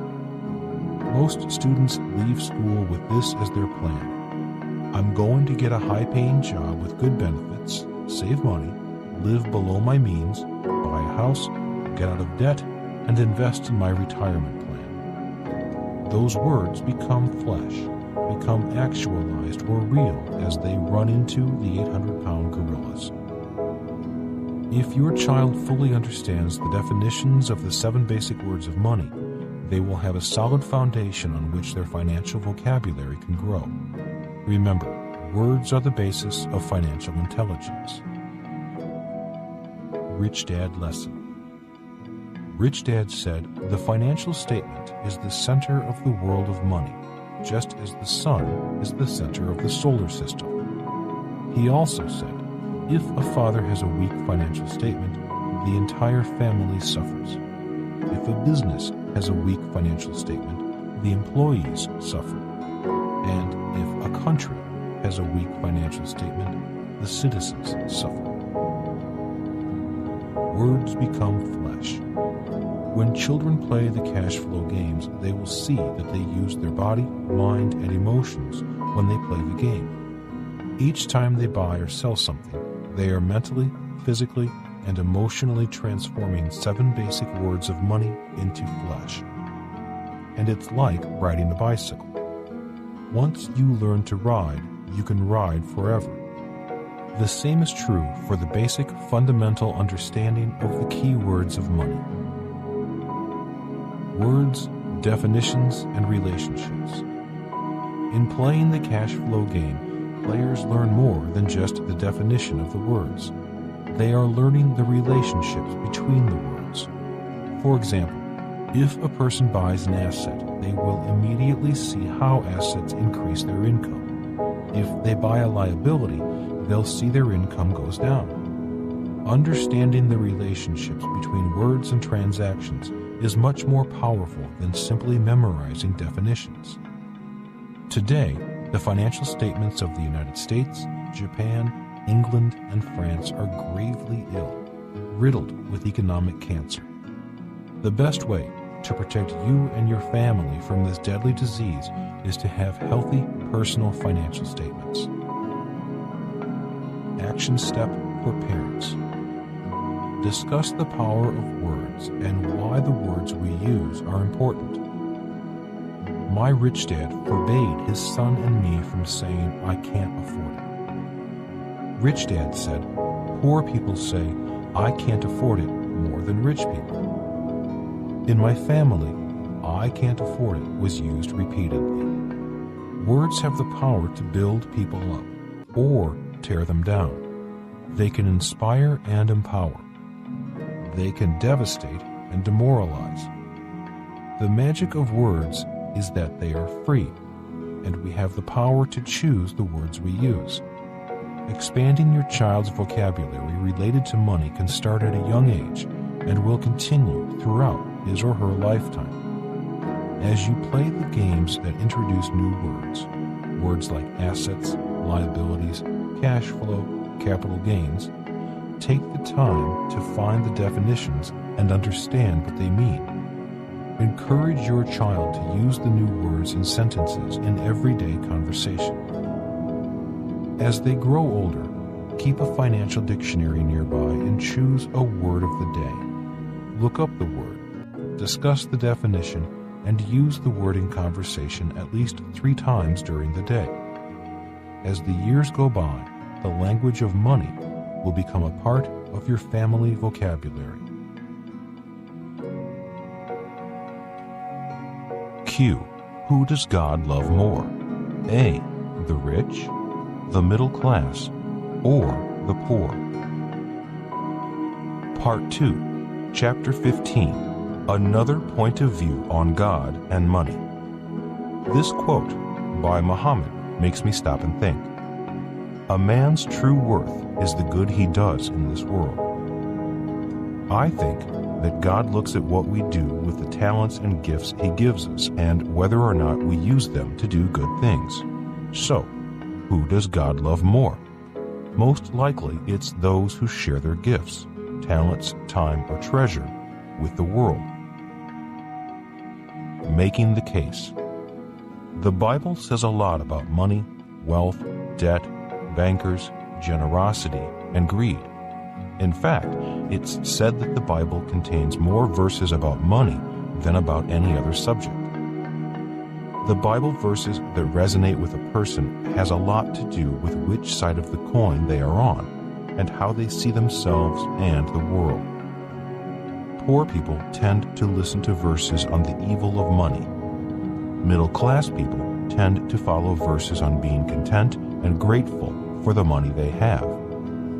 Rich people tend to follow verses on how God rewards the rich and punishes the poor. Bible verses for the poor. Here are a few that come to mind. Jesus answered, "If you want to be perfect, go, sell your possessions and give to the poor, and you will have treasure in heaven. Then come follow me." When the young man heard this, he went away sad because he had great wealth. Then Jesus said to his disciples, "I tell you the truth, it is hard for a rich man to enter the kingdom of heaven. Again, I tell you, it is easier for a camel to go through the eye of a needle than for a rich man to enter the kingdom of God." Matthew chapter 19, verses 21 through 26. Now listen, you rich people, weep and wail because of the misery that is coming on you. Your wealth has rotted, and moths have eaten your clothes. Your gold and silver are corroded. Their corrosion will testify against you and eat your flesh like fire. You have hoarded wealth in the last days. Look, the wages you failed to pay the workers who mowed your fields are crying out against you. The cries of the harvesters have reached the ears of the Lord Almighty. You have lived on earth in luxury and self-indulgence. You have fattened yourselves in the day of slaughter. You have condemned and murdered the righteous man who was not opposing you. James chapter 5, verses 1 through 6. Bible verses for the middle class.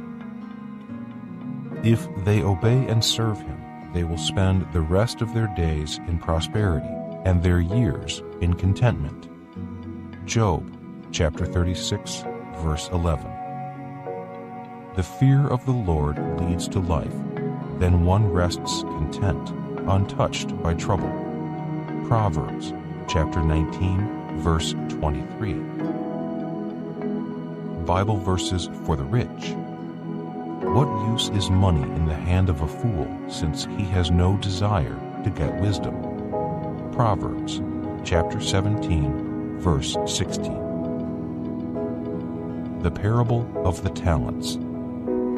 Note, a talent was a large sum of money.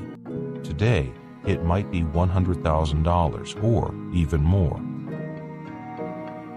For it is like a man going on a journey who summoned his slaves and entrusted his property to them. To one he gave 5 talents, to another 2, and to another 1, each according to his ability. Then he went on his journey. The one who had received 5 talents went off right away and put his money to work and gained 5 more.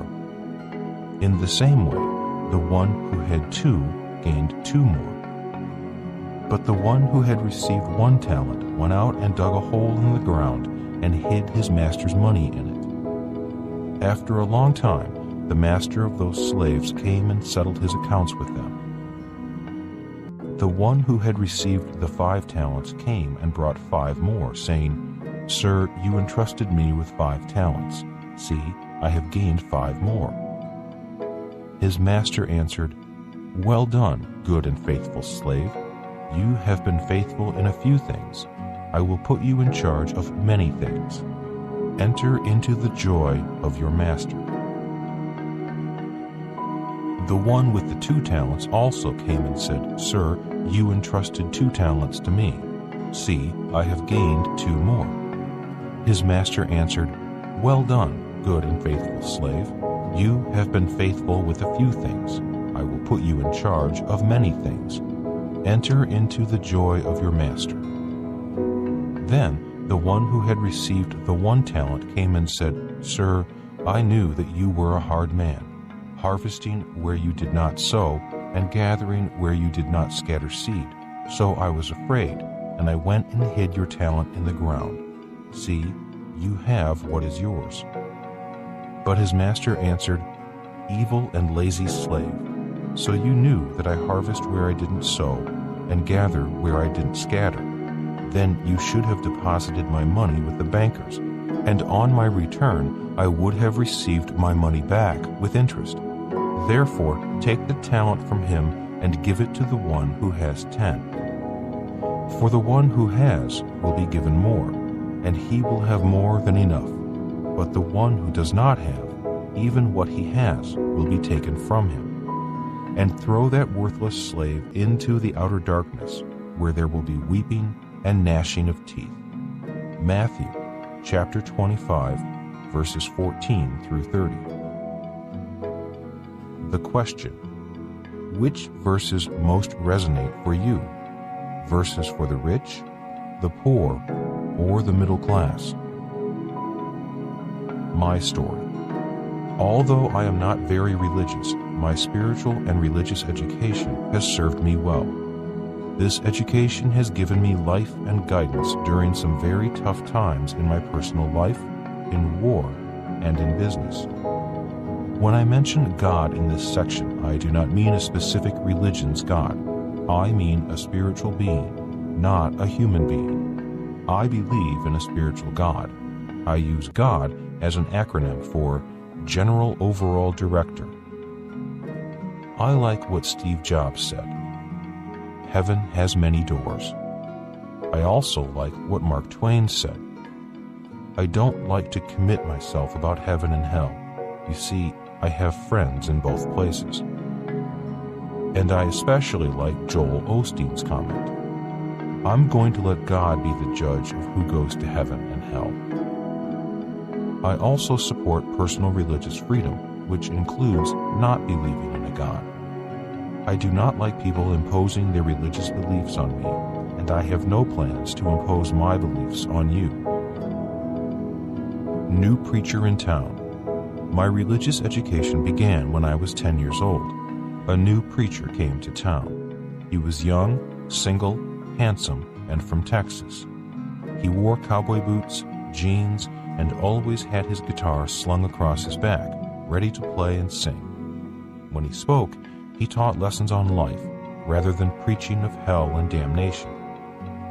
The kids loved him. He was like the Pied Piper. Young people began to come to church without being dragged by their parents. The church ladies were disturbed. He was gone in less than 18 months. During those 18 months, for the first time in my life, I looked forward to going to church. I learned a lot about God, money, religion, and spirituality. Reverend Ichabod arrives. The young pastor was replaced by Reverend Ichabod. The kids named him after Ichabod Crane in Washington Irving's short story, The Legend of Sleepy Hollow, first published in 1820. Reverend Ichabod was tall and skinny with a pointed nose. The kids felt he was mean, continually preaching about God's wrath. Although he was skinny, he ate a lot, much like the Ichabod in the Sleepy Hollow story. Once his family arrived, the church seemed to have a potluck dinner every week. We kids believed he held potluck dinners because he was cheap, feeding his family of 6 kids and his own unbelievable appetite to test the generosity of the congregation. His sermons always had something to say about money, greed, the rich, the goodness of the poor, and giving more to the church. He often quoted these Bible verses: "It is easier for a camel to pass through the eye of a needle than for a rich man to enter the kingdom of God, and for the love of money is the root of all evil." Spiritual versus religious education. It did not take long for us kids to realize the difference between spiritual education and religious education. The young preacher with the guitar wanted biblical lessons to be used as a guide to life. He spoke to our spirits. Reverend Ichabod taught religious education with fear. He was dogmatic. He was into right and wrong, good and bad. To him, life was black or white, with no shade of gray. He had little tolerance for other religions. He was a more powerful speaker than the young preacher. Church attendance went up, but the people attending began to change. Same religion, different messages. The young preacher spoke of the love of God. Reverend Ichabod spoke of the fear of God. The young preacher spoke about money as the result of generosity. Reverend Ichabod spoke about money as the result of greed. The young preacher spoke about God inside us. Reverend Ichabod spoke about the God outside of us. Learning about both sides of the religious coin was a great education. After 6 months, I stopped going to Reverend Ichabod's church. I did not like his side of the coin and went in search of a new spiritual teacher. Spiritual education. The young preacher focused on spiritual education more than religious education. In addition to teaching us about the Bible and Jesus, he spent time teaching us about the spiritual power inside each of us. He often said, "We have the power to create our own heaven or hell here on earth." I do not know if it is true, but it has been a useful belief. He also taught us, God has already given us that power. It is up to us to find and use that power in us.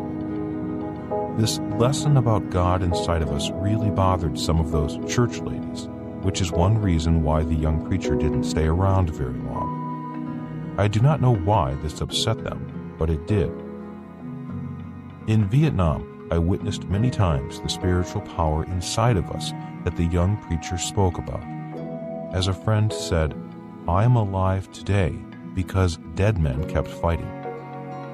A number of times we took the guns and rockets off our gunship and became a medical evacuation helicopter. We performed far more dangerous and courageous deeds saving lives than we did in taking lives. As my crew chief said, we seem to do our best work when we care more about others than when we care about ourselves. In business, I continue to use the young preacher's lesson in business. If not for his lessons, I might not have survived my journey from the ES to the BI side of the cash flow quadrant.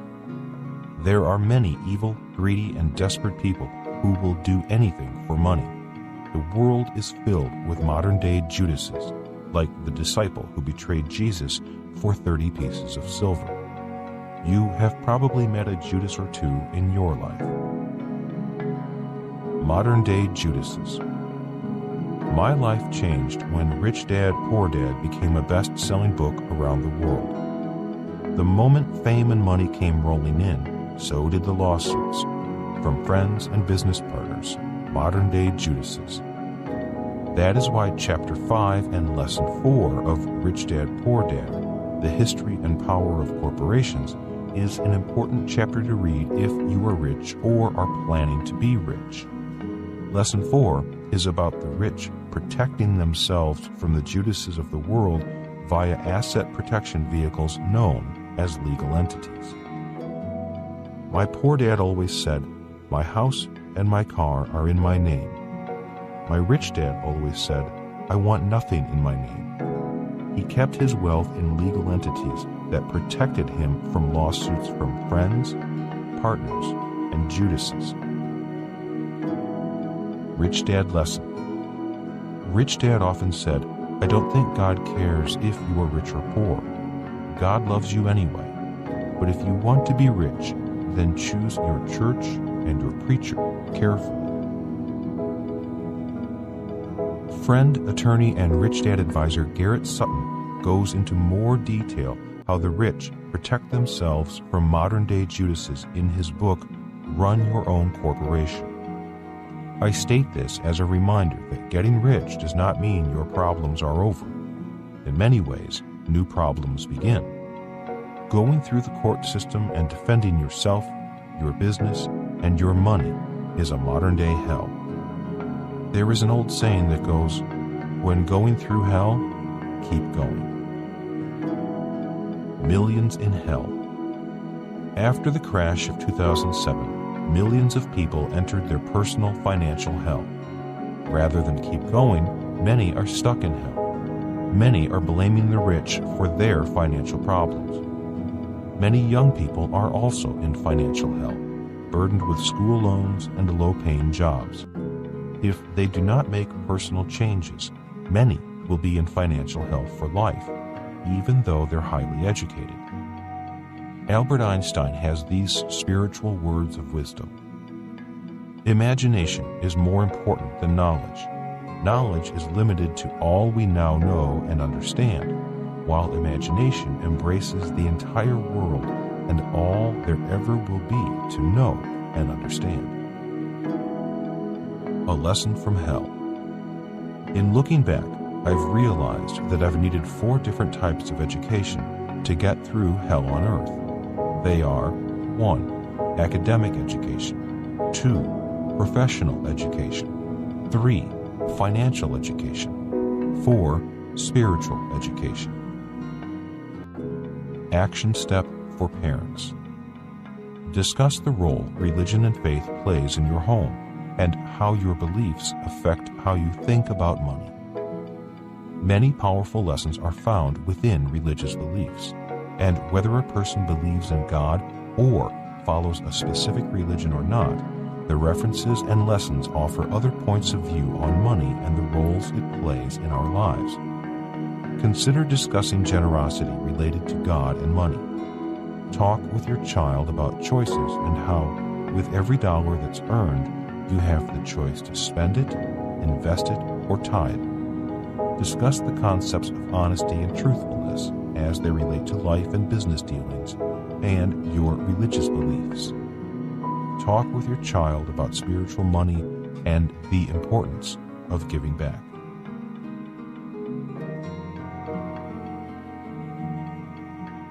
Part 3. Give your child an unfair advantage. The true purpose of 1. Banks, 2. Stock exchanges, 3. Insurance companies, 4. Government tax departments, 5. Pension funds. Part 3. Introduction. There are many benefits to a financial education, and the financial education that you as parents take on in the home will give your child these 3 unfair advantages in life. 1. Make more money. 2. Keep more money. 3. Protect more money.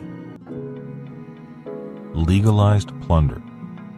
In the 1850s, the French political economist Frédéric Bastiat stated, "Everyone wants to live at the expense of the state. They forget that the state lives at the expense of everyone." Bastiat also stated that the privileged classes use the government for legalized plunder. Today, the legalized plunder of the rich is known by terms like pork, military contracts, bridges to nowhere, and shovel-ready projects. The rich have the power to influence the laws of the land. That is why there are so many lobbyists offering the president, senators, and congressmen special deals for support of their special interests. The biggest corporations, from banks and pharmaceutical companies to farm conglomerates and oil companies, have the power to influence laws, all in the name of helping the people. The 401k and Roth IRA retirement programs in the United States are examples of legalized plunder. This, in my opinion, is why there is no financial education in schools. The only financial education allowed in schools, it seems, supports teaching kids to save money and invest in a 401k filled with stocks, bonds, and mutual funds. These directives send money straight into the treasuries of the richest banks and people in the world. Again, I am not saying this is bad. From a position on the edge of the coin where I can see both sides of it, I get the complete picture. When cash flows into these giant investment banks, my partners and I borrow that money to invest in our own private projects such as apartment houses and oil wells. Bastiat said the legalized plunder by the rich encourages the lower classes to revolt and use socialist legalized plunder in retaliation against the rich. Examples of socialized legal plunder are programs such as Social Security, food stamps, welfare, Medicare, and now Obamacare. It is the legalized plunder by big corporations that caused the rise of labor unions. Today, The biggest labor unions are not factory laborers, but unionized government workers. Among the largest unions in America are the teachers' unions, including the NEA, the National Education Association. This organization is not focused on your child's education. The NEA focuses on making more money to pay for its lobbyists in Washington. Bastiat recommended that both capitalists and socialists cease all legalized plunder.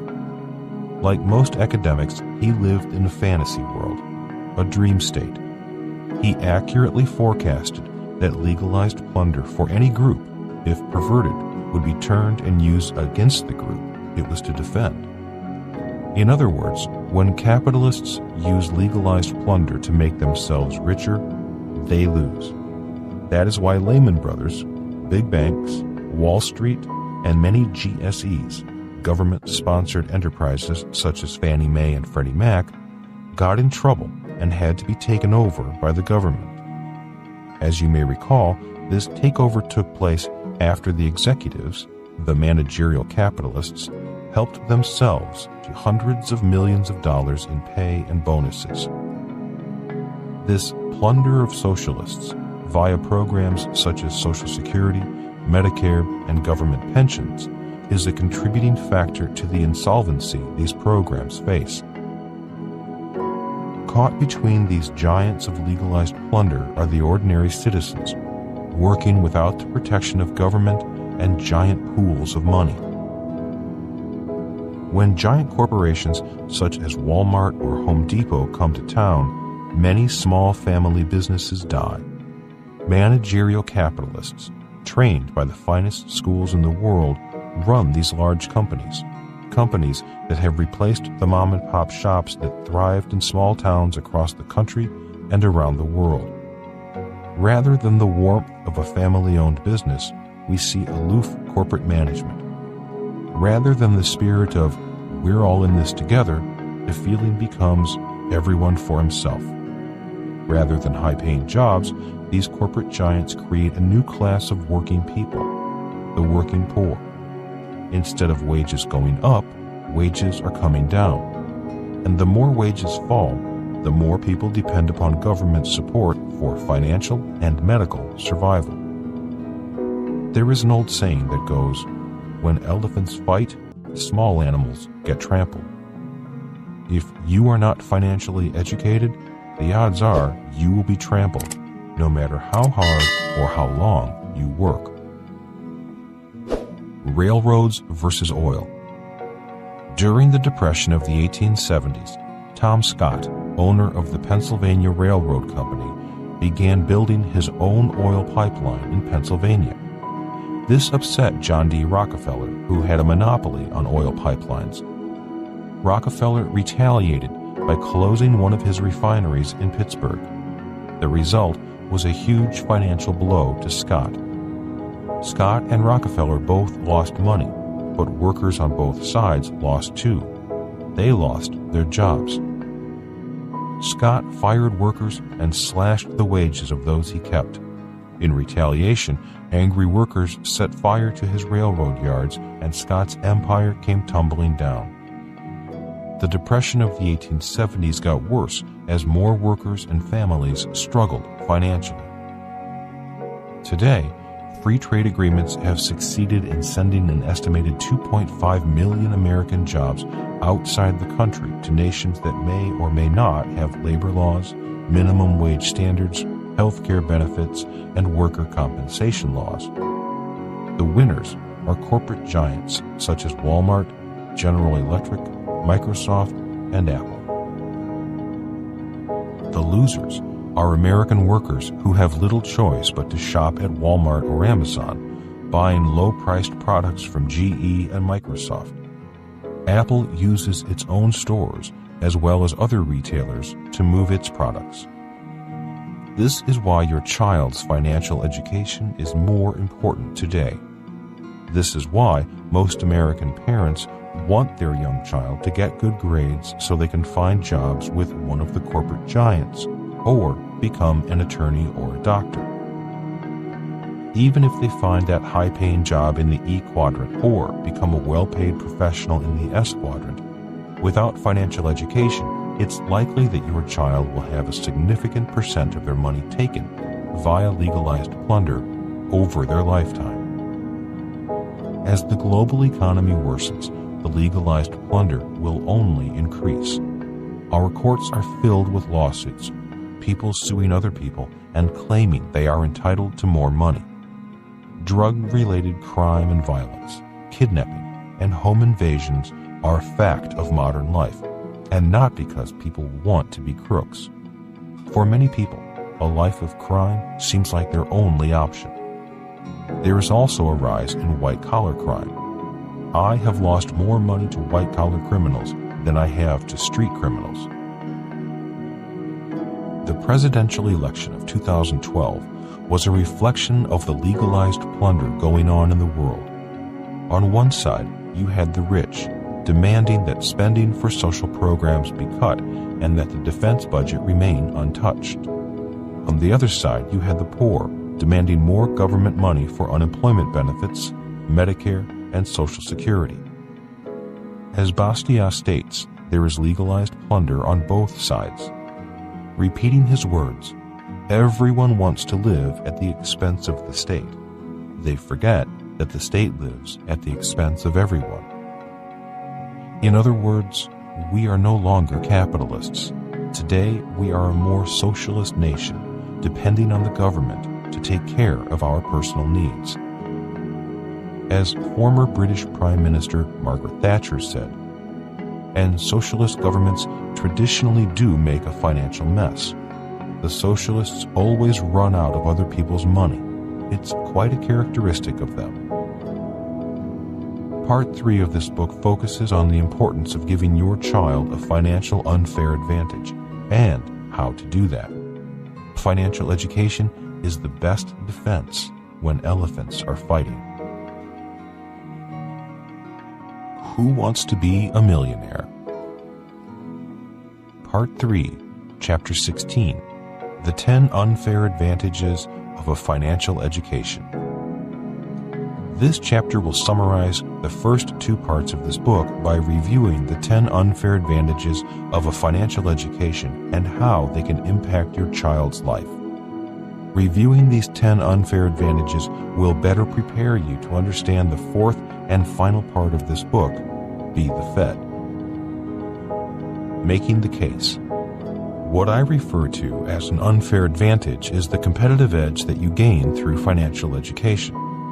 These are lessons that you, as parents, can apply and benefit from as well. The examples of lifelong learning that you set in your home and within your family will bring your child a lifetime of rewards and put them on a path to a rich life. Unfair advantage number 1. The ability to transform your money and your life. As you now know, there are 3 types of income. They are ordinary, portfolio, passive. Most people leave school and work for ordinary income, the highest taxed of the 3 incomes. When a person saves money in a savings account, CD, or in a 401k, they are working for ordinary income. It requires financial intelligence to be able to convert ordinary income into portfolio or passive income. A review, in simple terms, of most typical earning patterns. The poor work for ordinary income. The middle class work primarily for portfolio income. This includes capital gains, increases in value on their home, stock market investments, and retirement accounts. The rich work for passive income. This means cash flowing in, whether they work or not. When I was a kid, I used to watch the TV show The Beverly Hillbillies. The sitcom was about a poor man who took a shot at a rabbit and struck oil. That black gold made them rich, and they moved to Beverly Hills and learned to adjust to a rich and glamorous lifestyle. Having passive income is like striking oil in your backyard. The money keeps flowing as long as the oil, or asset, keeps flowing. If you drill more wells, more oil or money flows into your pockets.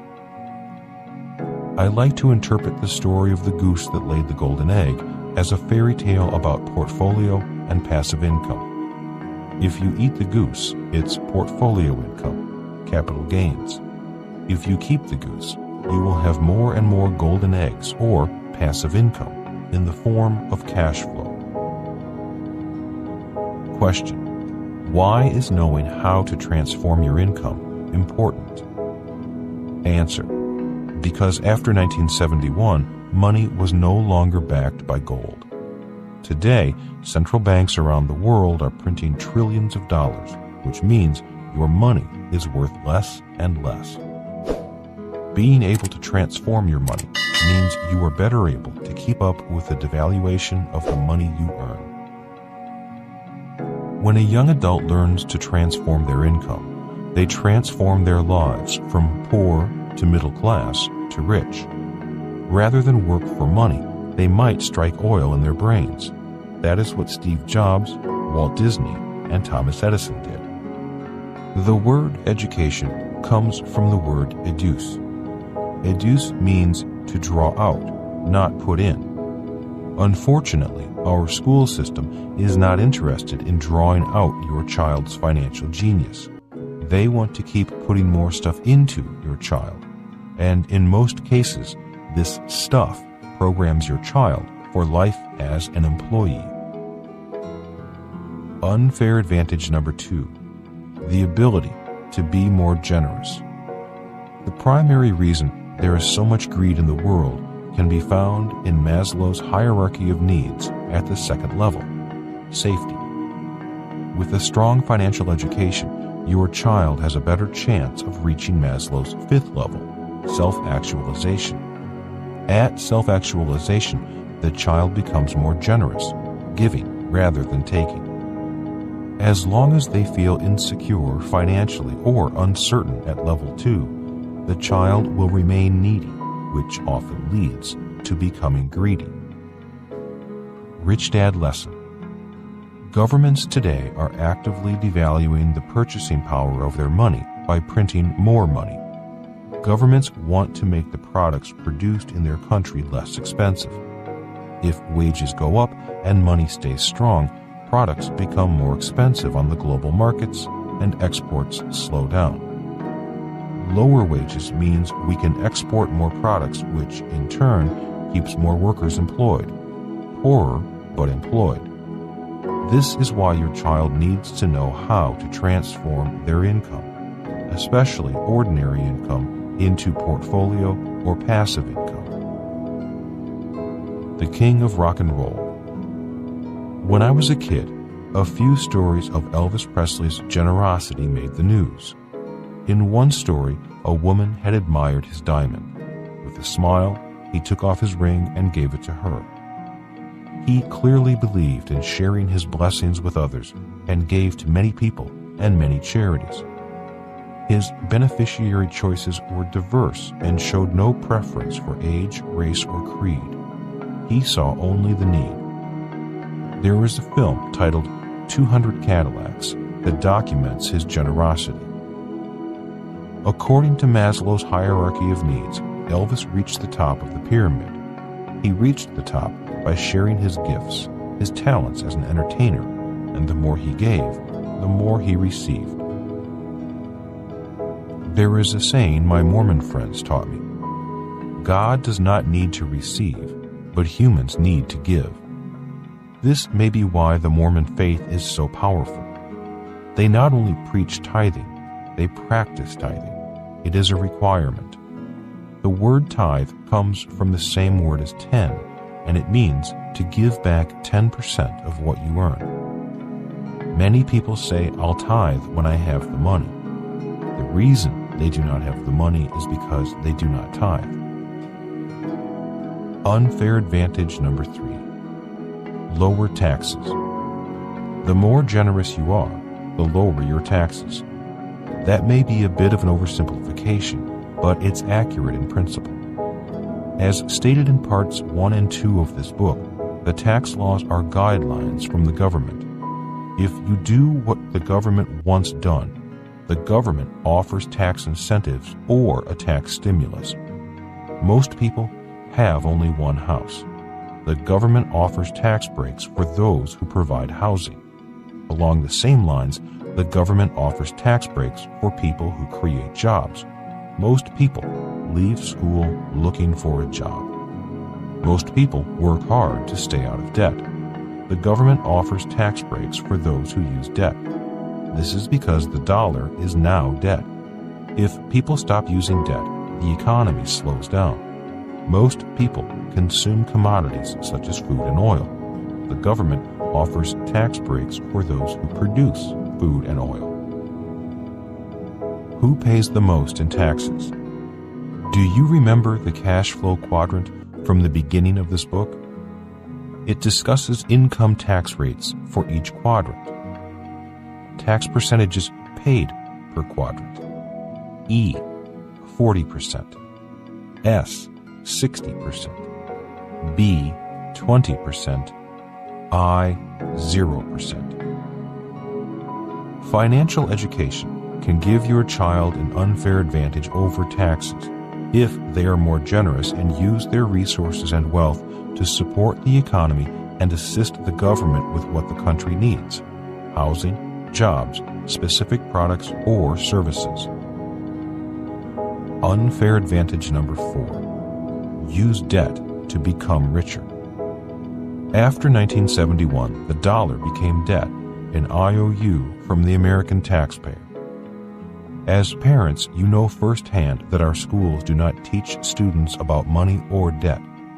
Most kids leave college deeply in debt with school loans and credit cards.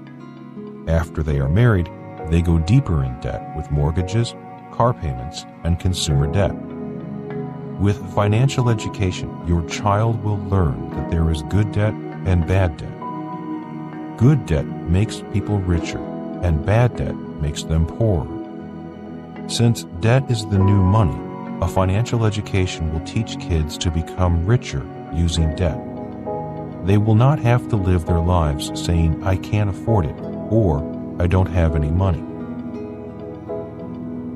In learning to use debt to acquire assets such as real estate, a child learns to be more generous in choosing a type of investment that serves a need in society, like providing affordable housing. When they do that, they earn passive income and pay less and less in taxes. Unfair advantage number 5. Expand your means. Most every quasi-expert in the financial arena recommends live below your means. That is actually bad advice for those with financial education. Besides, who wants to live below their means? There are too many wonderful things in life to be enjoyed. In my opinion, living below your means kills your spirit. When a child leaves home, the expenses of life hit them in the face. Without mommy and daddy's support, expenses such as rent, food, clothing, transportation, and entertainment overwhelm them and their paycheck. If they go on a trip or go shopping or an emergency arises, they fall back on their credit cards. Now they have an additional expense: high-interest credit card payments.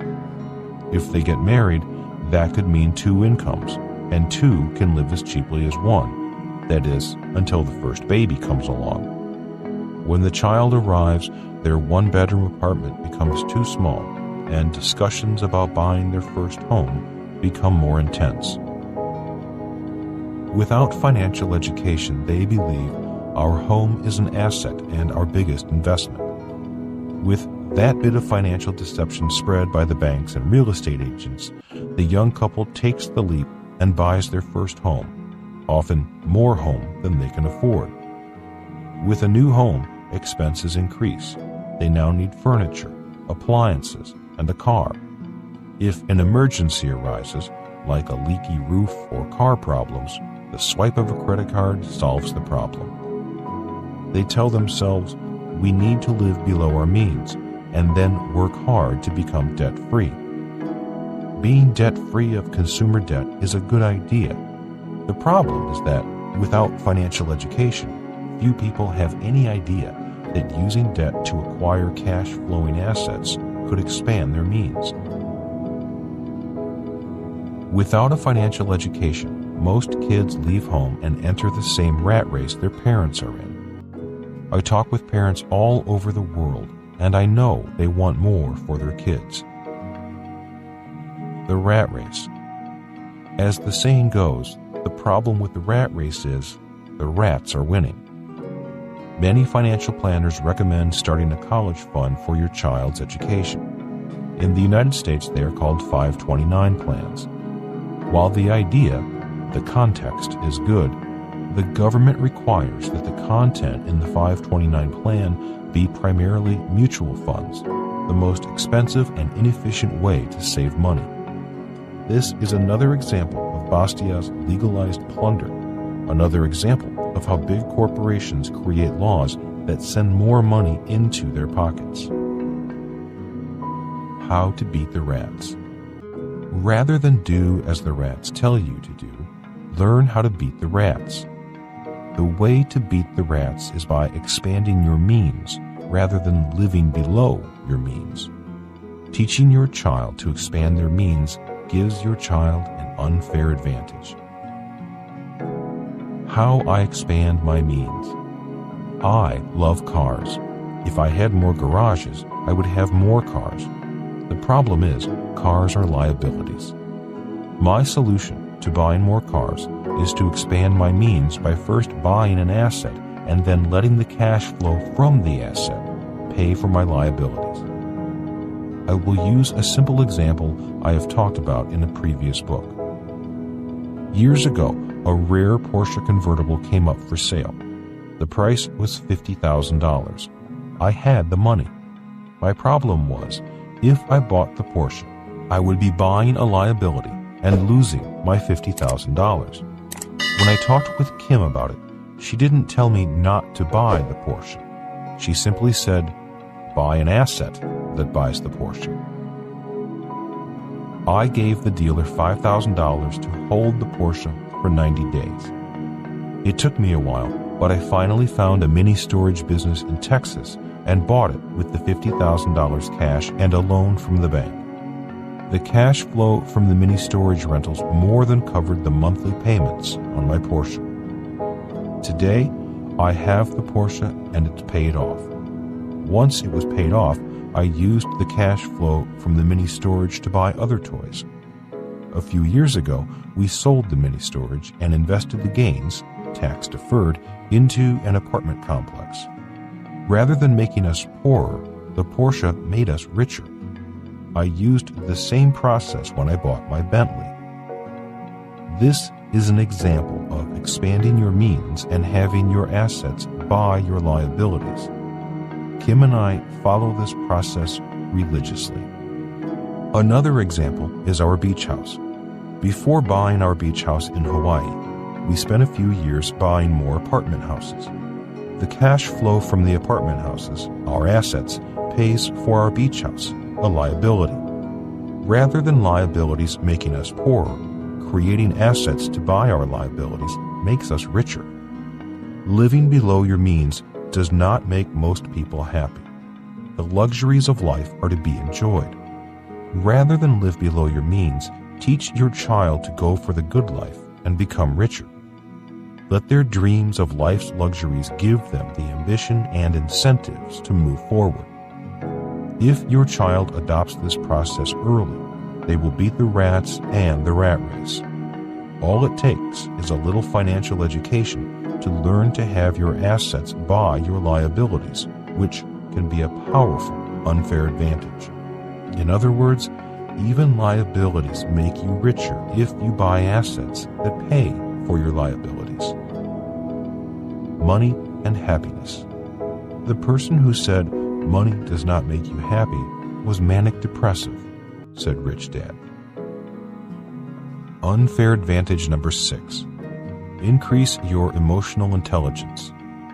When I purchased my Porsche by first buying real estate that generated cash flow, I was playing Monopoly in real life.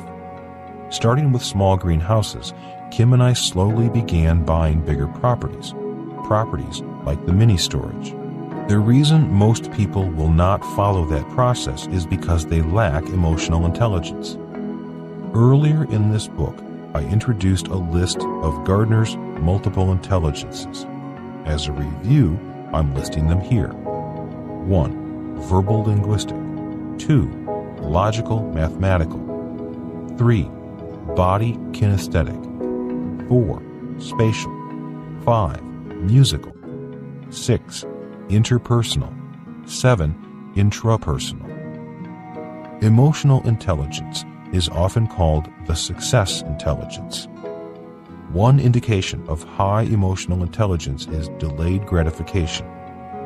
One reason why so many people struggle financially is because they cannot delay their gratification. Most people would run out and buy the Porsche or Prius on credit, using bad debt. By teaching your child to buy assets first and then use their assets to buy their liabilities, you are increasing the child's success intelligence. Why money doesn't make you rich. It seems impossible for multimillionaire athletes to go broke. However, Sports Illustrated found that after 2 years of retirement, 78% of NFL players are bankrupt or under financial stress. How can that be possible? There are many contributing factors to the suddenly wealthy becoming suddenly living hand-to-mouth again. Horrific spending habits, bad investments, generosity, and child support can put the wealthiest athlete into the poorhouse. And it's not just the NFL. Within 5 years of retirement, an estimated 60% of former NBA players are broke. Unfair advantage number 7. Understand the different paths to wealth. There are many paths to becoming a millionaire. A few are, you can marry for money, but we all know what kind of person does that. You can win the lottery. The lottery is for losers because without the millions of losers, there would be no winners. You can win the game show Who Wants to Be a Millionaire? Whoever designed this game show must be an A student. Only an A student would think that knowing the right answers would make you rich. Very few people become rich by knowing the right answers. Most people become millionaires by making mistakes first and learning from those mistakes. Many mistakes. You can become a professional athlete. The problem is that many professional athletes are bankrupt 5 years after retirement. If they lose their millions, it's hard to make their money back as they get older. You can become a millionaire by being financially intelligent. Different types of millionaires. Many people claim to be millionaires. When I hear this, my first question is, what kind of millionaire are you? The following are the different types of millionaires. The net worth millionaire. Before the subprime crisis in 2007, there were many net worth millionaires.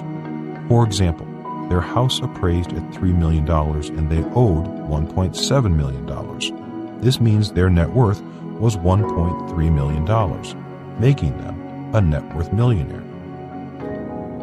After the crash, their home is now worth half the value, or $1.5 million, which means they are no longer millionaires because their home is worth less than the mortgage.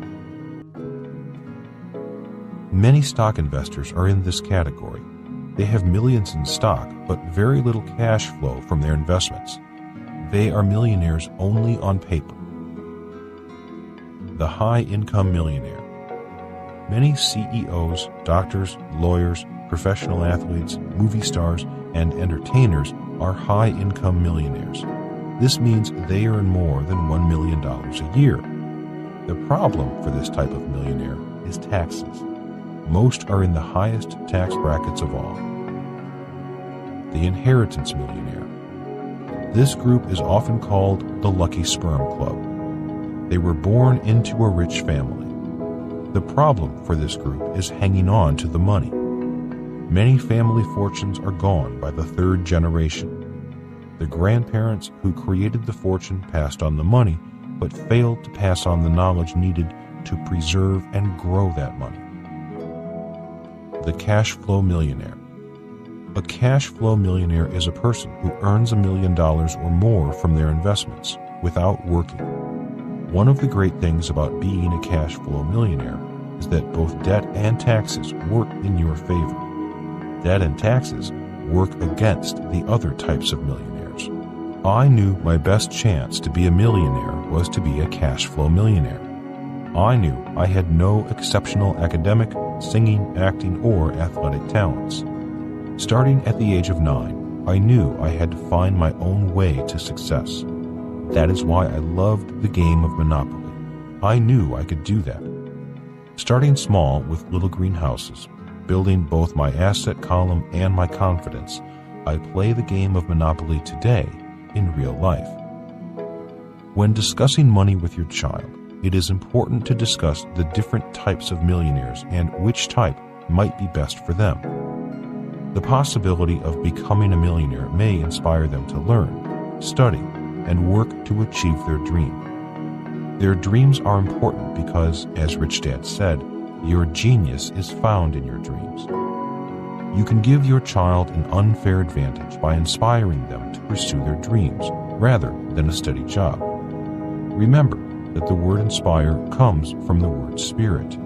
If you ignite your child's spirit, their genius may emerge. Unfair advantage number 8.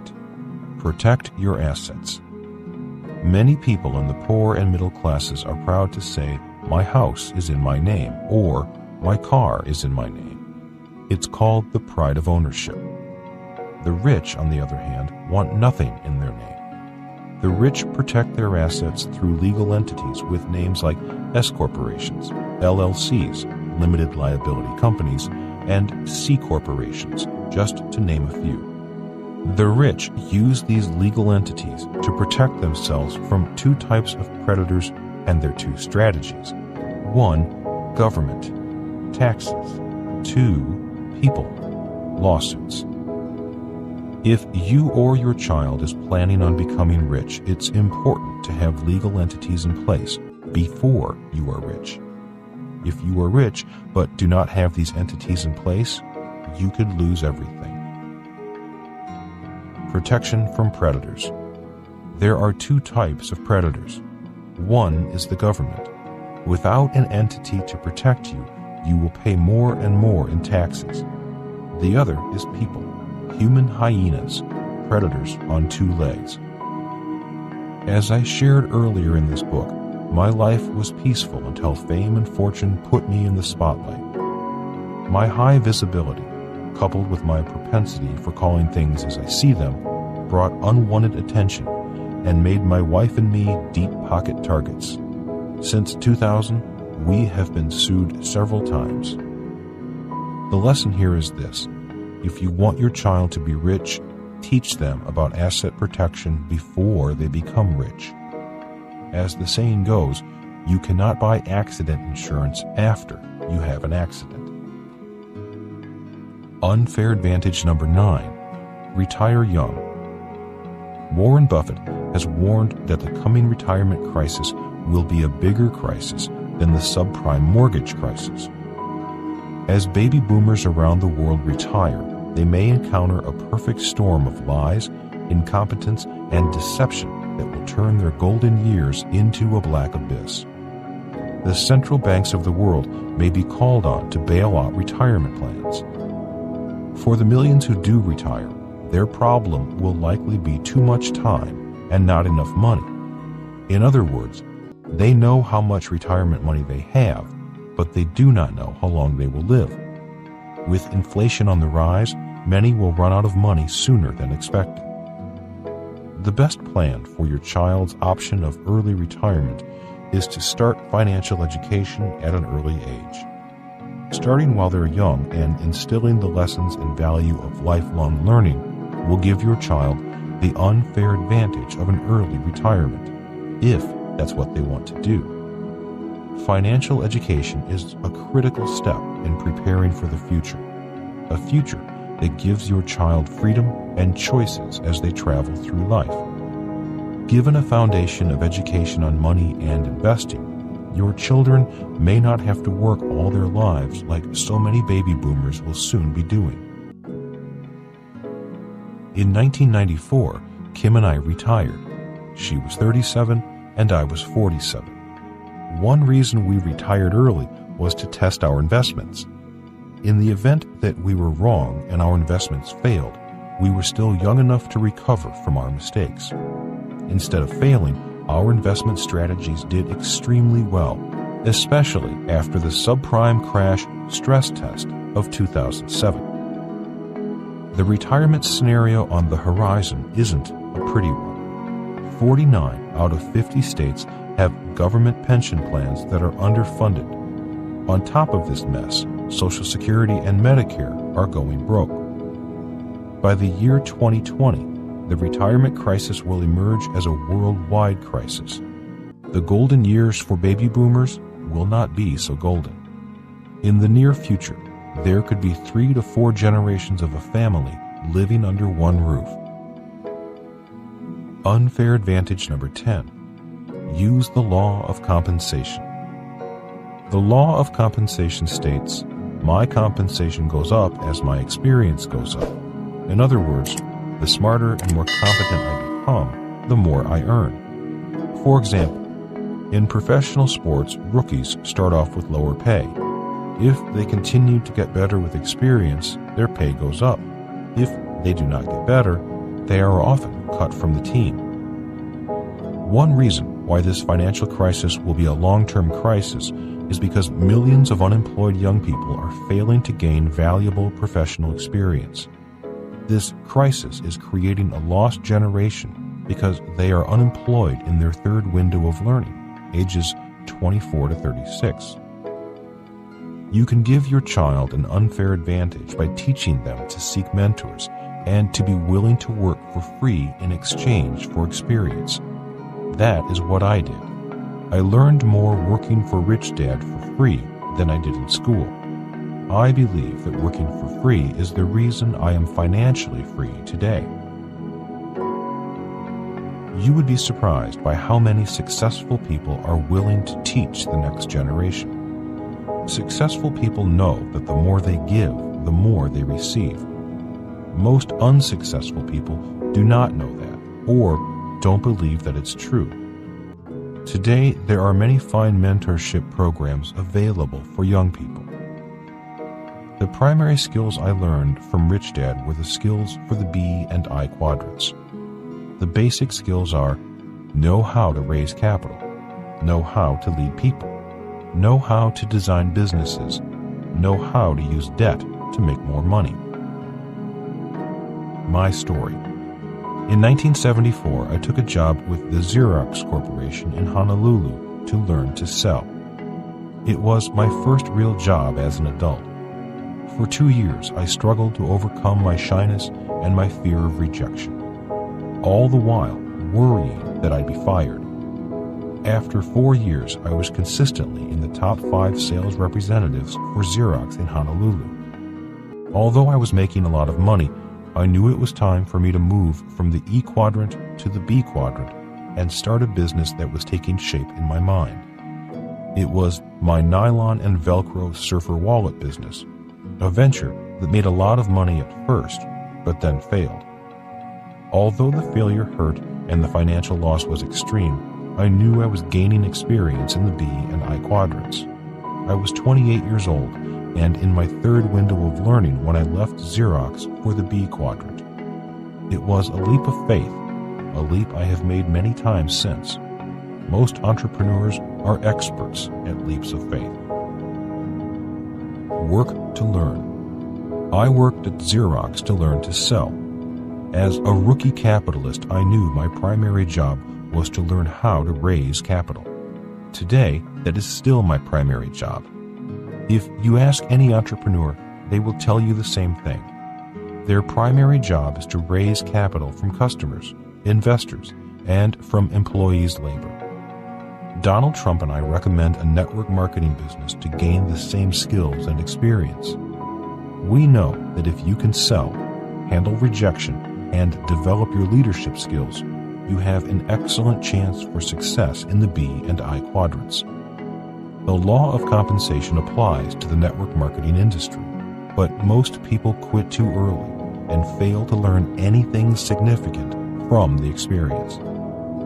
Today, the law of compensation still holds true.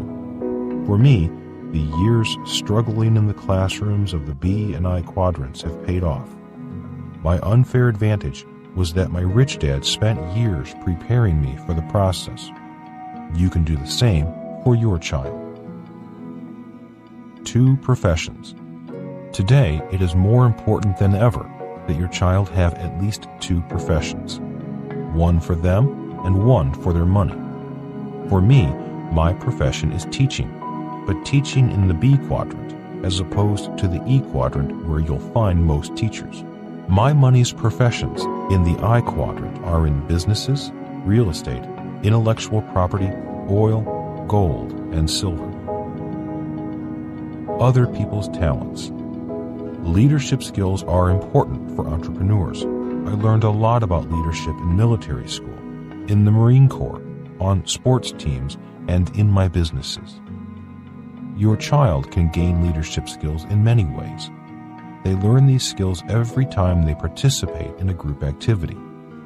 The first thing they must learn is to be a good follower, before they can be a good leader. Too many people, especially those in the S quadrant, want to be good leaders, but they are terrible followers. Many A students lack this skill, which is why they tend to become doctors and lawyers in the S quadrant. Other people's money.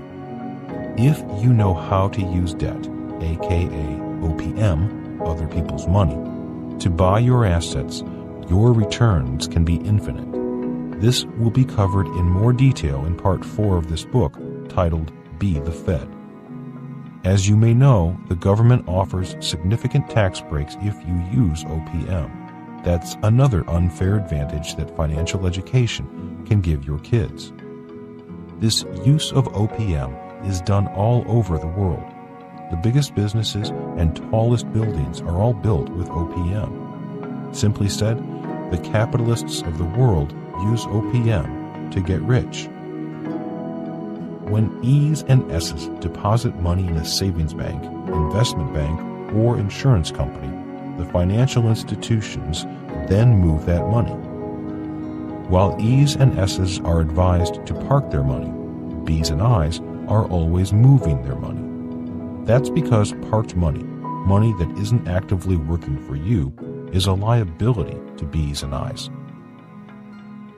The E's and S's of the world are the OP, the other people, who provide the labor and provide the money through their savings accounts and retirement plans. When you advise your child to go to school, get a job, save money, and invest in a retirement plan, you are advising your child to be the OP employed and used by B's and I's. The purpose of the education system is to produce OP. If you don't want your child to be the OP in the world of money, then it is up to you as parents to give your child a financial education at home. In conclusion, quadrants are classrooms. Remember that each quadrant is a different classroom teaching different skills. Teach your child about the quadrants early so they can prepare for their future classrooms. Quadrants are more important than professions. Also remember that the quadrant is more important than the profession. Although I never dreamed of being a teacher, especially when I was flunking out of school, I am a teacher today. But I am a teacher in the B and I quadrants, not the E and S quadrants. The difference is I make as much money as I want, pay very little legally in taxes, and do not need a paycheck or a pension. By giving your child these 10 unfair advantages, they gain other advantages in life. Financial advantages of a financial education. Earn more money. Keep more of your money. Protect more of your money. Spiritual advantages of a financial education. More peace of mind. More generosity. More control over your life.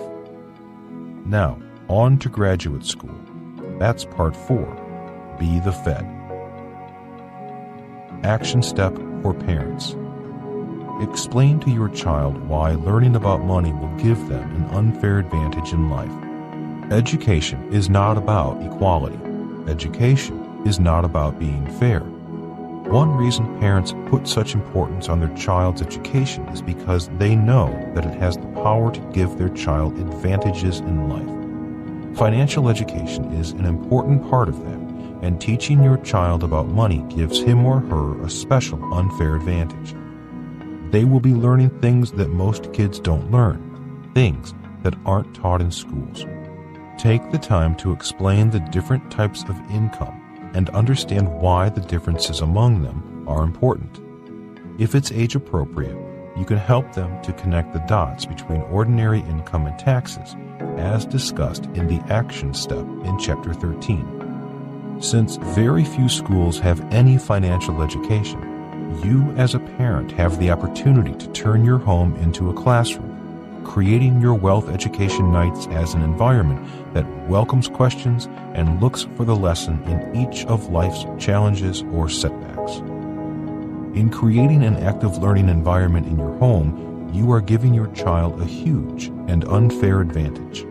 With a strong financial education, your child will have the freedom to follow their dreams. You open the door to the possibility that they may never need a job or a paycheck. Part 4. Graduate School for Capitalists. Why not print your own money? Part 4. Introduction. The dream of many entrepreneurs is to start a business and take it public. Taking it public means selling shares of the business via a stock offering to the public. That is what Steve Jobs and Mark Zuckerberg did when Apple and Facebook went public. When they took their companies public, they started up the printing presses, printing millions of shares of stock in their own companies. They became billionaires. For many entrepreneurs, selling shares of their companies to the public is their graduation from graduate school. Your graduation present is that you can now, legally, print your own money. This also means you may not need to borrow money. You can print more money by issuing more shares of stock in your company and selling those shares to the public. It's like getting your PhD in capitalism. March 9, 2004 was one of the happiest days of my life. A company I started with a few friends went public on the Toronto Stock Exchange. The company was a mining company in China with a proven body of gold ore valued at $5 billion. Although my dream was realized, my education continued. Once the Chinese government realized how much gold we had discovered, the game began.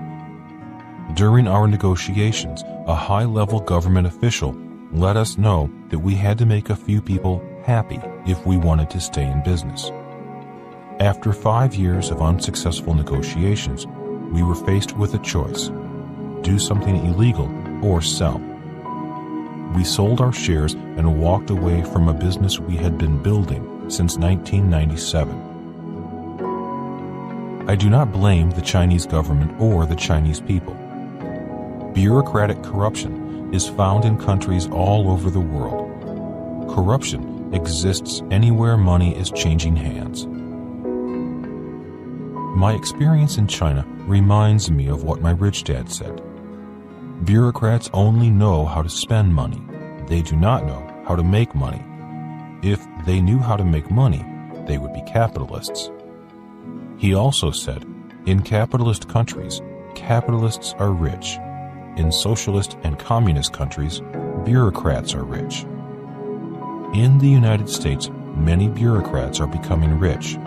This is not a good sign. It is a sign of growing corruption due, in my opinion, to failures in our educational system. In the opening sections of this book, I quoted from Dr. Frank Luntz's book, What Americans Really Want, Really. So, how to equip a generation of Americans for success in entrepreneurship. Forget about MBAs. Most business schools teach you how to be successful in a big corporation, a bureaucrat, rather than how to start your own company. Again, his research found 81% of Americans say universities and high schools should actively develop entrepreneurial skills in students. 70% say the success and health of our economy depend upon it. I agree with Dr. Luntz. Most teachers are employees. How can they teach kids about entrepreneurship? If the teacher does come from the world of business, it's most likely that they are a managerial capitalist, a bureaucrat who never started a business from the ground up, much less took it public through a stock offering. My concern is that our schools are mass-producing more and more bureaucrats with advanced degrees. If this continues, not only will corruption increase, but more entrepreneurs may choose to leave the country. This is why I believe financial education for your child is important. We need entrepreneurs. We need people who grow up to start businesses, create jobs, and learn how to print their own money. Ways to print your own money. Starting a business and selling it to the public is one way to print your own money. Another popular way is called technical trading in the stock market, using trading strategies such as shorts, call and put options, collars, and straddles. A few of these strategies are taught in the Cash Flow 202 game. As with any new investment plan or strategy, I always recommend education and practice, lots of practice, before doing the real thing. You do not have to be in the stock market to print money. Every time I write a book, I am printing my own money.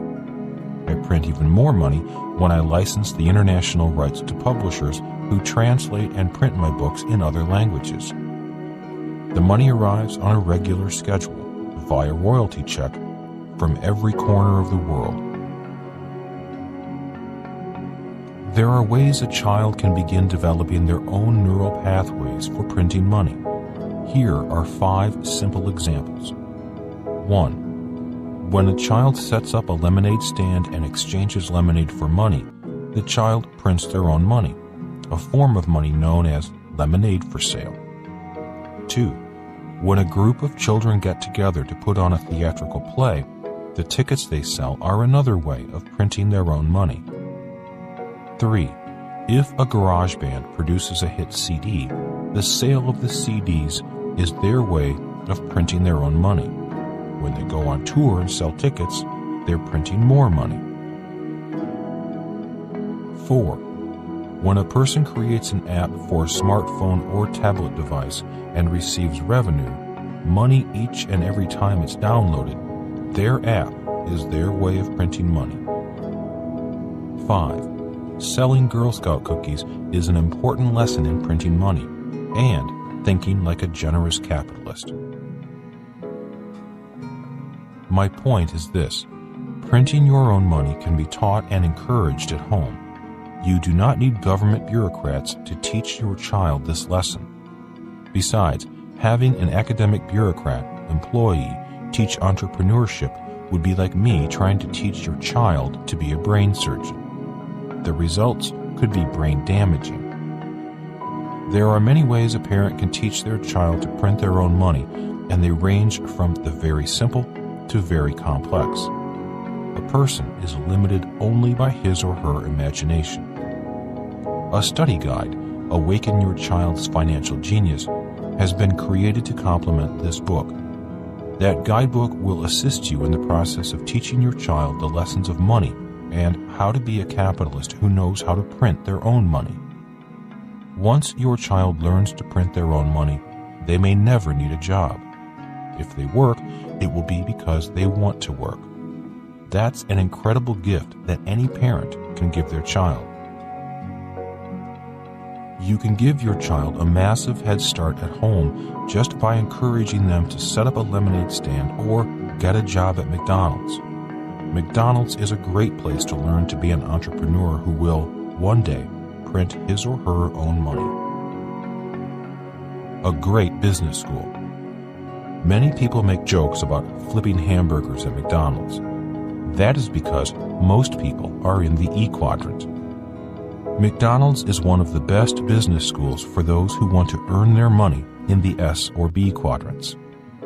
When a young person asks me how they can gain real-world business experience, I suggest they take a part-time job at McDonald's and learn their systems.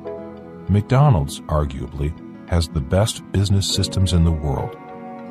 I suggest they work at every position possible, from cashier to cook, janitor, and, if possible, shift manager. In a small retail space, a young person can gain a well-rounded hands-on business experience in many different departments that will prepare them to run their own business. Working at McDonald's will give them experience in 80% of the different components that make up a business. If they work for a traditional business, they may gain experience in one department, such as accounting, and not gain experience in other departments. If they look at McDonald's from an E quadrant mindset, the pay will be terrible. If they look at their job at McDonald's from the S or B quadrant mindset, they will see their work experience as priceless. For you health fanatics, I'm not recommending the food at McDonald's, I'm recommending their business systems. As my rich dad said, most of us can make a better hamburger than McDonald's, but very few of us can build a better business. Remember my rich dad's lesson. It's not the profession, it's the quadrant. Today, I am a teacher in the B and I quadrants, which is why I make more money than most teachers. Teaching in the B and I quadrants is how I print my own money. The fourth and final part of this book focuses on how financial education can teach you and your child to be the Fed, to print your own money, pay less in taxes, do more good, be more generous, and protect yourself and your family, rather than be crushed by rising inflation, higher taxes, and more poverty in the looming financial turbulence. Why the rich don't work for money. Part 4, Chapter 17, Be the Fed. Prior to the 2007 crash, I suspect that relatively few people were aware of the Fed, the Federal Reserve Bank of the United States. Prior to 2007, the Fed was an obscure institution that wielded silent power over the United States and the world economy. Although many people have now heard of the Fed, its role and how it functions remain a mystery to many. The defined purpose of the Fed is to promote effectively the goals of maximum employment, stable prices, and moderate long-term interest rates. Obviously, the Fed is having trouble doing its job. One reason we have multi-trillion-dollar deficits is because the Fed is failing. Rather than solve the underlying problems, the Fed prints more and more money. Making the case. Today, even homeless people are aware of the Fed, and End the Fed signs have appeared in many campgrounds filled with homeless people. During the Occupy Wall Street movement that began on September 17, 2011 in Zuccotti Park near Wall Street in New York City, there were many signs demanding the Fed be shut down. Today, many people know that the Federal Reserve Bank is not federal, is not a bank, and has no reserves. It's not even American, owned instead by the richest people and banks in the world. The Fed has the power to print money, even though Fed Chairman Ben Bernanke denies that it does that. What the Fed does is write checks out of thin air to buy U.S. Treasury bonds and other assets to keep the economy from collapsing. The money then flows to the biggest banks and into the economy. The Fed then collects interest on the bonds, interest paid by taxpayers. What happens to the money the Fed collects? That's the trillion-dollar question. In 2009, Ron Paul, former presidential candidate and U.S. representative from Texas, wrote a book titled End the Fed. He has been a critic and opponent of the Fed for years. Paul views the Fed as a quasi-criminal organization, a cartel made up of the biggest private banks in the world. While I agree with Ron Paul and believe the world would be better without central banks like the Fed, I choose not to spend my time in protest. I would rather increase my financial intelligence and look at the Fed from the edge of the coin, the vantage point that lets me see both sides. In looking at both sides, I can see how the Fed has done a lot of good, in spite of what many view as harm. Although I understand both sides of the argument, I am encouraged to see the heightened level of awareness that has even homeless people now protesting the Fed. When I was in high school, during the 1960s, President Lyndon B. Johnson launched his Great Society programs that led to the creation of Medicare, Medicaid, and the Older Americans Act. The Great Society was designed to save the poor. The Great Society programs expanded under Republican Presidents Richard Nixon and Gerald Ford, with its greatest expansion during the term of President George W. Bush. Facing re-election challenges, President Bush passed Medicare Part D, the Medicare Prescription Drug Improvement and Modernization Act. This allowed Medicare Plus Choice to add prescription drug coverage and became known as Medicare Advantage, MA, plans. Medicare may be the most expensive of all U.S. social programs to date.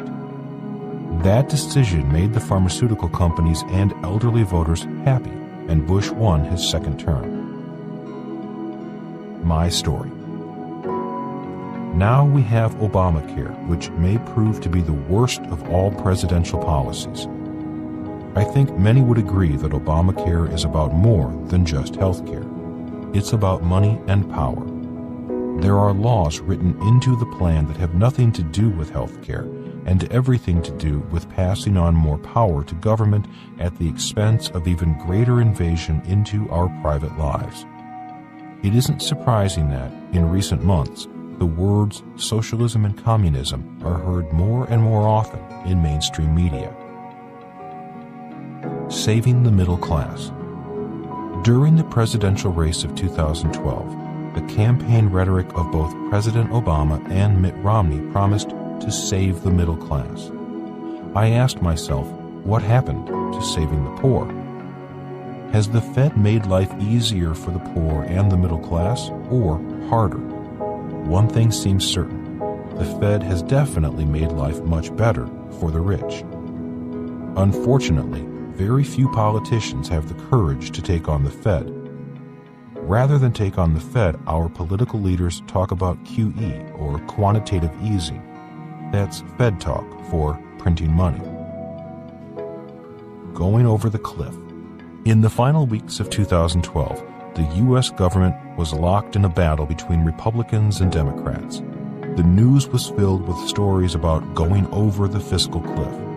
One side talked about cutting spending, and the other side talked about taxing the rich. In my opinion, the reason they cannot agree is because they know they cannot solve our problems. Politicians know they lack the power. They may know what to do, but they lack the guts to do it. So lawmakers, kicking the can once again, put bandages on America's financial wounds, and the problem is pushed on to the next generation of lawmakers and Americans. That is what Franklin Delano Roosevelt did. He created Social Security and other socialist programs during the last Depression. His solutions, along with President Lyndon B. Johnson's Medicare program, are now today's problems. Like it or not, we began going over the fiscal cliff a long time ago. During the last Depression, tent cities of homeless families were known as Hoovervilles, named after President Herbert Hoover. If history is any guide, more quantitative easing, printing money to solve our problems, will mean millions more will be homeless. While I agree with Ron Paul to end the Fed, I choose to use my rich dad's financial education, which is be the Fed.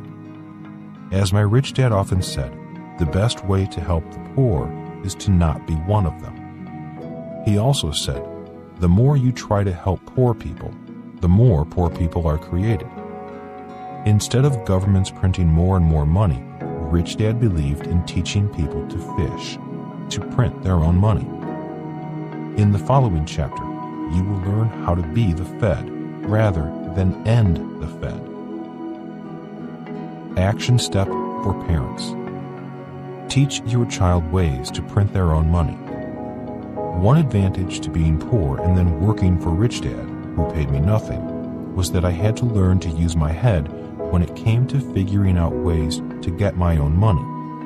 It's said that poverty leads to creativity, and as I've told the story in Rich Dad, Poor Dad, I began making money by melting old toothpaste tubes and making lead nickels. At the Merchant Marine Academy, I made extra money taking old sails from sailboats and sewing colorful nylon wallets. Since leather wallets rotted when exposed to the elements, nylon wallets were well received by sailors.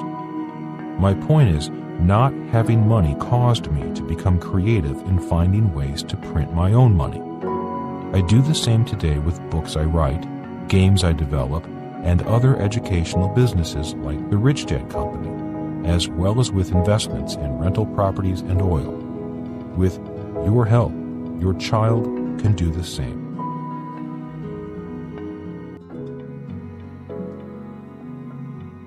Graduate School for Capitalists. Part 4, Chapter 18, How I Print My Own Money. The following is the process I use to print my own money. I have done my best to make it as simple as possible. I am afraid I have not done a good job since it is not a simple process. I ask you to do your best to follow my explanation. If you do not fully understand it, don't worry. Most people don't. If you want to understand it further, I suggest you get together with a friend, someone who also wants to learn, and listen to my words and discuss the process. When I want to learn something new, I get together with friends and we discuss different subjects of interest as a group. As they say, two minds are better than one. And if you want to learn to print your own money, more minds are better than one. Collaboration is how I learn best, and that's why I surround myself with a team of smart and experienced advisors. Unfortunately, in school, that's called cheating. Making the case. It never seems to fail that when I explain the Be the Fed process, someone will stand up and say, "You can't do that." My reply is always the same. Maybe you can't do it, but I can. I do it every day. In more precise terms, I have created vehicles, investments, intellectual property, and assets that put money in my pocket, month after month and year after year, whether I continue to work or not. That's being the Fed, or printing your own money. Needless to say, not everyone can actually be the Fed, but there are certain steps that anyone can take to improve their financial status. A few suggestions. 1. Be an entrepreneur. Own your own business. 2. Build a team of advisors, attorneys, accountants, and other entrepreneurs. 3. Understand how to use debt. 4. Understand tax laws. 5. Develop high emotional intelligence. 6. Set high standards for legal, ethical, and moral character and practices. 7. Be a real estate investor. 8. Be a commodities investor. 9. Dedicate time to financial education and putting what you learn to work. 10. Develop strong communication and people skills. My story. Let me tell you how I created my own Fed. Returning from Vietnam in 1973, I didn't know if I could make it in Rich Dad's world. I had at least a basic understanding of the 10 requirements listed above, his guidelines for what was important in his world. I knew job security and a steady paycheck were not on his list, and I understood why. At age 25, I knew the process was not going to be an easy one. Although I did not like school, I did want to learn to be a capitalist. That was my advantage. I wanted to learn, and as for you, the desire to learn is the key to learning. As I studied what it would take to travel the entrepreneurial path I had chosen, I realized that I was starting another chapter of my life. Just as flight school was a process, a transformational process that was much like a caterpillar turning into a butterfly. And when I returned from Vietnam, I knew I was about to enter a new transformational phase, much like flight school had been. I knew that in this new process, there would be no more steady jobs, no steady paycheck, no one there to catch me if I fell or failed. Much like in flight school, I could crash, burn, and die in the process of becoming an entrepreneur. The following are a few important points to keep in your mind before I disclose how to be the Fed.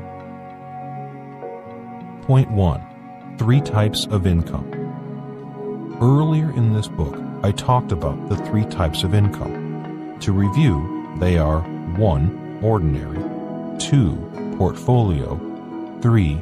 Passive. The 3 types of income are important. They are the basis for the reason President Obama paid approximately 20.5% in taxes on $3 million in income, and Mitt Romney paid 14% on $21 million in income. As we covered in a previous chapter, the president works for ordinary income, and Romney focuses on portfolio income. I expect that one reason Steve Jobs took only $1 in salary each year was because he did not want ordinary income. He was focused on portfolio and passive income. Most people only know of ordinary income. Success in the Be the Fed process requires a working knowledge of all 3 types of income. Point 2. 4 types of money. In order to understand the Be the Fed process, it is important to first understand the history of money and the 4 different types of money. The 4 types of money are 1. Commodity money, 2. Reserve money, 3. Fractional reserve money, 4. Fiat money. The financial crisis we're mired in is caused by fiat money, which is money that's not backed by gold or silver, but rather by the government's promise. And I'm not sure we want to look at the government's track record on keeping promises. The Fed and central banks around the world print fiat money. The process in becoming the Fed requires a reversal of history. The process begins with the ability to print your own fiat money and use that fiat money to acquire real assets, assets like businesses, real estate, and oil wells. Then, with the cash flow from these assets, you acquire more real assets like real estate and commodity money, like gold and silver. That's what capitalists do. Lessons from the history of money. 1. Commodities. Thousands of years ago, the first types of money were commodities: gold, silver, salt, seashells, and livestock. In fact, the word capital is derived from the word cattle. When modern bankers use the words in kind, the word kind is a derivative of the German word Kinder, or baby, which is also where the word kindergarten comes from, meaning a garden of children. When a cattle owner left his cattle with the banker as collateral for a loan, the bank was allowed to keep the babies, the calves, or the kinder, as its interest payment. In financial terms, the phrase in kind means to pay back with the same. Years ago, it meant paying back the interest with calves. Today, it means paying back the interest with money. When commodities are used for money, barter is the word that describes the exchange process. 2. Reserve money. The second type of money was reserve money. When a merchant traveled across the desert to buy goods from foreign lands rather than carry gold, which was dangerous, the merchant would deposit his gold or cattle with a banker, someone they trusted for safekeeping. The trusted person would issue a note stating that there was gold or cattle in his safekeeping. The merchant would travel across the desert and pay for his purchases with this note, which was known for a time as reserve currency. 3. Fractional reserve money. It was not long before the banker who was entrusted with the valuables realized that the merchant did not really need or want his gold or his valuables. Most of the banker's customers were happier with notes, the pieces of paper or IOUs from the trusted banker. Notes were lighter, foldable, traveled better, and posed less of a risk than the transport of bags of gold. A light went on in the banker's head, and he began lending out fractional reserve notes. That meant that if a banker had $1,000 in gold in its coffers from depositors, he might lend out $10,000 in fractional reserve notes to other borrowers and charge interest in kind. With the introduction of fractional reserve money, banks began printing money. When this happened, the money supply expanded, and so did prosperity. In this example, the fractional reserve was 10. That meant there were $10 in circulation for every $1 of gold in the bank. Everyone was happy, unless, of course, all the savers wanted their money back at the same time. Today, when all the savers want their money back at the same time, it's called a run on the bank.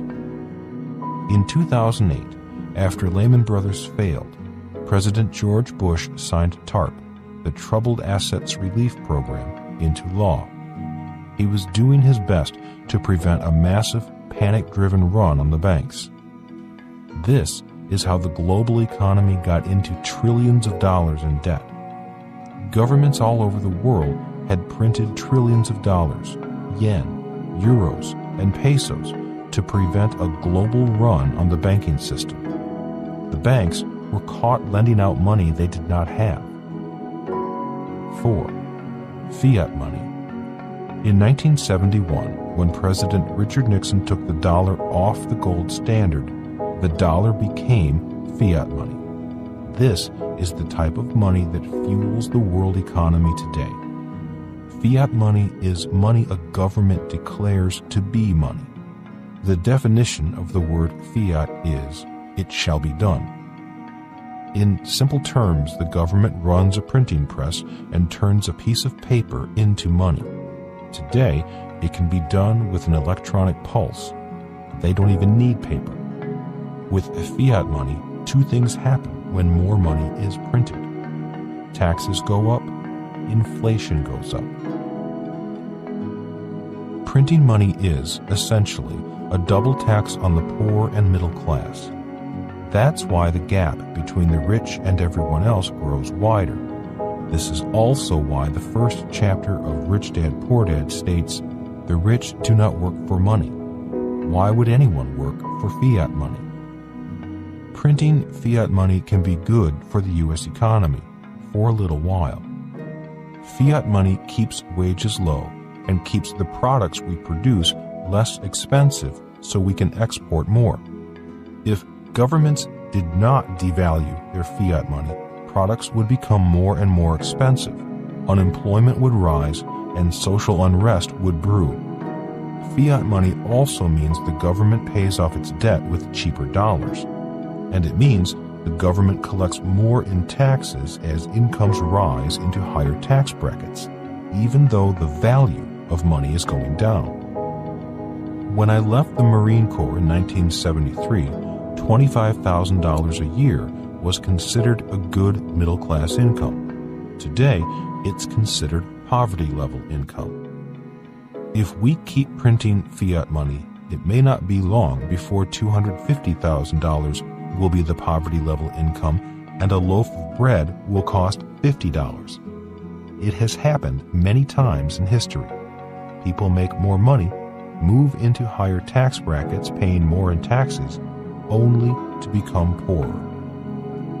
This is why becoming the Fed is important.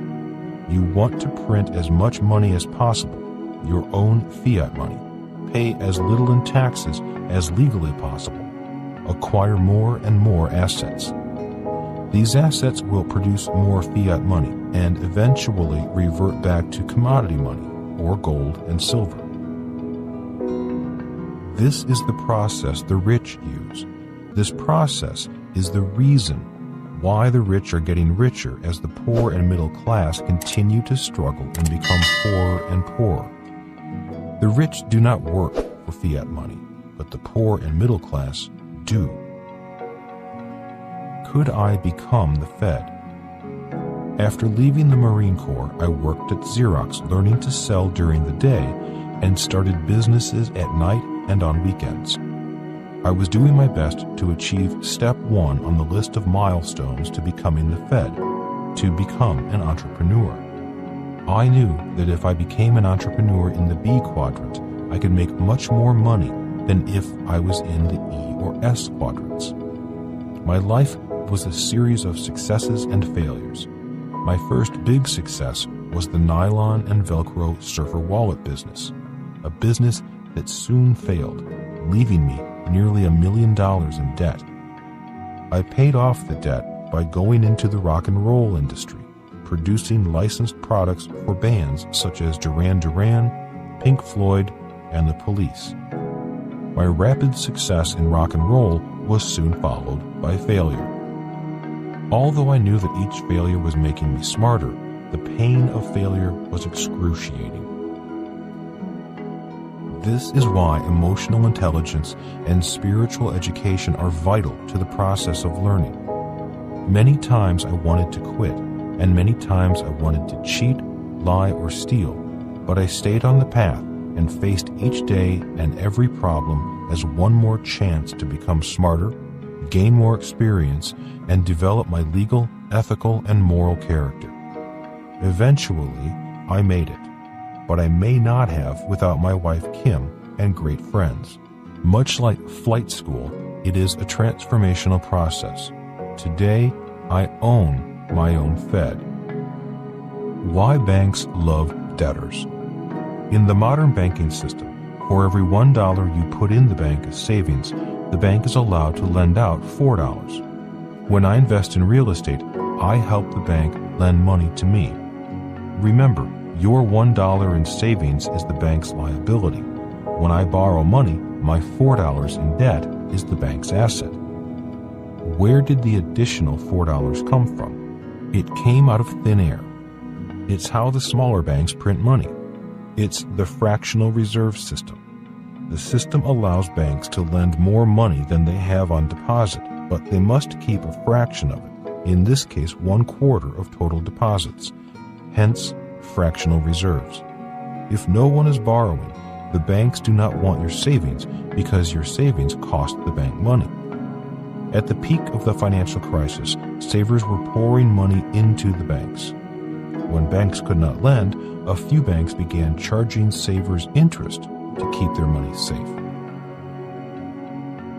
The following is what I do to be the Fed.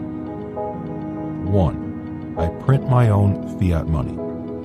In 1996, Kim and I started the Rich Dad Company. We raised $250,000 from investors.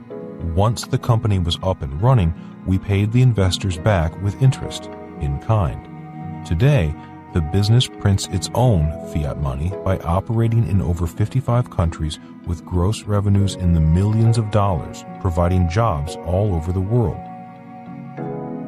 All money coming in is an infinite return, since all the money we originally invested into the business, our investors' money and ours, has been repaid. An infinite return is the same as printing money, just as the Fed does. Every year, we design new products and, once again, more money comes in. If the Rich Dad Company were shut down, the cash would still flow in from our international book and game licensees.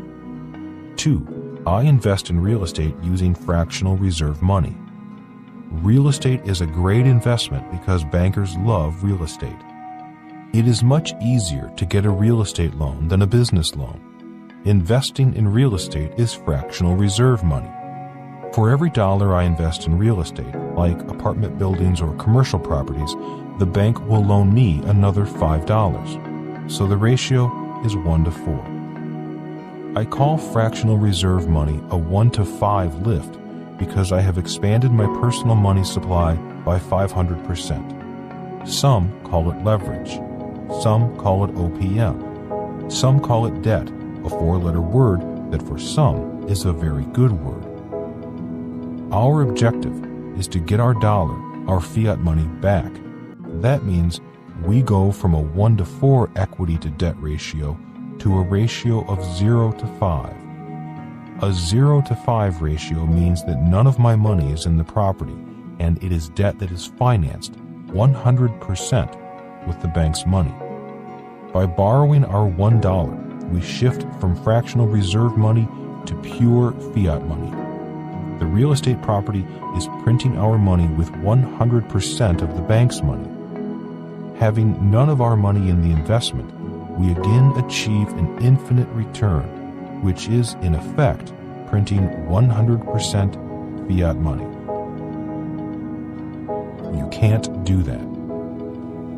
Whenever I explain how we print our own money, I encounter someone who says, "You can't do that," or "You can't do that in my country." I assure them it is done in every country of the world. My response is, maybe you can't, but somebody in your country is doing it. This is the way the laws work in almost every country in the free world. The next time you see a large office building, or hotel, or residential project, remind yourself that the people who own those big buildings are doing it. How are they doing it? The law of compensation. In 1973, after taking a 3-day real estate seminar, I purchased my first property for $18,500. I put 10% down, or $1,850, using my credit card. That was my first 100% financed investment. By 2005, Kim and I and our partners, Ken McElroy and Ross McAllister, were putting together our first multi-million-dollar 100% financed investment. Kim and I put up $1 million as our down payment. We improved the property and added new apartments. The rents went up and, on the basis of the additional income generated, the bank refinanced our loan on the property. In small real estate investments, banks lend money according to the investor's financial strength.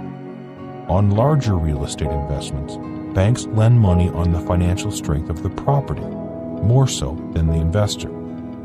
With the new loan on the property, Kim and I received our $1 million investment back, tax-free, because it was debt. If it were ordinary income, we would have paid approximately $500,000 in state and federal taxes. Today, we still own the property. It is 100% bank financed, and we still receive our monthly cash flow income, which is taxed at the lower passive income tax rate. The bank is our partner that has provided 100% of money invested, but we receive 100% of the appreciation, amortization, and depreciation. The bank gave us our $1 million investment back, which we reinvested into another apartment project, and then repeated the process. This is why I love banks. They are the best partners, providing that you are a good partner to them. The tax department is also a great partner because we are doing what the government wants done, which is employing people, using debt, and providing housing. How money changes quadrants. When I make money in the B quadrant, I immediately invest more in the I quadrant. I do this to further minimize taxes on the B quadrant income. If I spent my money from the B quadrant, I would not be as wealthy and I'd pay higher taxes. For example, if I make $100,000 in the B quadrant, I will either invest in a real estate project or an oil and gas project. not only do I acquire more assets, I gain more cash flow and, again, reduce my taxes. The core principles in my first investment in 1973 and in the investments Kim and I do today are the same. Only the number of zeros in the amount of the transactions has changed. This is an example of the law of compensation in action. The law that states, as education and experience go up, your compensation goes up as well. As long as we have our own money in the investment, the cash flow we receive is fractional reserve money. The moment all of our money is pulled out, via financing using 100% debt, the cash flow we receive is pure printed money. We are the Fed. The velocity of money. Most people, especially E's and S's, park their money in savings, insurance policies, or in retirement accounts. B's and I's borrow that money and keep the money moving by acquiring assets, then getting the money out of the asset to invest in another asset, over and over again. Their motivation is that they receive more and more income and pay less and less in taxes. This is because they do what the government wants done. They create jobs, housing, food, fuel, and use debt to make more money. In simple terms, E's and S's park their money. The B's and I's keep money moving. In financial terms, keeping money moving means acquiring more assets known as the velocity of money. Banks are the best partners. When it comes to investment partners, banks are the best. Banks put up most or all of the money and let me keep all the profits, as well as the tax advantages like amortization, appreciation, and depreciation. Most partners want to share in the profits and tax advantages, but banks don't. If the words amortization, appreciation, and depreciation are new terms that are not in your financial vocabulary, make a note to talk with your tax preparer or a tax professional to explain these important terms in greater detail. 3. I convert cash flow to commodity money. Many so-called experts call gold a barbaric relic of the past. They are correct. It is a relic that has survived thousands of years. Many people are buying gold and silver to convert their fiat money into commodity money. The problem is that in doing so, they do not acquire assets that produce cash flow. Their fiat money goes straight into hiding as a barbaric relic of the past. It doesn't do much good for society or the economy, as it sits in a safe doing nothing. By being the Fed, I print my own fiat money and acquire assets such as businesses, real estate, and oil wells, assets that serve society as well as produce cash flow. With our extra money, we purchase gold and silver. We don't save fiat counterfeit money. Since the US dollar is no longer real money, but instead a currency that is going down in value, it makes no sense to me to save dollars. If we need dollars, cash, then gold and silver are liquid and can be converted quickly and easily back into dollars. By being the Fed, I've reversed the history of money. I start with fiat money and get back to commodity money. 2 dads. I was fortunate to have 2 father figures in my life. They were my best teachers. I learned more from them than I learned in school. From my poor dad, I learned the importance and value of study. From my rich dad, I learned the power of generosity.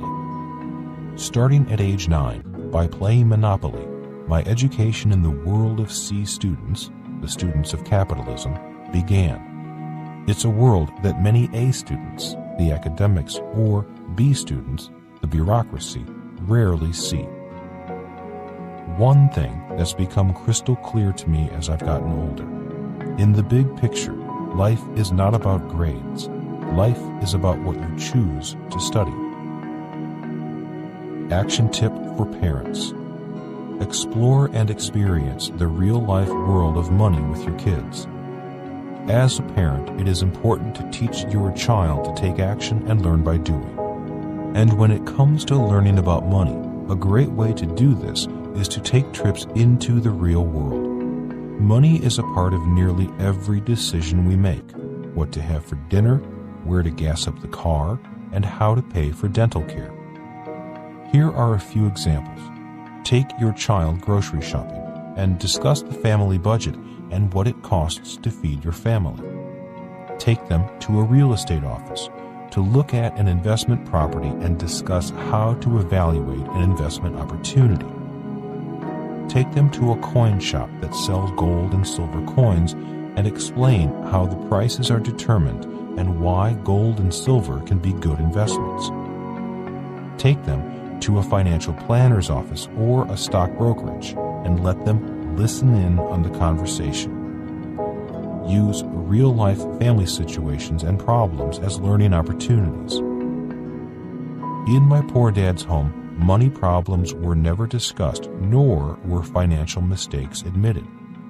For my poor dad, to admit you had problems or made mistakes meant he was stupid or a failure. In other words, he brought his culture from school into our home. In my rich dad's home, money problems and even mistakes related to money were learning opportunities. When real money problems or mistakes occur in your home, take the time to discuss and bring in new information from this book or other resources and seek wisdom from the other side of the coin. By seeking wisdom from the other side of the coin, you are teaching your children to increase their intelligence in all aspects of life. My poor dad believed that knowing the right answer was enough. For him, knowing that Columbus discovered America in 1492 was enough. My rich dad believed knowledge was action, what you knew you could do. My rich dad would rather learn to be Columbus than memorize the date he set sail. As the cone of learning reminds us, doing the real thing and simulation, both action-oriented and experiential ways of learning, are not only more fun, but more memorable. When real money problems or mistakes occur in your home, take the time to discuss them and seek out new information from this book or other resources, which will help you to look at the problem from the other side of the coin. By seeking wisdom from every side of the coin and multiple points of view, you are teaching your child to increase his or her intelligence in all aspects of life. Who is teaching your child to fish? Final thoughts. A home is a classroom, a child's most important place of learning. The foundations for life are built at home. Unfortunately, millions of children grow up in homes that are not healthy or supportive environments. Many kids are raised in environments of abuse, drugs, lies, hate, prejudice, and addictions. And these are rich kids. Poor kids grow up in an even tougher environment of poverty. I wrote this book for parents because parents are a child's most important teacher. Even if a parent is uneducated, that parent can still encourage learning. Even if a parent has suffered abuse or neglect, that parent can still hold their child and make them feel safe and loved. Love is a gift we all have to give, and it doesn't cost any money. And it can find its way into every home, rich or poor. This book is the most important book I have ever written because I knew only parents who truly loved their child and were concerned about his or her education and their future would listen to it. I did my best to keep things simple. I cannot emphasize strongly enough the importance of understanding the three sides of every coin, the importance of seeing things from multiple perspectives and being open to other points of view. Parents can increase their child's intelligence by teaching them how to see a bigger picture, more than a right or wrong world. I've emphasized the importance of generosity over greed and attempted to explain how the U.S. tax code actually rewards generosity. I've shared my belief that education is a lifelong process rather than a grade at the end of a semester, and that learning from our mistakes is how we're designed to learn. Keeping pace with change. There are many causes for the financial crises the world faces. The lack of financial education in our schools is only one of them. Another important cause of this economic turmoil is a concept known as accelerating acceleration, or the acceleration of change. Said another way, one reason schools fail students is simply because the school system cannot keep pace with change.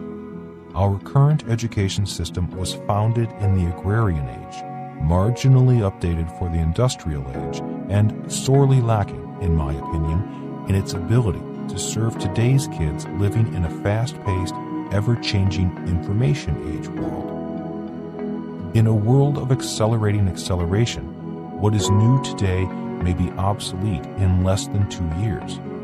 The good news is that most children are programmed to keep up with this accelerating acceleration. The flip side of that coin is that most schools and teachers are not. It shouldn't be surprising that many students are diagnosed with ADD or attention deficit disorders. In many cases, I think, ADD may be nothing more than a new name for boredom. These facts of academic life make a parent's role as teacher more important than ever. And this begs the question, how do parents keep their child engaged in learning? One answer is games. Kids sit for hours engaged in games on computers, game consoles, tablets, and smartphones. I learned some of the most significant lessons about business and investing by playing Monopoly for hours. Many companies, the Rich Dad Company included, are investing in tools and products that will deliver education in formats that work for today's kids. I believe that kids want to learn. Every day they discover new and exciting things in the world around them, ideas and innovations and people that fascinate them. Our job as teachers and parents is to make learning fun, engaging, and experiential, so the lessons translate into real life and are relevant, real, and useful. The bottom line is that your child can learn more at home than at school, and you, as a parent, can turn your home into the world's greatest classroom by opening your child's mind to all that life has to offer. In helping them find their special genius and supporting their dreams, you are giving them a priceless gift. Will iPhones and iPads ever replace teachers or traditional schools? I don't think so. But for now, a proactive parent can supplement and accelerate their child's learning via mobile devices and content designed for the learning speed of kids. The good news is that, in a world of soaring college tuition costs and student loan debt, this electronic way of learning offers an affordable alternative to the traditional education model. An information age world. In this information age, the emperor of education truly does have no clothes. And thanks to the innovations of modern-day entrepreneurs, quality education can be affordable and accessible. And like the era when Henry Ford made the automobile affordable for almost everyone, today's true capitalists are doing that with education. Entrepreneurs such as Steve Jobs and Bill Gates have turned every home, rich or poor, first world or third world, into a first-rate university. A world of information is accessible at lightning speed with the touch of a button or the tap of a key. Technology has changed the world and, in my opinion, is the biggest change in the history of the world. Never before has a world like this existed, a world without limits or boundaries, and it is open to your child. Oprah Winfrey found her genius on television. Thomas Edison found his genius in his laboratory. Tiger Woods found his genius on the golf course. And the Beatles found their genius in a nightclub. These geniuses never finished school. It's not inconceivable that, just as gunpowder and the cannon brought down the castle walls of kings and queens 600 years ago, mobile devices will bring down the hollowed walls of education as we know it today. Rather than governments telling us what to learn, your child will choose what they want to learn from anywhere in the world. Just as Steve Jobs dropped out of Reed College so he could start dropping in on classes and choose what he wanted to learn, your child can follow their heart and, later in life, the spirit within them that drives their passion and dreams. Maybe that path will lead to becoming an entrepreneur whose business prints money, an investor who puts his or her money to work for them, rather than an employee in a world of high unemployment and low wages, working hard for money all their lives. Fortunately or unfortunately, this may mean greater global chaos as the old is replaced by the new. Schools are slow to change. Teachers' unions do not want change. They want the status quo, which may be good for them, but bad for your child and the taxpayers. The world changed in 1971. When President Nixon took the world off the gold standard, the rules of money changed. Sadly, perhaps criminally, our schools have not adapted to that change. Today, our schools continue to teach kids to save money even when money is no longer money. Schools advise students to get out of debt, while the rich use debt to become richer. Schools teach kids that your home is an asset, even after the crash in the real estate market decimated the financial foundations of millions of families. And schools program your child to view taxes as a person's highest expense rather than opportunities and incentives. I believe the keys to the future are in the hands of parents, the classroom of the home enhanced by technology, and the genius in their child. In other words, the future of the world is truly in our homes, our hearts, and the minds of our children. We are all, I believe, at the precipice of the greatest human transformation in world history. Will there be chaos? Yes. Will there be violence? Probably. Will there be fear? Of course. Will there be new entrepreneurs who choose to take on the future and all the opportunities it offers? Absolutely. Question: what can a parent do? Answer: use time at home with your child wisely. Keep in mind the 3 windows of learning, the concept of multiple intelligences, the cone of learning, the power of games, and Maslow's hierarchy of needs. Remember that even the first, smallest steps toward creating a home environment that celebrates learning and applying what you learn puts you and your child on the path toward taking greater control over your financial future.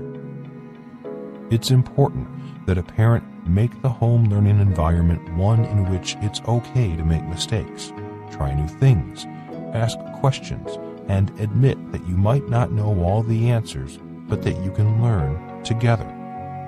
Foster an environment that's open to change and modification in this fast-paced world of accelerating acceleration.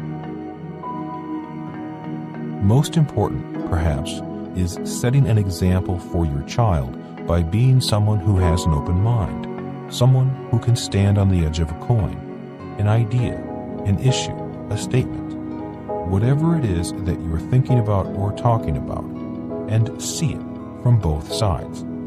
That's intelligence, and the kind of intelligence that can impact your financial future and truly accelerate your child's life.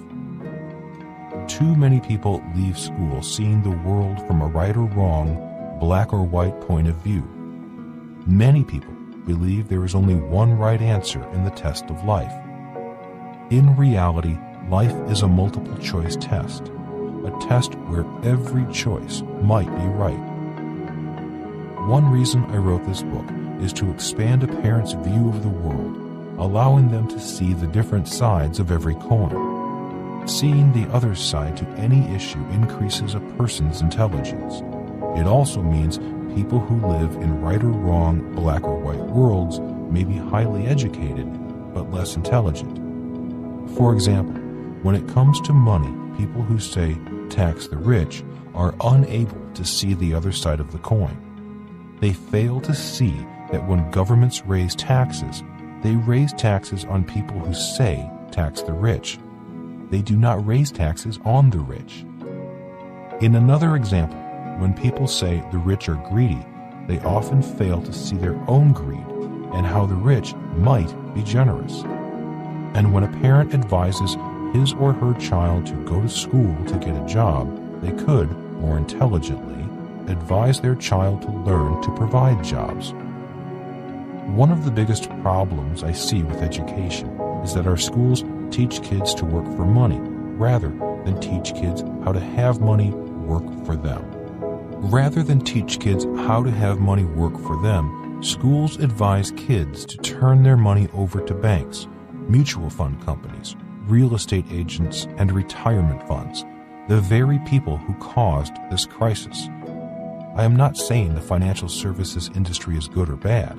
I am saying that a lack of financial education is at the core of the crisis. All children have a natural interest, attraction, and curiosity about money. Why not use this natural interest in money to stimulate the genius in your child? The General Education Board. In 1902, John D. Rockefeller founded the General Education Board. It appears that he created the board to take over the education system of the United States. I've often thought that this may be why our schools do not teach financial education.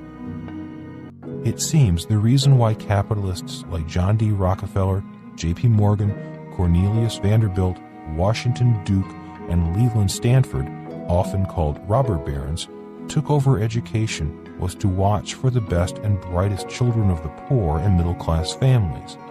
They'd teach them, then hire them as employees, managerial capitalists, to run their corporations. It seems apparent that these robber barons did not want students to know much about money, lest they inspire a generation of entrepreneurs versus the steady stream of employees that the robber barons needed as employees and managers. Selling your soul. As long as you need money, a part of your soul is always for sale. Anonymous. Politicians prey on the poor by offering entitlement programs such as Social Security, Medicare, and now Obamacare to get votes. Corporate executives, like food industry managers who sell fat, sugar, and salt to an obese population to keep their high-paying jobs, bonuses, and pensions.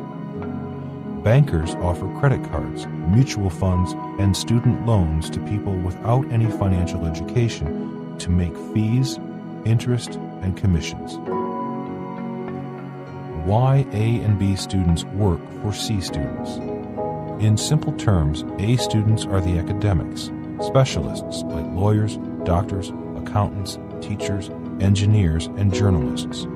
The B students, students of bureaucracy, are often management students. Both A and B students study only one side of the coin. On the other hand, C students, true capitalists, must be students of all three sides of a coin. And that is why A students and many B students work for C students. I'm entitled. It seems obvious to me that the lack of financial education is a primary reason for the growing entitlement mentality. From elected officials and public servants to unionized workers, military personnel, corporate employees, and poor, more and more people are jumping on the entitlement bandwagon with the belief that the world owes them a living. And as the purchasing power of the dollar continues to decline, many of the once productive and self-sufficient people in the middle class may join the ranks of the poor. The Emperor of Education is naked. From my perspective, I believe that we are faced with an education crisis and an entitlement crisis more than an economic crisis.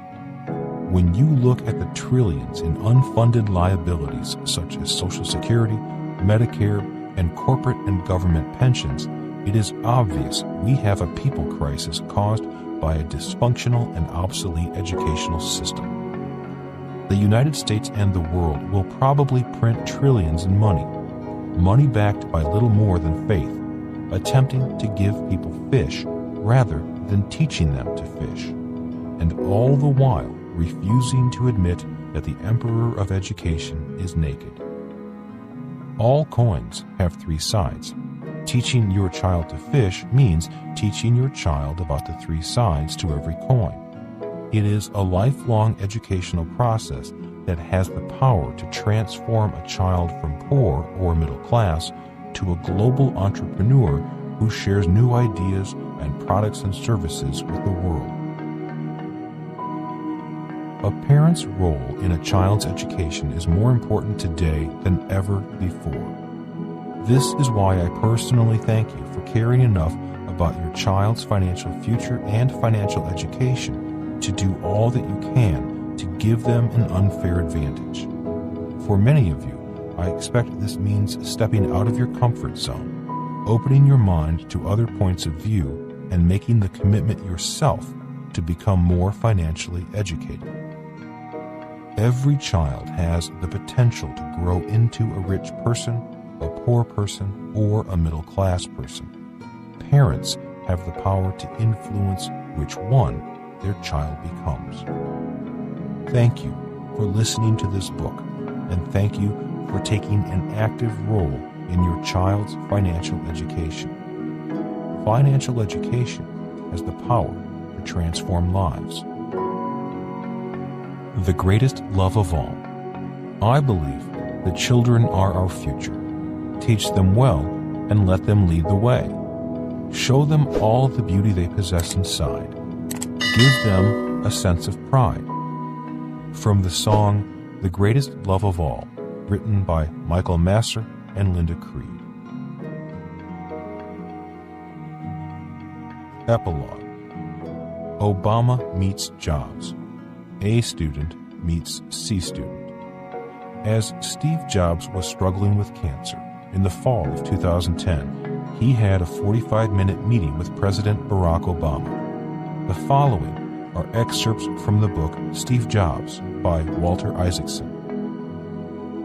The administration needed to be a lot more business-friendly. He, Steve, described how easy it was to build a factory in China and said that it was almost impossible to do so these days in America, largely because of regulations and unnecessary costs. Jobs attacked America's education system, saying that it was hopelessly antiquated and crippled by union work rules. Until the teachers' unions were broken, there was almost no hope for education reform. Teachers should be treated as professionals, he said, not industrial assembly line workers. Principals should be able to hire and fire them based on how good they were. It was absurd, he added, that American classrooms were still based upon teachers standing at a board and using textbooks. All books, learning materials, and assessments should be digital and interactive, tailored to each student and providing feedback in real time. Thank you, Steve Jobs. Robert Kiyosaki.